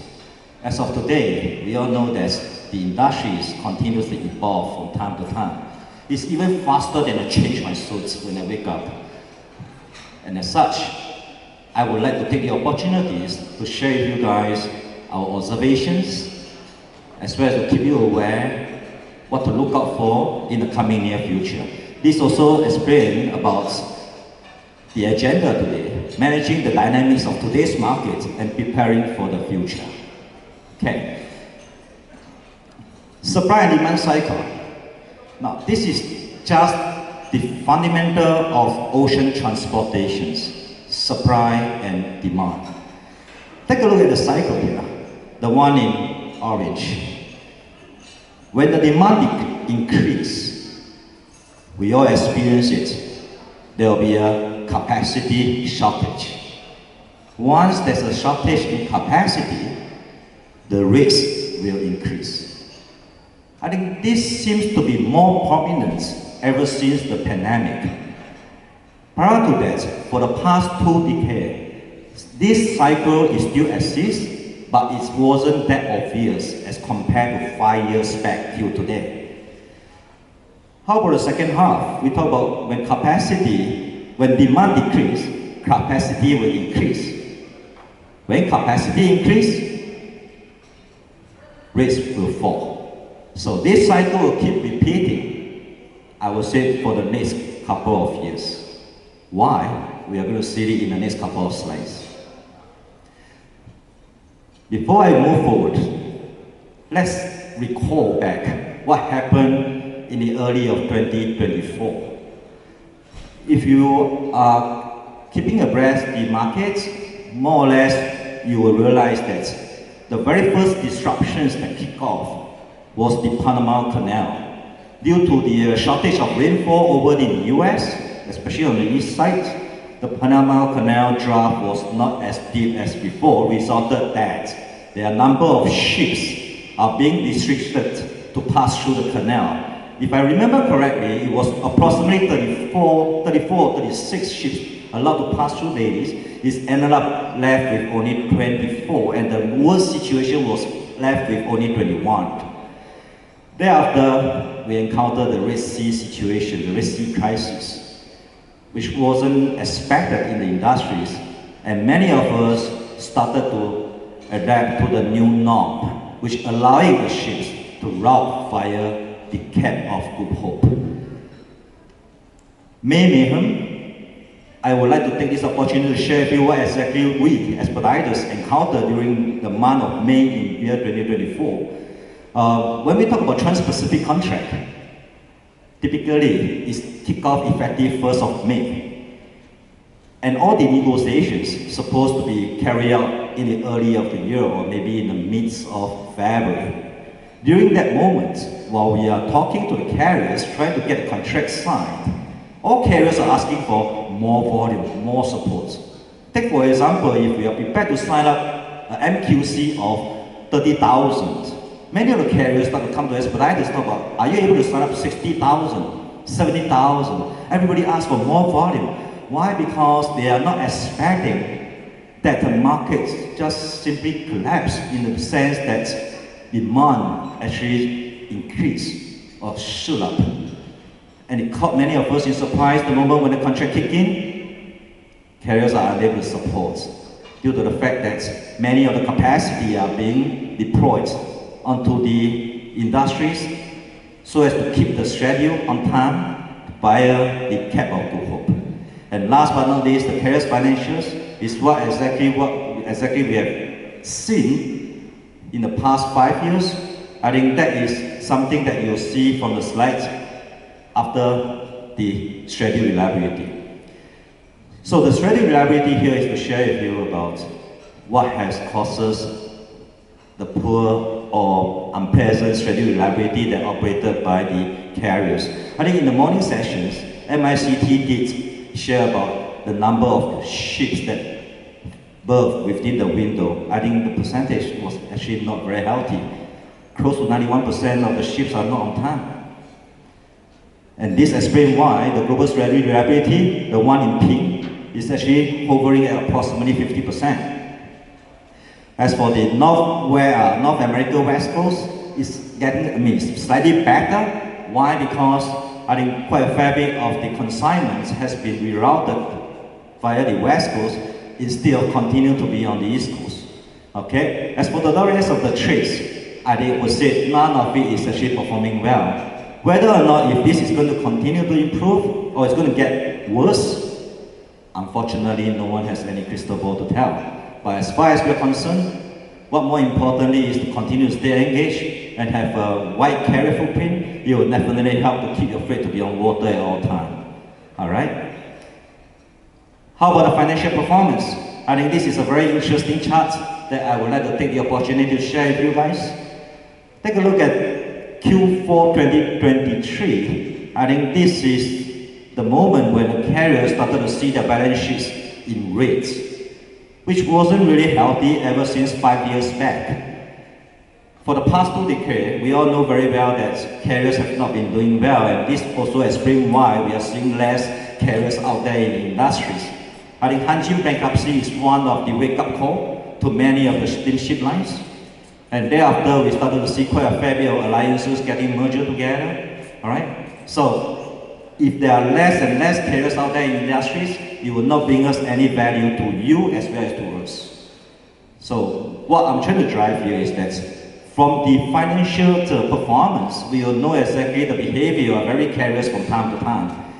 We will know how exactly they are going to manage the capacity. The fact is, demand is beyond their control, but capacity, they know the art of capacity management. They manage it well. All right? For the first half of 2024, we all know what are the crises and disruptions all of us are experiencing. So now take a look at the Q3 and beyond. We are already in the midst of Q3. So we talk about low demand outlook, vessel deliveries, speed of change, new services, as well as potential disruptions. So with all these couple of points that we call out, right, potentially, we are predicting that the industries might not have a huge demands as before. As such, in year 2025 could be a good news to you and me. We will be able to see a much better stabilities in terms of risk, which I'm not going to touch based on that. I just want to share about what we are observing and predicting. Why we say that the demand may not actually on the rise in the next coming quarters or months? Take a look at the performance for first half of 2024. We're talking about container trade growth is a 6.8% increase. It's a big numbers, I would say. Talking about 4.8 million TEUs, in which Trans-Pacific took up 1.8 million TEU growth in total. With this growth during the first 6 months of the year, do you believe that for the next 6 months of this year, the volume will continue to grow? Unlikely. Why? Due to the fact that the growth of 1.8 million TEUs during first 6 months of the year is because many of the manufacturers, consignee, or whoever you can name it, they are trying to get their product on water as early as possible. What we call this as to ship early, wanted to avoid the Red Sea disruptions. So many of them trying to plan their inventory ahead, resulted that we are seeing a certain rush, certain peaks. Take for example during this Golden Week. Not during this Golden Week, we talk 1st October China Golden Week. Typically, 3-4 weeks before the Golden Week, the markets normally were experiencing the pre-Golden Week rush. But this time round, unfortunately, none of us are seeing the typical rush like before. And as such, we are not somehow predicting that for the next 6 months, it's going to continue to have this rush in the near future. Okay? And what are exactly the industries showing a growth. It's basically everything. This supported the statements which I mentioned earlier on. Basically, many of the importers are trying to get their inventory earlier and plan ahead to get all the consignments on water to navigate any form of challenges which potentially may happen in the industry. For example, Philippines, your inbound volume is actually showing a very healthy growth. That's the fact that you guys or these countries continue to develop. I think since morning we have been hearing quite a fair bit of good things happening in the countries. For the next 5 years, I'm pretty sure that Philippines is going to grow. And we are seeing all kinds of products coming into Philippines with an 8% growth in imports. You have raw material, high technologies product, consumer products, as well as machinery and so on. These are all the good signs that bring to Philippines markets. The best chart that I love, I would say, again, it supported what I'm trying to drive early on. From the chart here, the red line representing the capacity growth.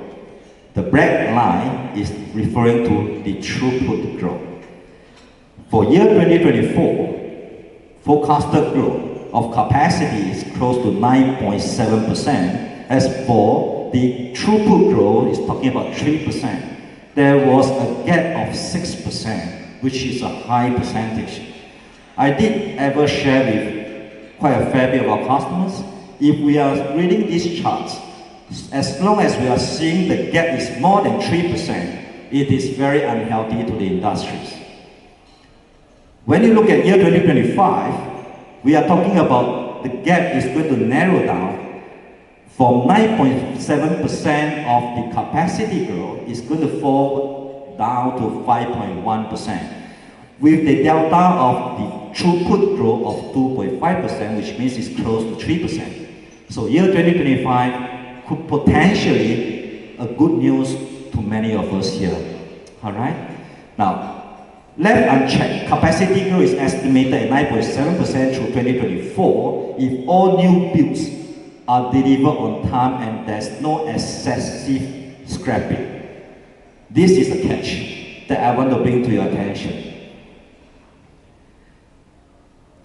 Capacity growth, we are talking about deliveries versus deletions. Capacity growth, we are all aware that there are quite a fair bit of additional capacity that has been introduced to the marketplace. All right? There are many new orders. Somehow, we are not seeing much of deletions. Deletions is referring to scrapping. When the vessels get older, I'm pretty sure that he has to demolish, get it off. It's like your car, it's like your house, somehow the clothing, right? When we look at the numbers here, 4.5% of the capacity has been delivered during the first 6 months of the year. This explains why this capacity is growing in the first 6 months, because carriers are unable to scrap off the older versions of the ships due to the fact that they need additional capacity to support the new norm, which is the routing via the Cape of Good Hope. With new capacity being introduced, many of us have the impression that supply demand is balancing. In fact, it's still imbalanced. They need additional vessels to allow to support the new norm, which is routing via the Cape of Good Hope. The second chart is sharing with you that the percentage of vessel deletions is actually at the low end. It wasn't really as high. When I'm talking about the cash earlier on, take a look at the third chart. We are talking about the order book versus ships that is more than 20 years old. We were chatting earlier on about the last GLC that I attended in Philippines. I talk about IMO 2020. All the older ships is not able to support the compliance of the IMO 2020. For the carriers to continue to invest installing the scrabble or conversions of the ship to the LNG, I think it's going to cost much more than to order a new ship. As such, this is what I'm concerned about in the coming near future. The moment when the demand is not as strong as before, what the carriers will do, I'm pretty sure that they'll remove those ships that is more than 20 years old. This will allow the supply and demand to strike a balance. I'm hoping that it still falls within 1% of 3, which is easier for us to make future predictions. Otherwise, we are going to face another tidal wave. All right? The speed of change. What has changed? 2050. We are still talking about 20 carriers. I'm pretty sure many of you guys deal with all these guys. Hanjin is someone that I called out early on. They went bankrupt. But what about today? We are talking about only 10 carriers. These 10 global carriers representing or taking up approximately 85% of the global volume. If we have less carriers out there in the industries, I would say you and me will have difficulties. Why I keep emphasizing about you and me? Because I'm actually on the same boat as you. Many of you are from the procurement side, supply chain. So do I. That is what I am referring to. And for the carriers to make changes in today's situations or the markets is so much different as compared to before. In year 2025 or 2015 or 2016, for the carriers to implement a blank sailing, they may took approximately 3 weeks to decide which string to blank, which loop to call off, because of the number of alliances or carriers that still exist during that period of time. If you still remember, there's this alliance called G6 in the old days. For the 6 carriers to come on the table to agree of one blank sailing, they need 3 weeks because the other 3 might not agree, but the other 3 agree. So they need to keep voting. All right? But in today's market, I would say within a day, the technology is so advanced, they just need to have a WhatsApp or WeChat. Are you okay? They are okay, I'm gone. And that's where all the bank sailings can be implemented just within 24 hours. So this is, again, I'm sharing about the art of capacity management by many of the carriers. That is how they are going to react according to the market, right? They can control the supply, but they are unable to control the demand. The upcoming alliances, which I'm pretty sure that many of us also read from the articles, we talk about what is going to change in the coming year 2025. New alliances have been formed. We talk about Prima Alliance, whereby Hapag-Lloyd is going to join Carrier Maersk to form the Gemini Alliance that is going to take off in the month of February 2025. I'm sure that many of our colleagues is going to share with you guys about Australia, right? Their service coverage and so on.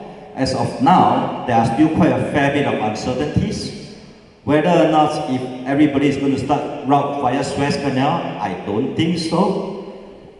Once either side start to cease fire, then we will know that everything will be back to the norm. Unfortunately, the situations continue to accelerate. We have no positive news by far. So that is what we will be expecting. In year 2025, the schedule reliability as well as the coverage will be a bit kind of uncertain. It's a bit messy. But bear with us. We will continue to provide you the updates and so on. In this slide here, I just want to call out the carrier's MSC is going to be an independent carrier due to the fact that this carrier is taking up close to 20% of the market share. They believe that they can operate independently, not necessary to having any VSA, so-called vessel slot agreements with any other carriers. As such, they prefer to stay independent, with the exceptions of having the Premier Alliance carriers, Hapag-Lloyd, HMN, as well as HMN, ONE, as well as Xiaoming, to join or have the VSA on the individual loop. It sounds complicated, that's ocean. It sounds complicated, but we'll continue to guide you guys along to share with you which will be a much more reliable service to take advantage on, be it whether it's long haul or short haul. That is actually our job to share with you. Should you need more information on these carriers, changes, alliances, feel free to reach out to our local experts. They will be able to share with you more in depth. But the slide here will tell you, again, in the month of February, there will be some changes that we need to be aware of. All right? Something not new to many of us, because this event just happened in the early of October, the ILA strikes. ILA and USMX has come to a tentative agreement in their master contract to extend the negotiations or the agreements to next year, January 15. Strike actually took place for just 3 days during the month of starting from 1st October and is ended 3rd of October. A day of strike, I just want to share and call out, a day of strike, it will cause 7 days of backlog in the US. So 21 days of backlog in the US East Coast. Not to forget that there are also containers or ships that have already been berthed prior to the strike. So in total, in general, the delay was close to a month. The backlog was close to a month. So what to expect now in terms of the transits, all right, or the carriers over the US East Coast? Unfortunately, there will be a delay, close to a month. How about the return of the ships? There will be also a delay. And this contract or agreements is only extended till 15th of January. From now to 15th of January, there still be some kind of uncertainties. Whether or not if there's any rush coming out in the marketplace is unknown. It's something, again, when we are reading and looking at the dates of implementations, it's kind of interesting. First of all, they call about the strike to take place effective 1st October. That was during the China Golden Week. Now, the contract extended to 15 January. Is again in the Chinese New Year festival season. Did you guys get a catch? So to create some kind of rush. Whether or not if this is because of political matters or kind of strategy, I cannot comment much, but take a look at the implementation date. It's kind of interesting. So from now till 15th of January, let's cross our fingers, continue to keep abreast of the situations, and we will react accordingly to how we can navigate all kinds of challenges. The agreement or the extensions to 15th of January is mainly talking about the wages. If I remember correctly, the ILA is calling for 7.8% of the wages increase. However, the tentative agreements of the ILA with the USMX, the wages increase was at 6.1%. It's left with three main key topics wasn't really addressed. That's the reason why the contract, master contract has been further postponed.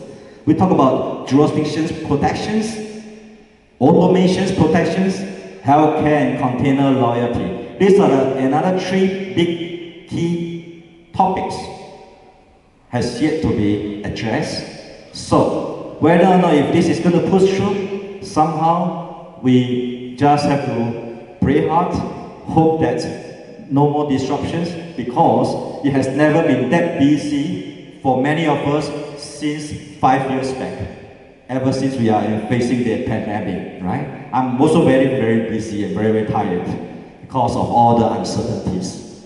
It's unfortunate. Let's work together, and it's important that you got the right partners to work with and to hold hands and move forward together and to increase the footprint in the industries. This is just a summary of what we have addressed earlier on.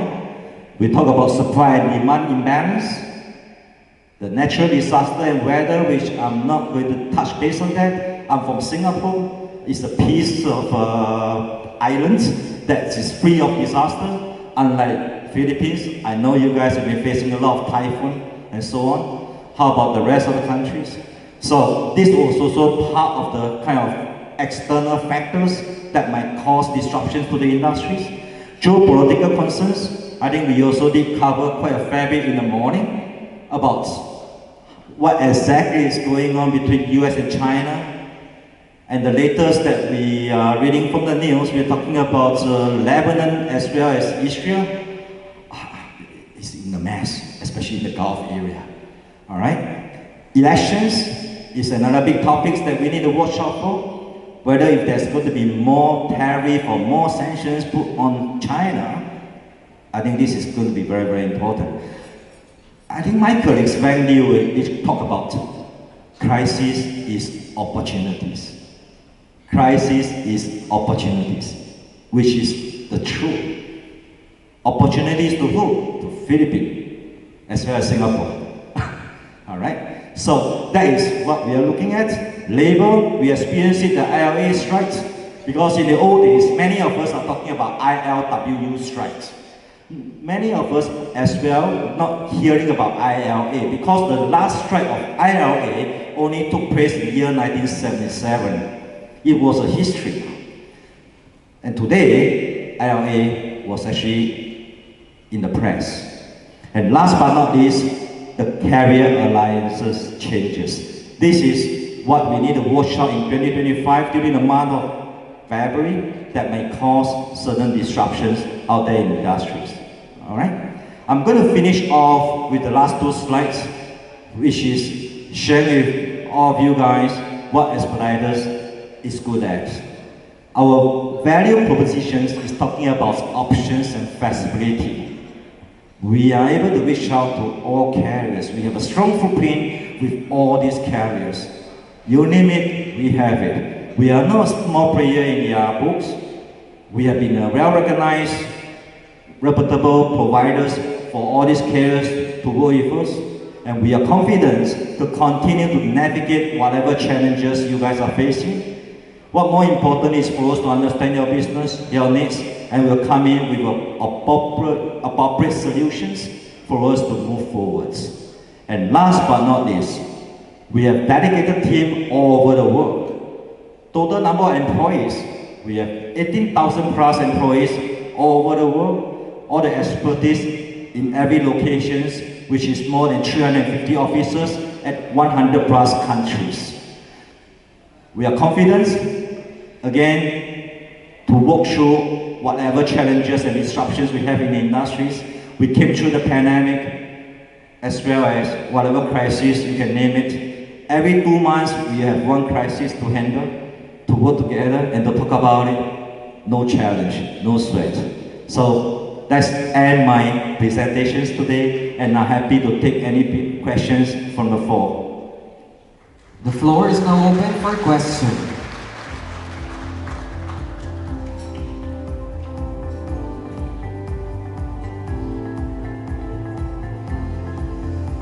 Hi Jerry, thank you for that presentation. So my question is, this is to your point of view.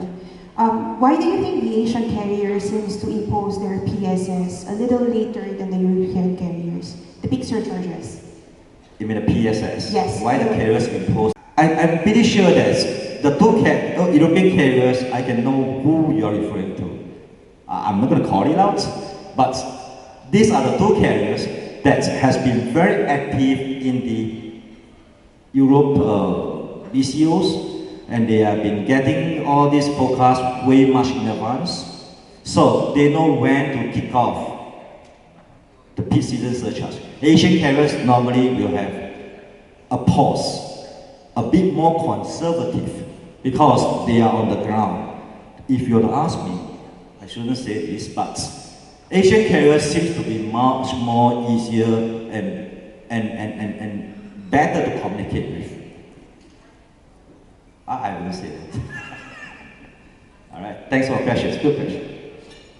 May we have the next question, please?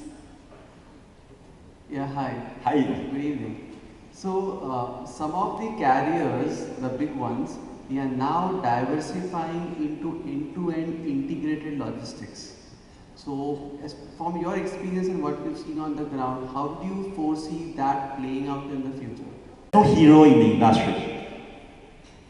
Expediter is not the biggest, but I would say that we are leading NVO.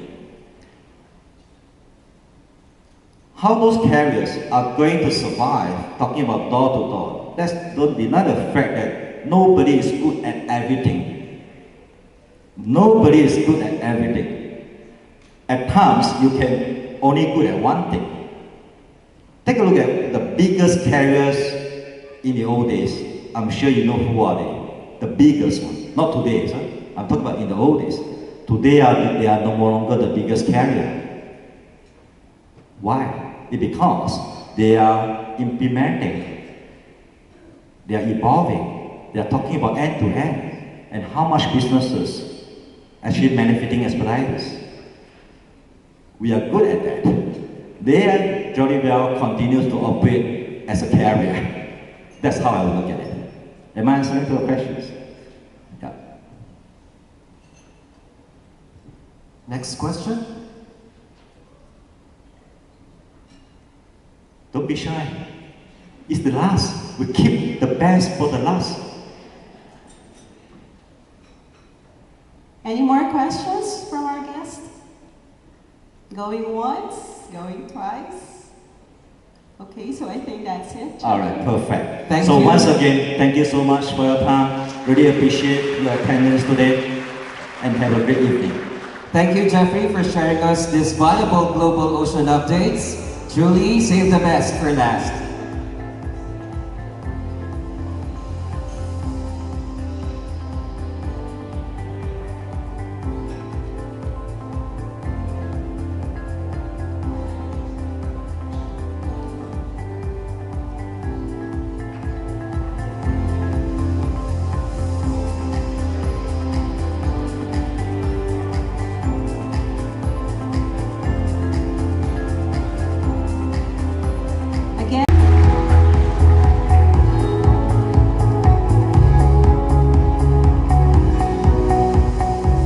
Hello?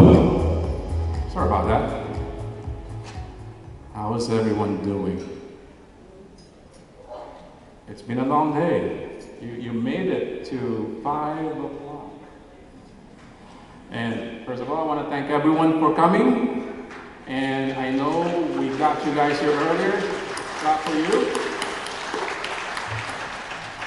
It's not easy to sit through so many presentations, but I think it's all worth it for what we have to bring to you today, and I hope that you enjoyed it, and we can do it again next year. All right. So we're going to keep this short, and we can get everybody up and going. But I think everyone, this has been a very good year for Expeditos. We're celebrating our 45th year since its founding in 1979.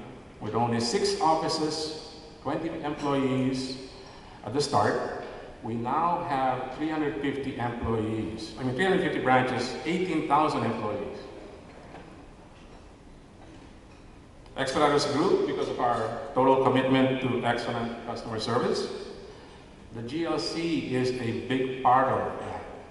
It's an opportunity for us to engage with customers. And it's part of our collaboration initiative. As Sonia said this morning, the first GLC was done in 1993, and it only had 8 people. Well, today, we have 20 GLCs every year. And in talking to corporate people, regional people, the Manila GLC is the biggest by far and the best one. So I think kudos to everyone. So the first one in Manila was in 2018. We had 200 attendees, and it was followed in 2019 with 300. And we didn't have it in 2020, 2021, 2023 due to COVID. And we took the opportunity to have it again in 2024 because we wanted to appreciate customers for one. So I think this is not only for Expedites, but it's also for you. And with that, we set a record of 400 attendees for this GLC. And despite all the challenges of the past few years, I think it's a good investment for all of us, not only for Expedites, but for all of you with your valuable time. We have many industries here today: healthcare and pharmaceutical, manufacturing and industrial, automotive, technology, aviation, food and beverage, consumer electronics, wholesale and retail. That's as varied as you can get industry-wise, all right? I think some meetings are all focused on one industry or another. We want to bring everybody in multiple industries at the table because we all have common issues, common thirst for knowledge, common issues with oceans, customs, and so on and so forth. Through this event, we're able to put faces behind the phone calls and emails. We're able to collaborate and share industry knowledge, which are timely and relevant with the ever-present and future market challenges. The GLC allowed us to invite speakers from different fields of expertise related to supply chain, which allowed us to better understand the ever-changing dynamics of logistics. It also showed that as individuals, we can find solutions together and prepare and address challenges in the future. Today's discussions emphasize the scope and complexity of global logistics. Supply Chain Solutions by Justin Kingdon. With current market disruptions, there is a need for constantly changing and a resilient supply chain plan. We heard about advanced technologies, AI, digital twin, provides real-time data analytics, and allows us to optimize supply routes, manage risk, and reduce inefficiencies. We heard from Philip Marchand from ICPSI. ICPSI is expanding MICP Berth 8, which will allow 18,000 TEU vessels to dock in Manila and add 3.5 million TEUs in capacity by 2027. They just bought 27 hectares in Batangas, and they're going to build it, and it will be finished in 2028. So investments in infrastructure is there. You heard also from Airpads. On the air side, they dominate the market. They have 85% of the warehousing and ground handling industry. And they're planning for big growth next year. They're also investing. From China, the challenges and opportunities by Van Yu.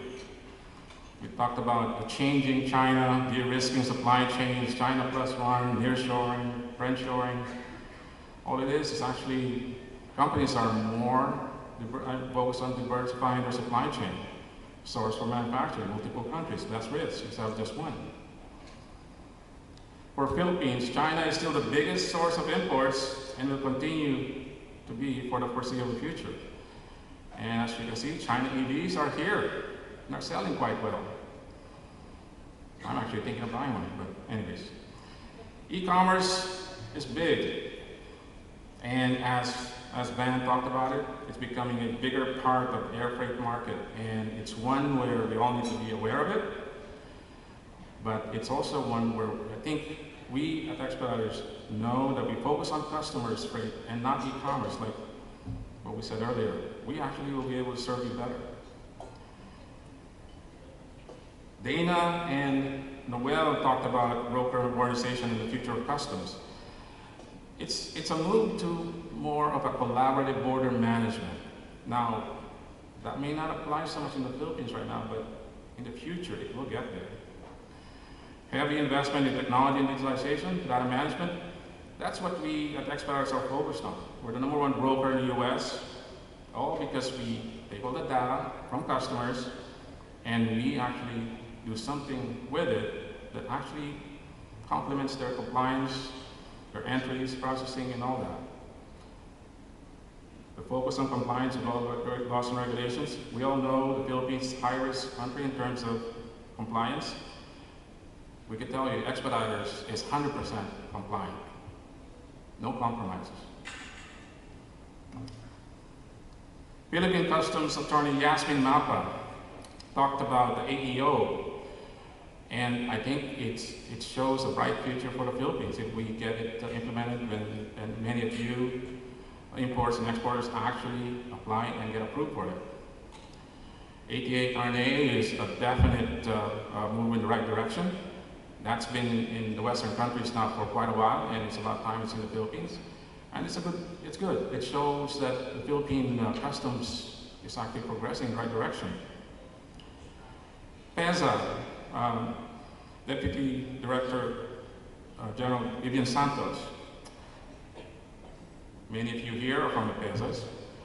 They talked about PEZA and DOC partnership, providing an efficient supply chain through digitalization. PEZA is a big part of the goal to reach $2 trillion economy in 10 years. A very lofty goal, but I think it's achievable for Philippines. They now have 427 ecozones, almost 5,000 companies nationwide today. And finally, you heard from Jeffrey on Global Ocean, and talked about the carriers, 20 carriers in 2015, and now they're just 10. So what does that tell you about prices of ocean freight in the future, going from 20 carriers to 10, and then shortages, right? And the same 3 carriers are still there: Maersk, CMA, CGM, MSC, top 3. APAC exports to America is growing, 1.8 million. You also heard about upcoming alliance changes. And lastly, ILA, year strike and tentative agreement. And hopefully that actually we get to an agreement and it doesn't become an issue. So each one of the topics in our agenda today played a critical role in a broader ecosystem. It is only through collaboration, innovation, and strategic planning that we can overcome the challenges and seize the opportunities that lie ahead. We encourage all of you, as leaders and stakeholders in your respective fields, to continue these conversations beyond today. The future of Philippines' role in global trade and logistics will depend on the actions we take now. By working together, we can build a more resilient, efficient, and sustainable future for the Philippines. As this Global Logistics Conference comes to an end, allow us to take this opportunity to extend our deepest gratitude to the following: Philip Marchand from ICPSI, Attorney Yasmin Mapa from Philippine Customs, Deputy Director General Vivian Santos, PEZA, Joseph Buddy Madrigal, President of Air Cargo, to Expeditor speakers who flew in just for the DLC: Sonia Milanovic from Melbourne, Australia, Justin Kingdon, Sydney, Dan Yu, Beijing, Dana Lorenz, Seattle, Noel and Jeffrey Tan, Singapore. The topics you all shared are important and critical to the continuous growth and progress of the economy. Special thanks to some customers that flew in from Cebu, Peba Tandem, Funai Electric, and Hatwater. Thank you for flying in, much appreciated. We also have a visitor from Cagayan de Oro, Del Monte. Thank you for coming. And I heard earlier, I talked to Hanos from India. You came all the way to the Philippines to be here. Thank you. And to all our customers from Subic, that's a long drive, Bataan, Clark, and of course Metro Manila and Calabarzon. I mean, you guys went to a GLC spent your whole day with us. We thank you for spending your time with us. It's very valuable, and we know you're all busy, and we want to thank you for that. And last of all, thank you to the Expeditos Manila team. It took a lot of effort to put this GLC together. Constant meetings with our partners. Without that, the GLC would not happen. And one other thing. I guess it's common practice in the Philippines to have many sponsors for GLC. I could tell you, there's no sponsor for this GLC, it's just Expeditos. Okay, so from the very beginning, it is just us. And it's all for customers. And it's free because I think at the end of the day, we owe it to all of you, the business. We've gained enough business from you. We owe this all to you. Make sure that we get you the information you need in front of customs, in front of stakeholders, and actually plan the next year, next 2, 3 years, next 5 years or so. So again, thank you everyone. That's the end of the closing remarks, and I'll hand it over to the team. Thank you, Jude. Again, may we remind everyone to fill out the survey form using the